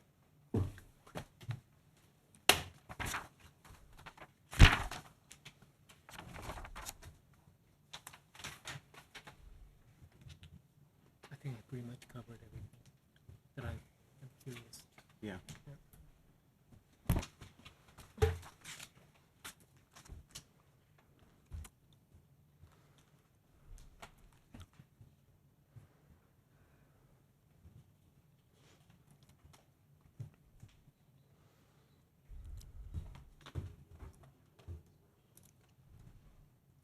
You say anything there you want? Say anything you want to, sir. I think I cover all the areas I need to cover. Yeah, when went out of order. Blame it on me. I am. The FTEs go down? Ask them. Mr. Chairs, Director, I was just curious. We've been talking about open positions, but I wonder if your allocated full-time employees has increased or decreased in general. Mr. Chairs, a negligible amount, single digits in transport officers as related to the injunction 2 years ago, but largely it stayed the same. Okay, thank you. Okay, go for it. Thank you, Mr. Chairs and Director. When it comes to the yard, when you're out in the yards, what are the ratios now? I know in the past, there used to, at least in the old way they used to do it, you have that H effect on the inside and then several on the yard. How many officers are on the yard during the day when you have the incursion of inmates, large incursion, lunch, break, what have you? Yeah, Mr. Chairs. Or time on the yard. Yeah, Senator, great question. And it varies by housing unit. I'll give you an example. We set what we call warden's critical levels that have been set for years of thresholds of what you should have as a baseline of staff. I'll give you an example. Cimarron unit, close custody unit. The warden's critical level was roughly, I think, 16 for staff, and that's been set based upon a number of factors over many years. And then we supplement that using correctional officer 3s, supervisors, and others throughout the daily activities, depending on what the activity is. But you might go to another yard, close custody, and find a higher ratio of staff because the building design is different and requires more staff, or the population requires more turnouts to go to medical, for example. And so all of those different factors play in. So I couldn't sit here and say every unit has this exact number of staff because they're all designed differently and all of the practical day-to-day operations are different at each location. So, Mr. Chairs? Yes. The chairs. Director, what is the optimal amount of officers you would need to staff? How about we do it this way? A low, a middle, and IMAN. What would be the three different factors? I mean, how many would you need to say in the day? Tell me the day, and then tell me the evening shifts of what would be optimal for those three. Yeah, Mr. Chairs, Senator, great question. So a max custody unit like an Iman Browning, which I think is what you maybe are referencing when you say Iman, requires more staff, a higher number of staff during the day, but also in the evening hours because it's much more individualized turnouts of the inmate population. Escorts are more individualized. Recreation is done in a smaller number. So you need more staff in an environment like that. And as you work your way down the classification levels. Wait, let me to that point, Mr. Chair, chairs. So we're on Iman Brown. I do mean Iman. So you're talking about that prison. What is the optimal amount? What is the number is what I'm asking on that one. Mr. Chair, Senator, I don't have the exact number for But Browning Mr. units Chair, today. on that, what is your opinion that it ought to be?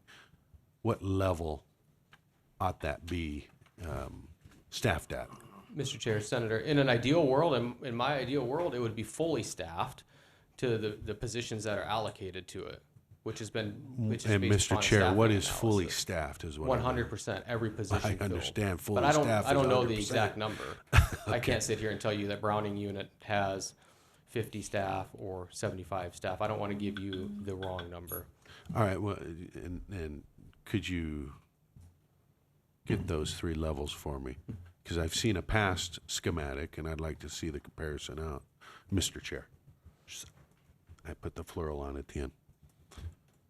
Thank you. Thank you. All right. Mr. Chair, you want to go to Matt? Sure. Or you want to go to continue on? No, I want to bring this one up for a minute. Yep. Nate, give me the next slide on Matt. Okay. Perfect. Mr. Director,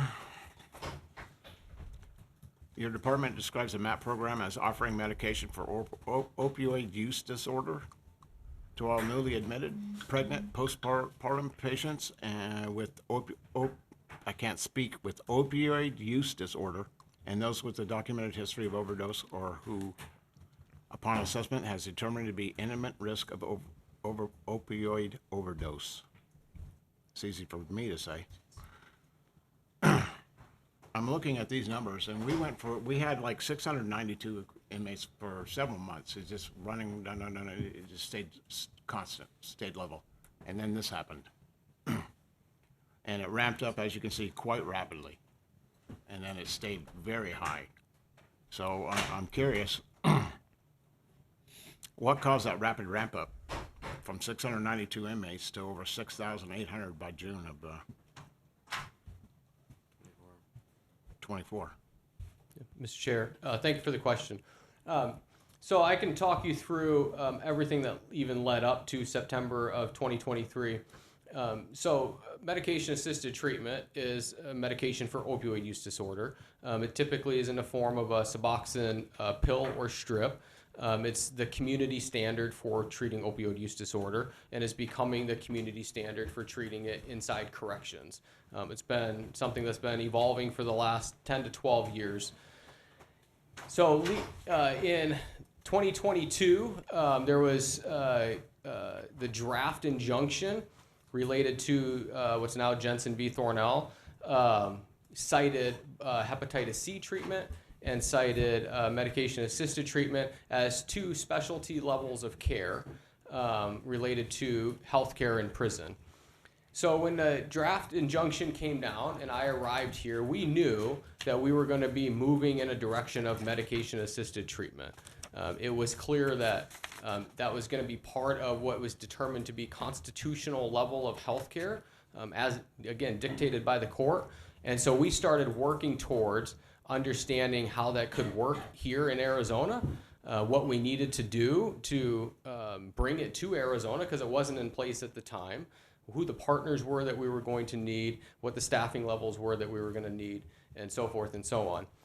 The injunction came down in April and gave us very specific details about how we're going to implement it, what the expectation was of the court to implement it, to the point of ramping up to where it's implemented by the end of 2023 across all of our prisons in the state of Arizona. That was part of our budget request package back in that fiscal year that would have started in July of 24, responding to this component of the injunction because we knew it was going to require us to expand our healthcare contract, the healthcare staffing related to it, and that also was going to require us to staff medical areas differently. And so that was part of our budget package at the time.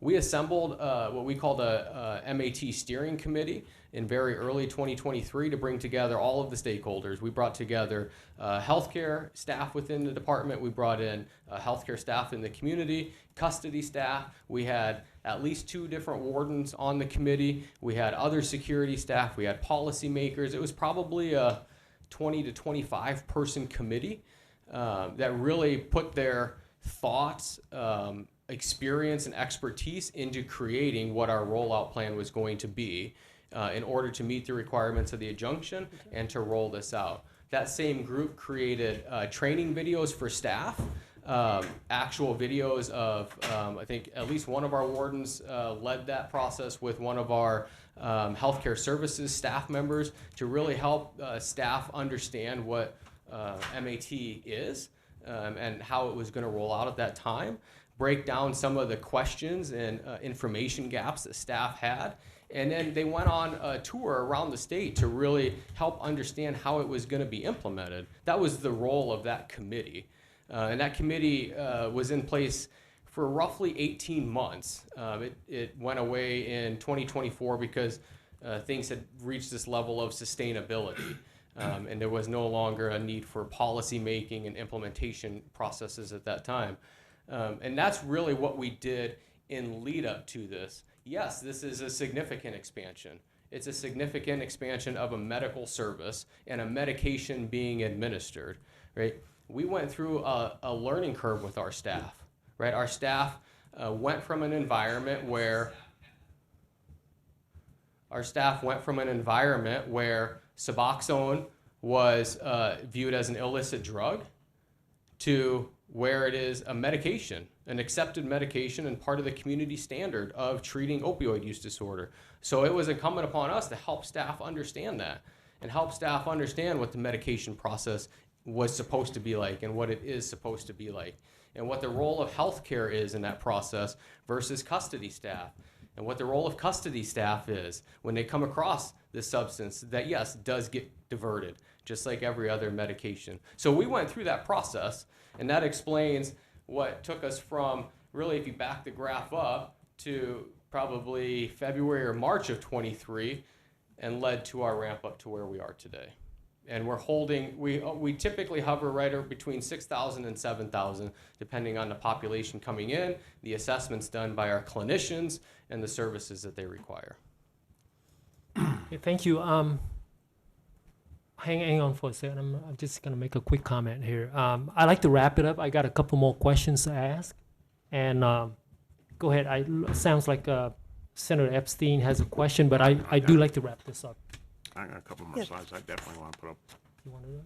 Yeah. Okay. Thank you. Mr. Chair, Go ahead, Director, please. quickly, the results of this program generally outside of prisons, I've read about how medication-assisted therapy helps prevent overdoses. So do you have any results related to this MAT program that shows have overdoses decreased or overdoses from deaths decreased? Mr. Chairs, thank you, Senator. Yes, we do keep that data, and every time we have a suspected overdose, it's reviewed by our healthcare services team to determine whether or not that individual was prescribed this medication, number one. If they weren't, should they have been? In the future, could they be? And what's the impact on the overall overdoses? Those metrics are kept every month, yes. And do you think this program is resulting in fewer overdoses? Mr. Chairs, yes, this program Or is it just too early to specifically, say? yes, I do believe that this program specifically is. The complicating factor in all of this is other illicit drugs coming into our prisons and how they're coming into our prisons and the impacts of those illicit drugs and how they contribute to overdoses and other situations unrelated to this. Director Thornell, just a couple more questions from me. Can I just raise my hand and be on the MAT program? Can I just volunteer to be on it? I mean, do you filter people out? Do you vet them to make sure that they have the conditions to be on the program? Or can I just go ahead and sit in the back and say, hey, I want to be on the MAT program? Mr. Chair, there's clear written medical guidelines that are followed by our healthcare professionals. If somebody comes in as identified as potentially needing to be reviewed for the MAT program, or there's a behavioral issue, to the Senator's point about maybe an overdose related behavior that would flag it, that's all a healthcare process. That they go through a healthcare assessment. They meet with a provider who specializes in medication-assisted treatment, addiction medicine, those sorts of things, and then they make the healthcare decision of whether or not that individual is enrolled in the MAT program. Okay. It's not an operational decision. It's not a But decision I'm by getting us. reports right now, people writing to me and say basically there's absolutely zero oversight on inmates' use of the MAT program. How do you respond to that?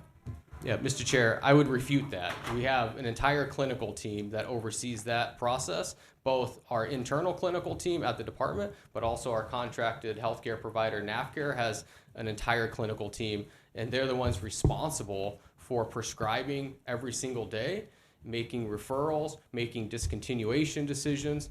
And so I would refute that. There is absolute clinical healthcare oversight to that entire program. Senator Angus. Thank you.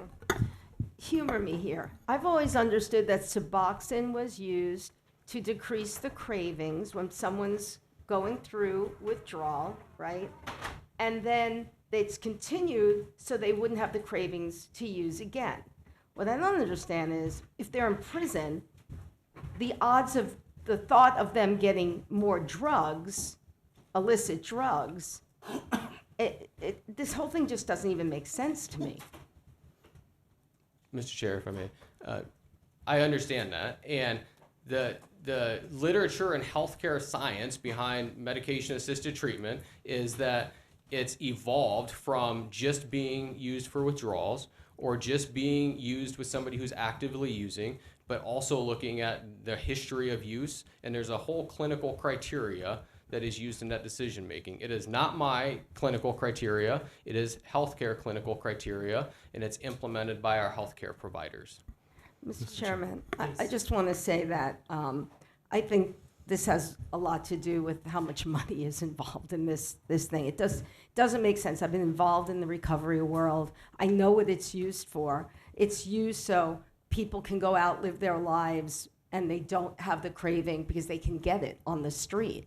But they're in prison.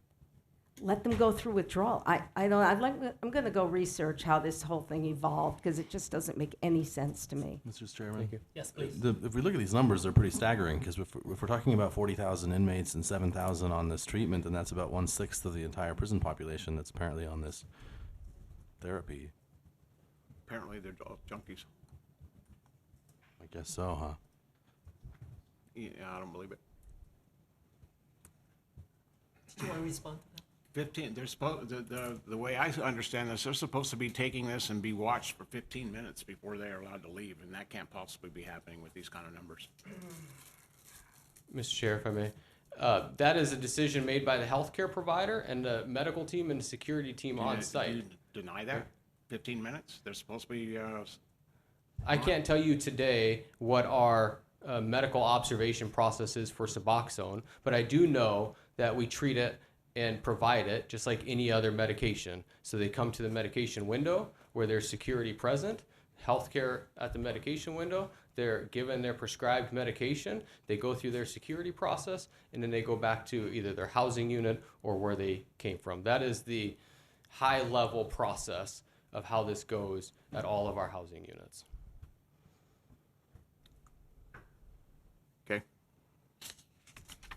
Mr. Carter, you look You had like something? you have another question.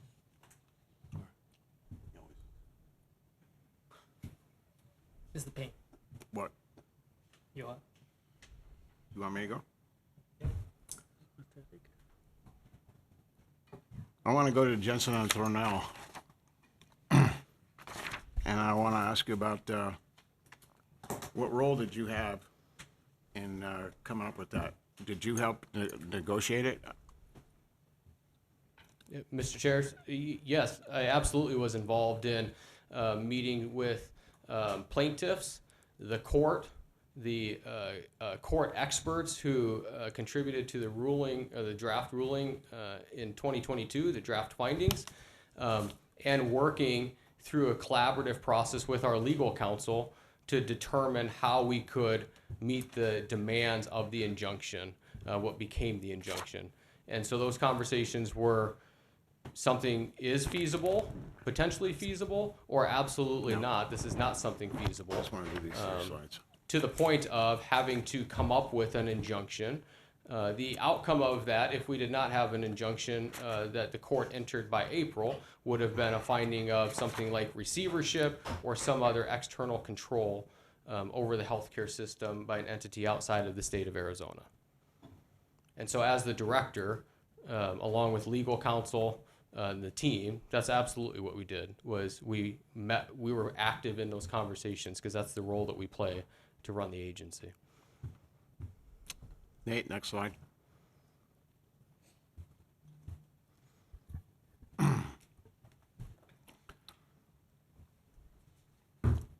This is inmate assaults. And as you can see from, we started in 21 and we actually went down in inmate assaults until we hit 23 and then we started shooting up. Rather steeply, we more than doubled, almost tripled the amount by 2025. Which brings me to, if all this, bringing these people out of max custody and bringing them down to lower custody, it isn't working. This isn't just the numbers that we saw go down so steeply in that 7-month period that I brought up a few minutes ago. But look at how fast this is going up. This is insane. This can't continue. What are you going to do about that? Mr. Chair, if I may, number one, I'd like to know more about where those numbers came from. So I can understand those numbers. Number two, there's several other factors at play in here that we need to pay attention to, right? Not only have I talked about illicit drugs and things happening inside of our prison system, but we also need to understand that during those first 2.5 fiscal years, the state prison system was almost fully locked down at all custody levels statewide because of the COVID-19 pandemic. And so the individuals were not coming out of their cells. The individuals were not having visitors come in, right? Everything was very restricted. Practices were completely different than the years prior to that. Mr. Chair, if I may priors interrupt. Following that. It Yes, sounds please. to me like that's the practice we should go back to then.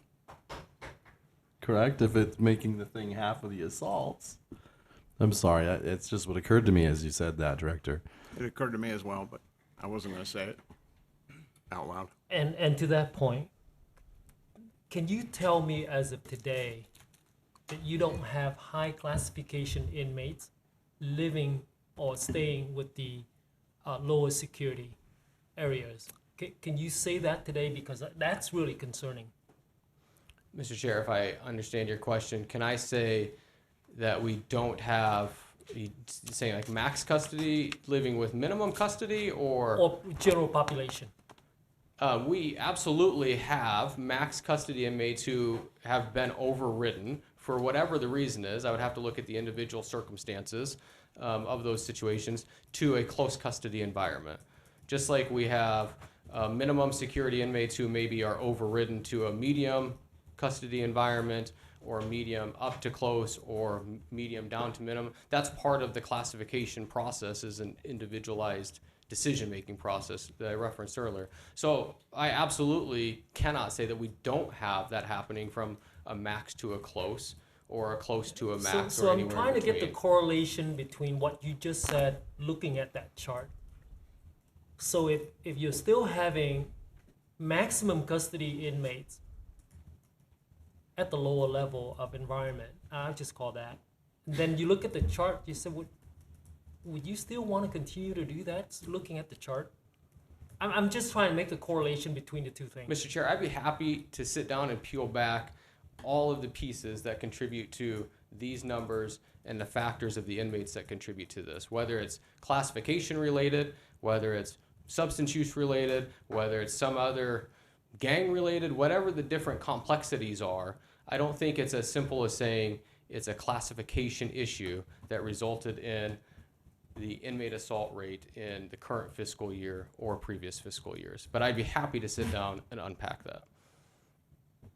Mr. Carter, to that point, real quick, to Mr. Carter's point, I'm looking at 22 and 23, and you explained the COVID, and I just want to. It's not correlating. Yeah. So, can we go back to what we were doing in 22 and 23 and keep that level down? Mr. Chair, I would not recommend going back to a lockdown prison environment across the entire state of Arizona to try to accomplish an inmate assault level that appears to be bottomed out at that point in time. I don't know any of the dynamics, complexities, what contributes to these numbers or this slide at all. So I would not make that recommendation, because locking down a prison environment at any custody level for any length of time has a serious host of ramifications, short-term and long-term, and contributes to increased public safety when people release, because we're releasing them from a lockdown environment right back into a local Arizona community and saying, now you can just go exist, not Mr. being Chairman, locked down. Yes. In 2023, we weren't in a lockdown situation in all the prisons across We weren't. Arizona, and I know Were you? because I went on the yard every week. Mr. Chair, if what I I wanna may, know. the first half of that fiscal year, we absolutely were. Because when I arrived in January 23, which was the second half of that fiscal year, much of the work that we did was related to ongoing COVID-19 restrictions that were in place. I don't believe that's true. Not in 23. We'll follow up on it. We'll have to double check all the facts on that, I guess. Right. You should have been out of COVID by then. But they were not. Next slide. This one's even worse. We see the staff assaults in this case going down in your and you should have been coming out of lockdown in 22, and yet it went down, and now and almost double again in 25. I'd be scared to death if I was staff. I hope this doesn't have anything to do with the reimagining process, Director Thornell. Yeah, Mr. Chairman, again, I'd be happy to sit down and unpack these numbers, look deeper into these numbers, see where they came from, who the inmates are, all of those different things. Okay, now that you've said that, how are we going to get that done? You're going to come down here and we'll do that? You're going to invite us up to your office? How are we going to do that? I want to see it. I want to see action here. I want to understand. That's what I'm trying to do. I'm trying to understand because there's so much conflicting information here. Mr. Chair, I'd be happy to sit down with you to do that. We can invite you over to our office, or we can come over to your office, and we can sit down and go through the numbers. Let's do that. Do that real soon. I see you're shaking your head. So I see an appointment coming up with Amanda, right? Thank you. Okay. One more slide, Nate. These are the homicides, and we're doing this by from July through July, not calendar year. So, because that's what you guys have done. That's the only reason I do it that way. And you can see we're up to 11, which is a record. Normally, we're around 2.5. I got those numbers from the Department of Corrections. 2.5 is our average, right? We're up. We went way above average. The maximum we ever had was 10. We're already above that, or not already. The year's over. So we went over the maximum. I'm still contributing all of this, whether you think so or not, to decreasing custody levels. Before they were ready to decrease, we got caseloads, we got their cases they're supposed to be following. I want to see those interviews. I want to see where they followed the case. Oh, we need to drop them down because they met all the conditions of their case, right? You follow me? So I want to see where all that is. That maybe we could do that in that same time. And you're gonna have to show us the adjustment that you're making based on that, and based on this committee, and based on all the testimonies that you've heard. There has to be, even if they're a minority, there's just concerns there that I think you as the big boss would have to recognize and say, okay, so 5 people are complaining out of 1,000 people. Well, how are you gonna fix those 5 people? I'm just saying. So just so much for us to absorb right now, and we're not matching up to it. Bless you. So you can see our concerns right there. And Mr. I Chair. don't want these guys to go away feeling that they've been totally ignored, and I don't want that. Yeah, Mr. Chair, I'd be happy to sit down. We can go through all 11 of those individual cases, Okay. what occurred, what the dynamics were, whatever the situations were, in cell, out of cell, all of those things, classification levels, all of that. Okay. Want me to continue? Do whatever you want. Whatever you want. I'm done. You're done? Well, so I got a couple of questions here. Use the bathroom. I can do that. Does the ACLU have anything to do with molding your policy? Are they working with you in some way? Mr. Chair, I appreciate the question because there's a lot of questions around the ACLU. I know that we saw those in those letters as well. The ACLU is a plaintiff in the Jensen v. Thornell court case. And so to the extent that they have any contributions into what we do, it came at the time of the court finding in 2022, but then the court injunction in 2023. In that injunction, the only role or influence that the ACLU has ongoing, which really took place in the first few months of 2023 and no longer is relevant, is related to our healthcare policies and the requirements of healthcare treatments in the injunction. We were required to show those policies in draft form to the ACLU and our court monitors and the court for 30 days to allow them to provide any feedback to us about how they did or did not comply with the injunction. And so that took place in 2023, really the first half of 2023, as we were adjusting healthcare policies in response to the injunction. And that really is the engagement from a practical policy operational standpoint at the agency. Our legal counsel, like our general counsel, our legal counsel, they interact with the ACLU from the court side of everything. Like we file reports every month. We answer questions to all the court parties that they ask, those sorts of things. But there's not an ongoing influence from the ACLU. They don't meet with us regularly to say, you need to do this, or we recommend you do that. That sort of influence is not happening. So do you have anybody in your administration that's affiliated to the ACLU, whether it's a former employee or currently somehow affiliated with the ACLU? Those are the concerning questions that we have here. Sure, thank you, Mr. Chair. We actually had a special counsel who was charged with working towards injunction-related compliance. His performance was not up to standards, and he is no longer with the agency. He was actually gone about a week ago, and happy to talk about that, but it's a personnel matter. He was with the agency, I think, for, I would say, 4 months, give or take. Had nothing to do with his background with the ACLU. I think he had left the ACLU a couple years ago. Had more to do with his background knowledge on the Jensen case and the history of the case. But as I said, he was with the agency a very short amount of time, more recently, and he's no longer with the agency. Okay, thank you. Make sure we have that as a subject when we meet again. Thank you. Anybody else have questions? Mr. Co-Chair. Yes, sir. Director, I just have a general question. Just in your opinion, what are we here today for? Mr. Chairman, Representative, thank you.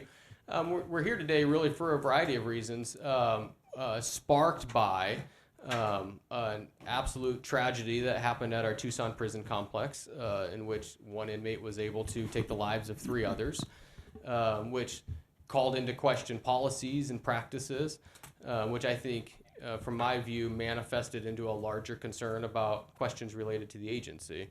And so this committee's been assembled to really dig into the agency, the work that we're doing, ask questions, hopefully accept information we provide and sit down and work through that information. Ultimately, I think to the chair's point earlier, make some recommendations coming out of this committee, which I hope I can contribute to in our conversations.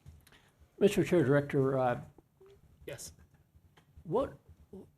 Give me just a general idea. What would you see coming out of this? Do you see us taking your comments, testimony today and that of others and offering some sort of criticism, some validation? I'm just, frankly, I'm having trouble taking you seriously today as I listen to you talk.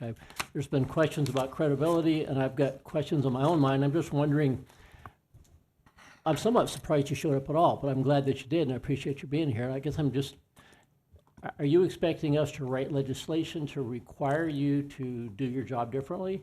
Are you expecting perhaps the executive to engage? Are you expecting us to give you some criticism as some third party? What do you see happening next?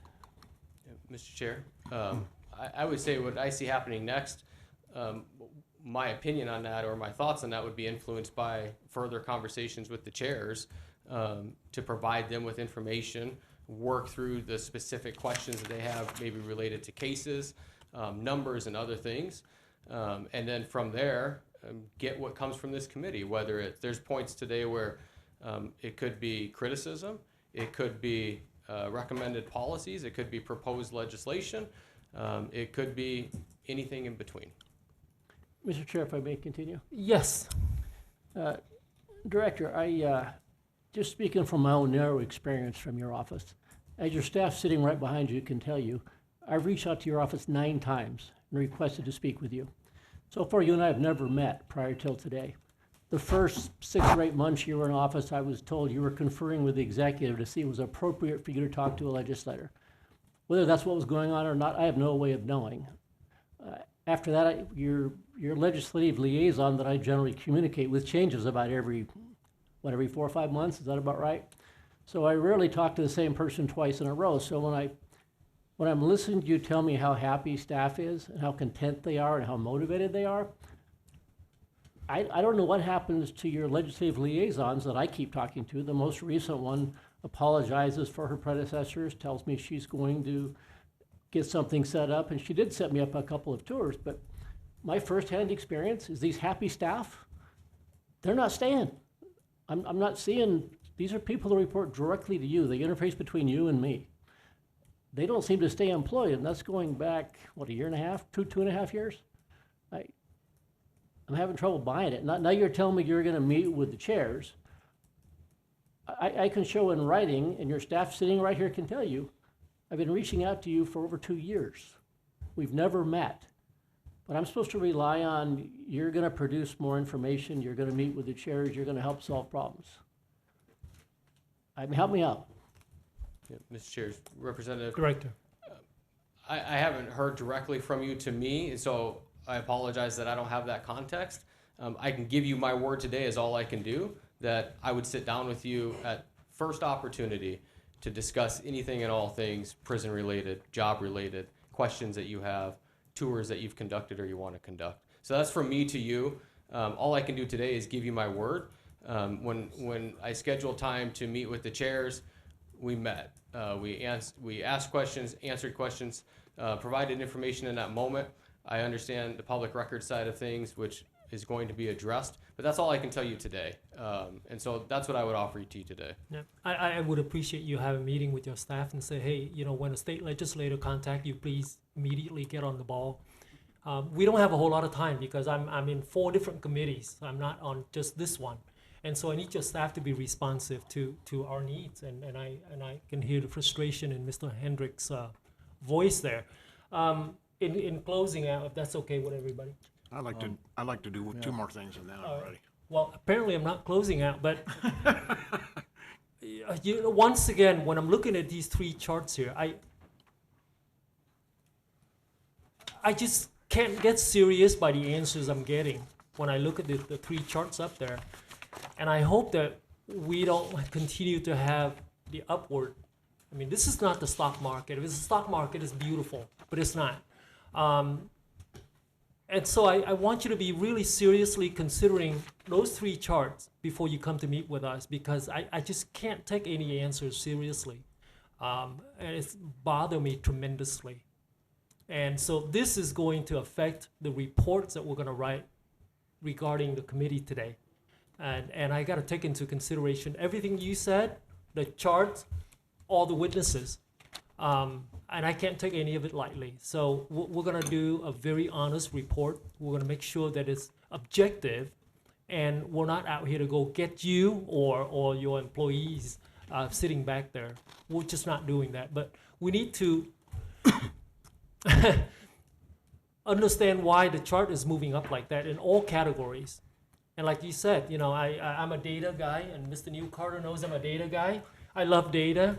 I like to get back to where we were. However we do it, we need to get back to where we were. And I'd like for you to really consider what we're thinking, what we're talking about today, and make adjustment, because there's no shame in making adjustment. I make adjustment every day. Ask my wife. So thank you. Thank you. Mr. Chair, are Yes. we giving closing statements? Is that No, it? not No, yet. no, that's No, not no. a closing Okay. statement. Yeah. Okay. That's okay. Okay.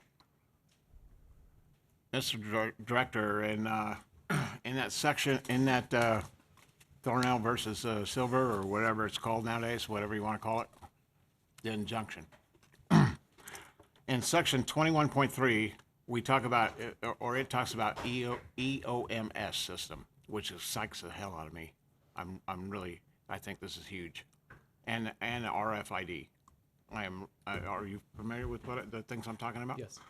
I envision, I used to be a network administrator, a database guy. We did barcode readings, introduced that into a company I worked for. And we had little devices about like a phone.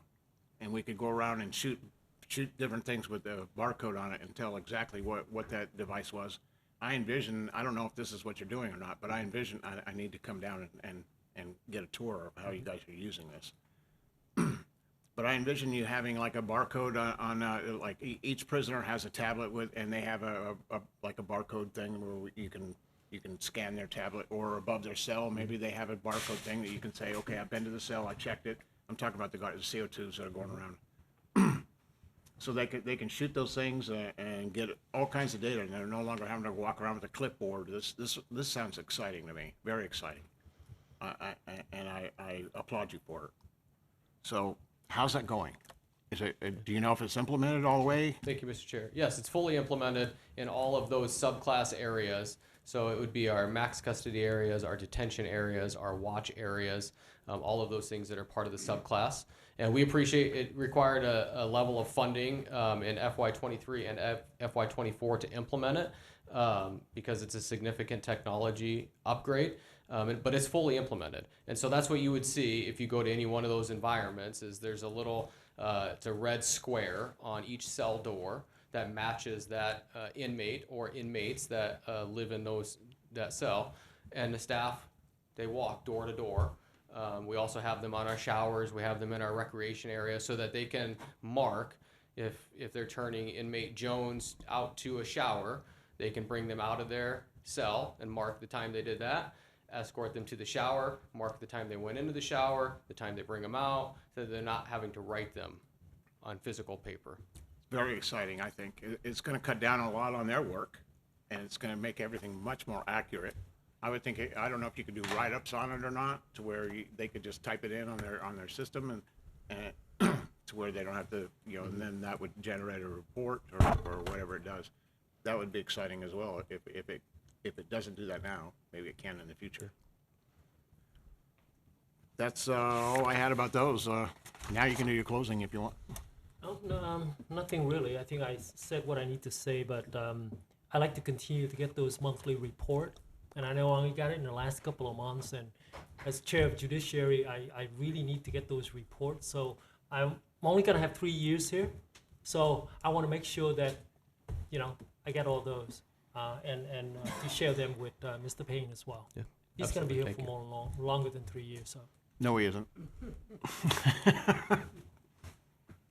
thank you. Thank you for being here. Cheers. All right. Do you have anything you want to close with? Yeah. Did you want to close with anything? Well, number one, I appreciate the opportunity to close. I would just like to say that I am genuine and sincere when I say that I look forward to ongoing dialogue. There's a lot of good questions that were asked today. Obviously, they were difficult questions. They're difficult questions to hear and talk through, but they're good questions. And I look forward to the opportunity to sit down and look through the information, get questions in the moment, look things up, and provide responses to you all in the moment. So thank you. Thank you, Mr. Carter. I appreciate that. Thank you. I would like to close by saying that I don't want this to devolve into an us versus them thing. This isn't the committee definitely not. against the director, certainly not the staff. We know there's great staff, dedicated staff. I've been volunteering in the prisons in years past, and I know a lot of people. I know people who've come out of prison, some of whom I count among my friends, and we know that there's always violence there. And I mentioned poor Chaplain Miser and some of the people that have been injured before his tenure. So it's a difficult place to be, but we can't have another murder in the prison. I mean, we can't tolerate that. That's just a big failure. So we have to be partners in solving this murder problem because it's just bad all around, and somehow that needs to be addressed. I do think that probably there's legislation that will be appropriate next term coming out of this. For example, I think it might be appropriate for us to codify in statute how investigations of inmate deaths are proceed, for example, and maybe some other things. But for the moment, we need to come up with a solution to this.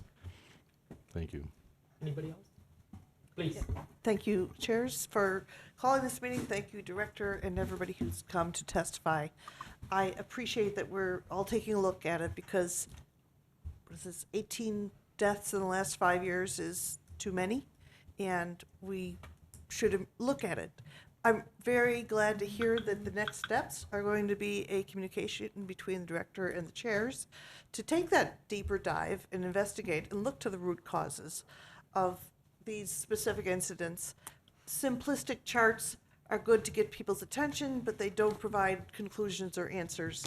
So I'm very glad to hear that that will be the follow-up, looking deeper, find out what are the root causes, and is this cause for alarm or is this cause for changes in policies? My only request is that if you write a bill, please do stakeholder it starting now and don't wait until it gets to committee to stakeholder it.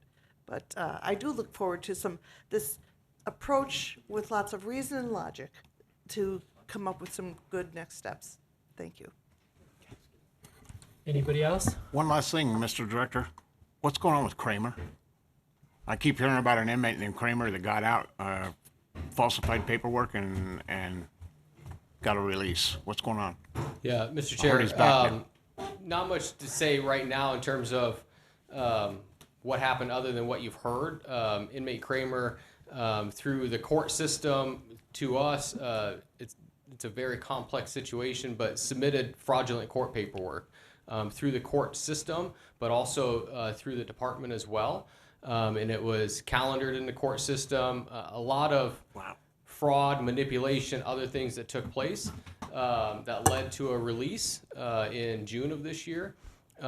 It was caught in August of this year, and he was apprehended that next afternoon. We're currently in the middle of an investigation with the Attorney General's office, County Attorney's office, the Clerk of Courts here locally, as well as our department, because it's a pretty significant case of fraud. And so we're working through that right now. Mr. Kramer's in our custody. He's actually at Browning Unit in maximum security because we're treating it as if it was the same logic as an escape. But that's what I can say at this point in time. Thank you. Thank you. Thank you. We're done? All done? Committee is adjourned.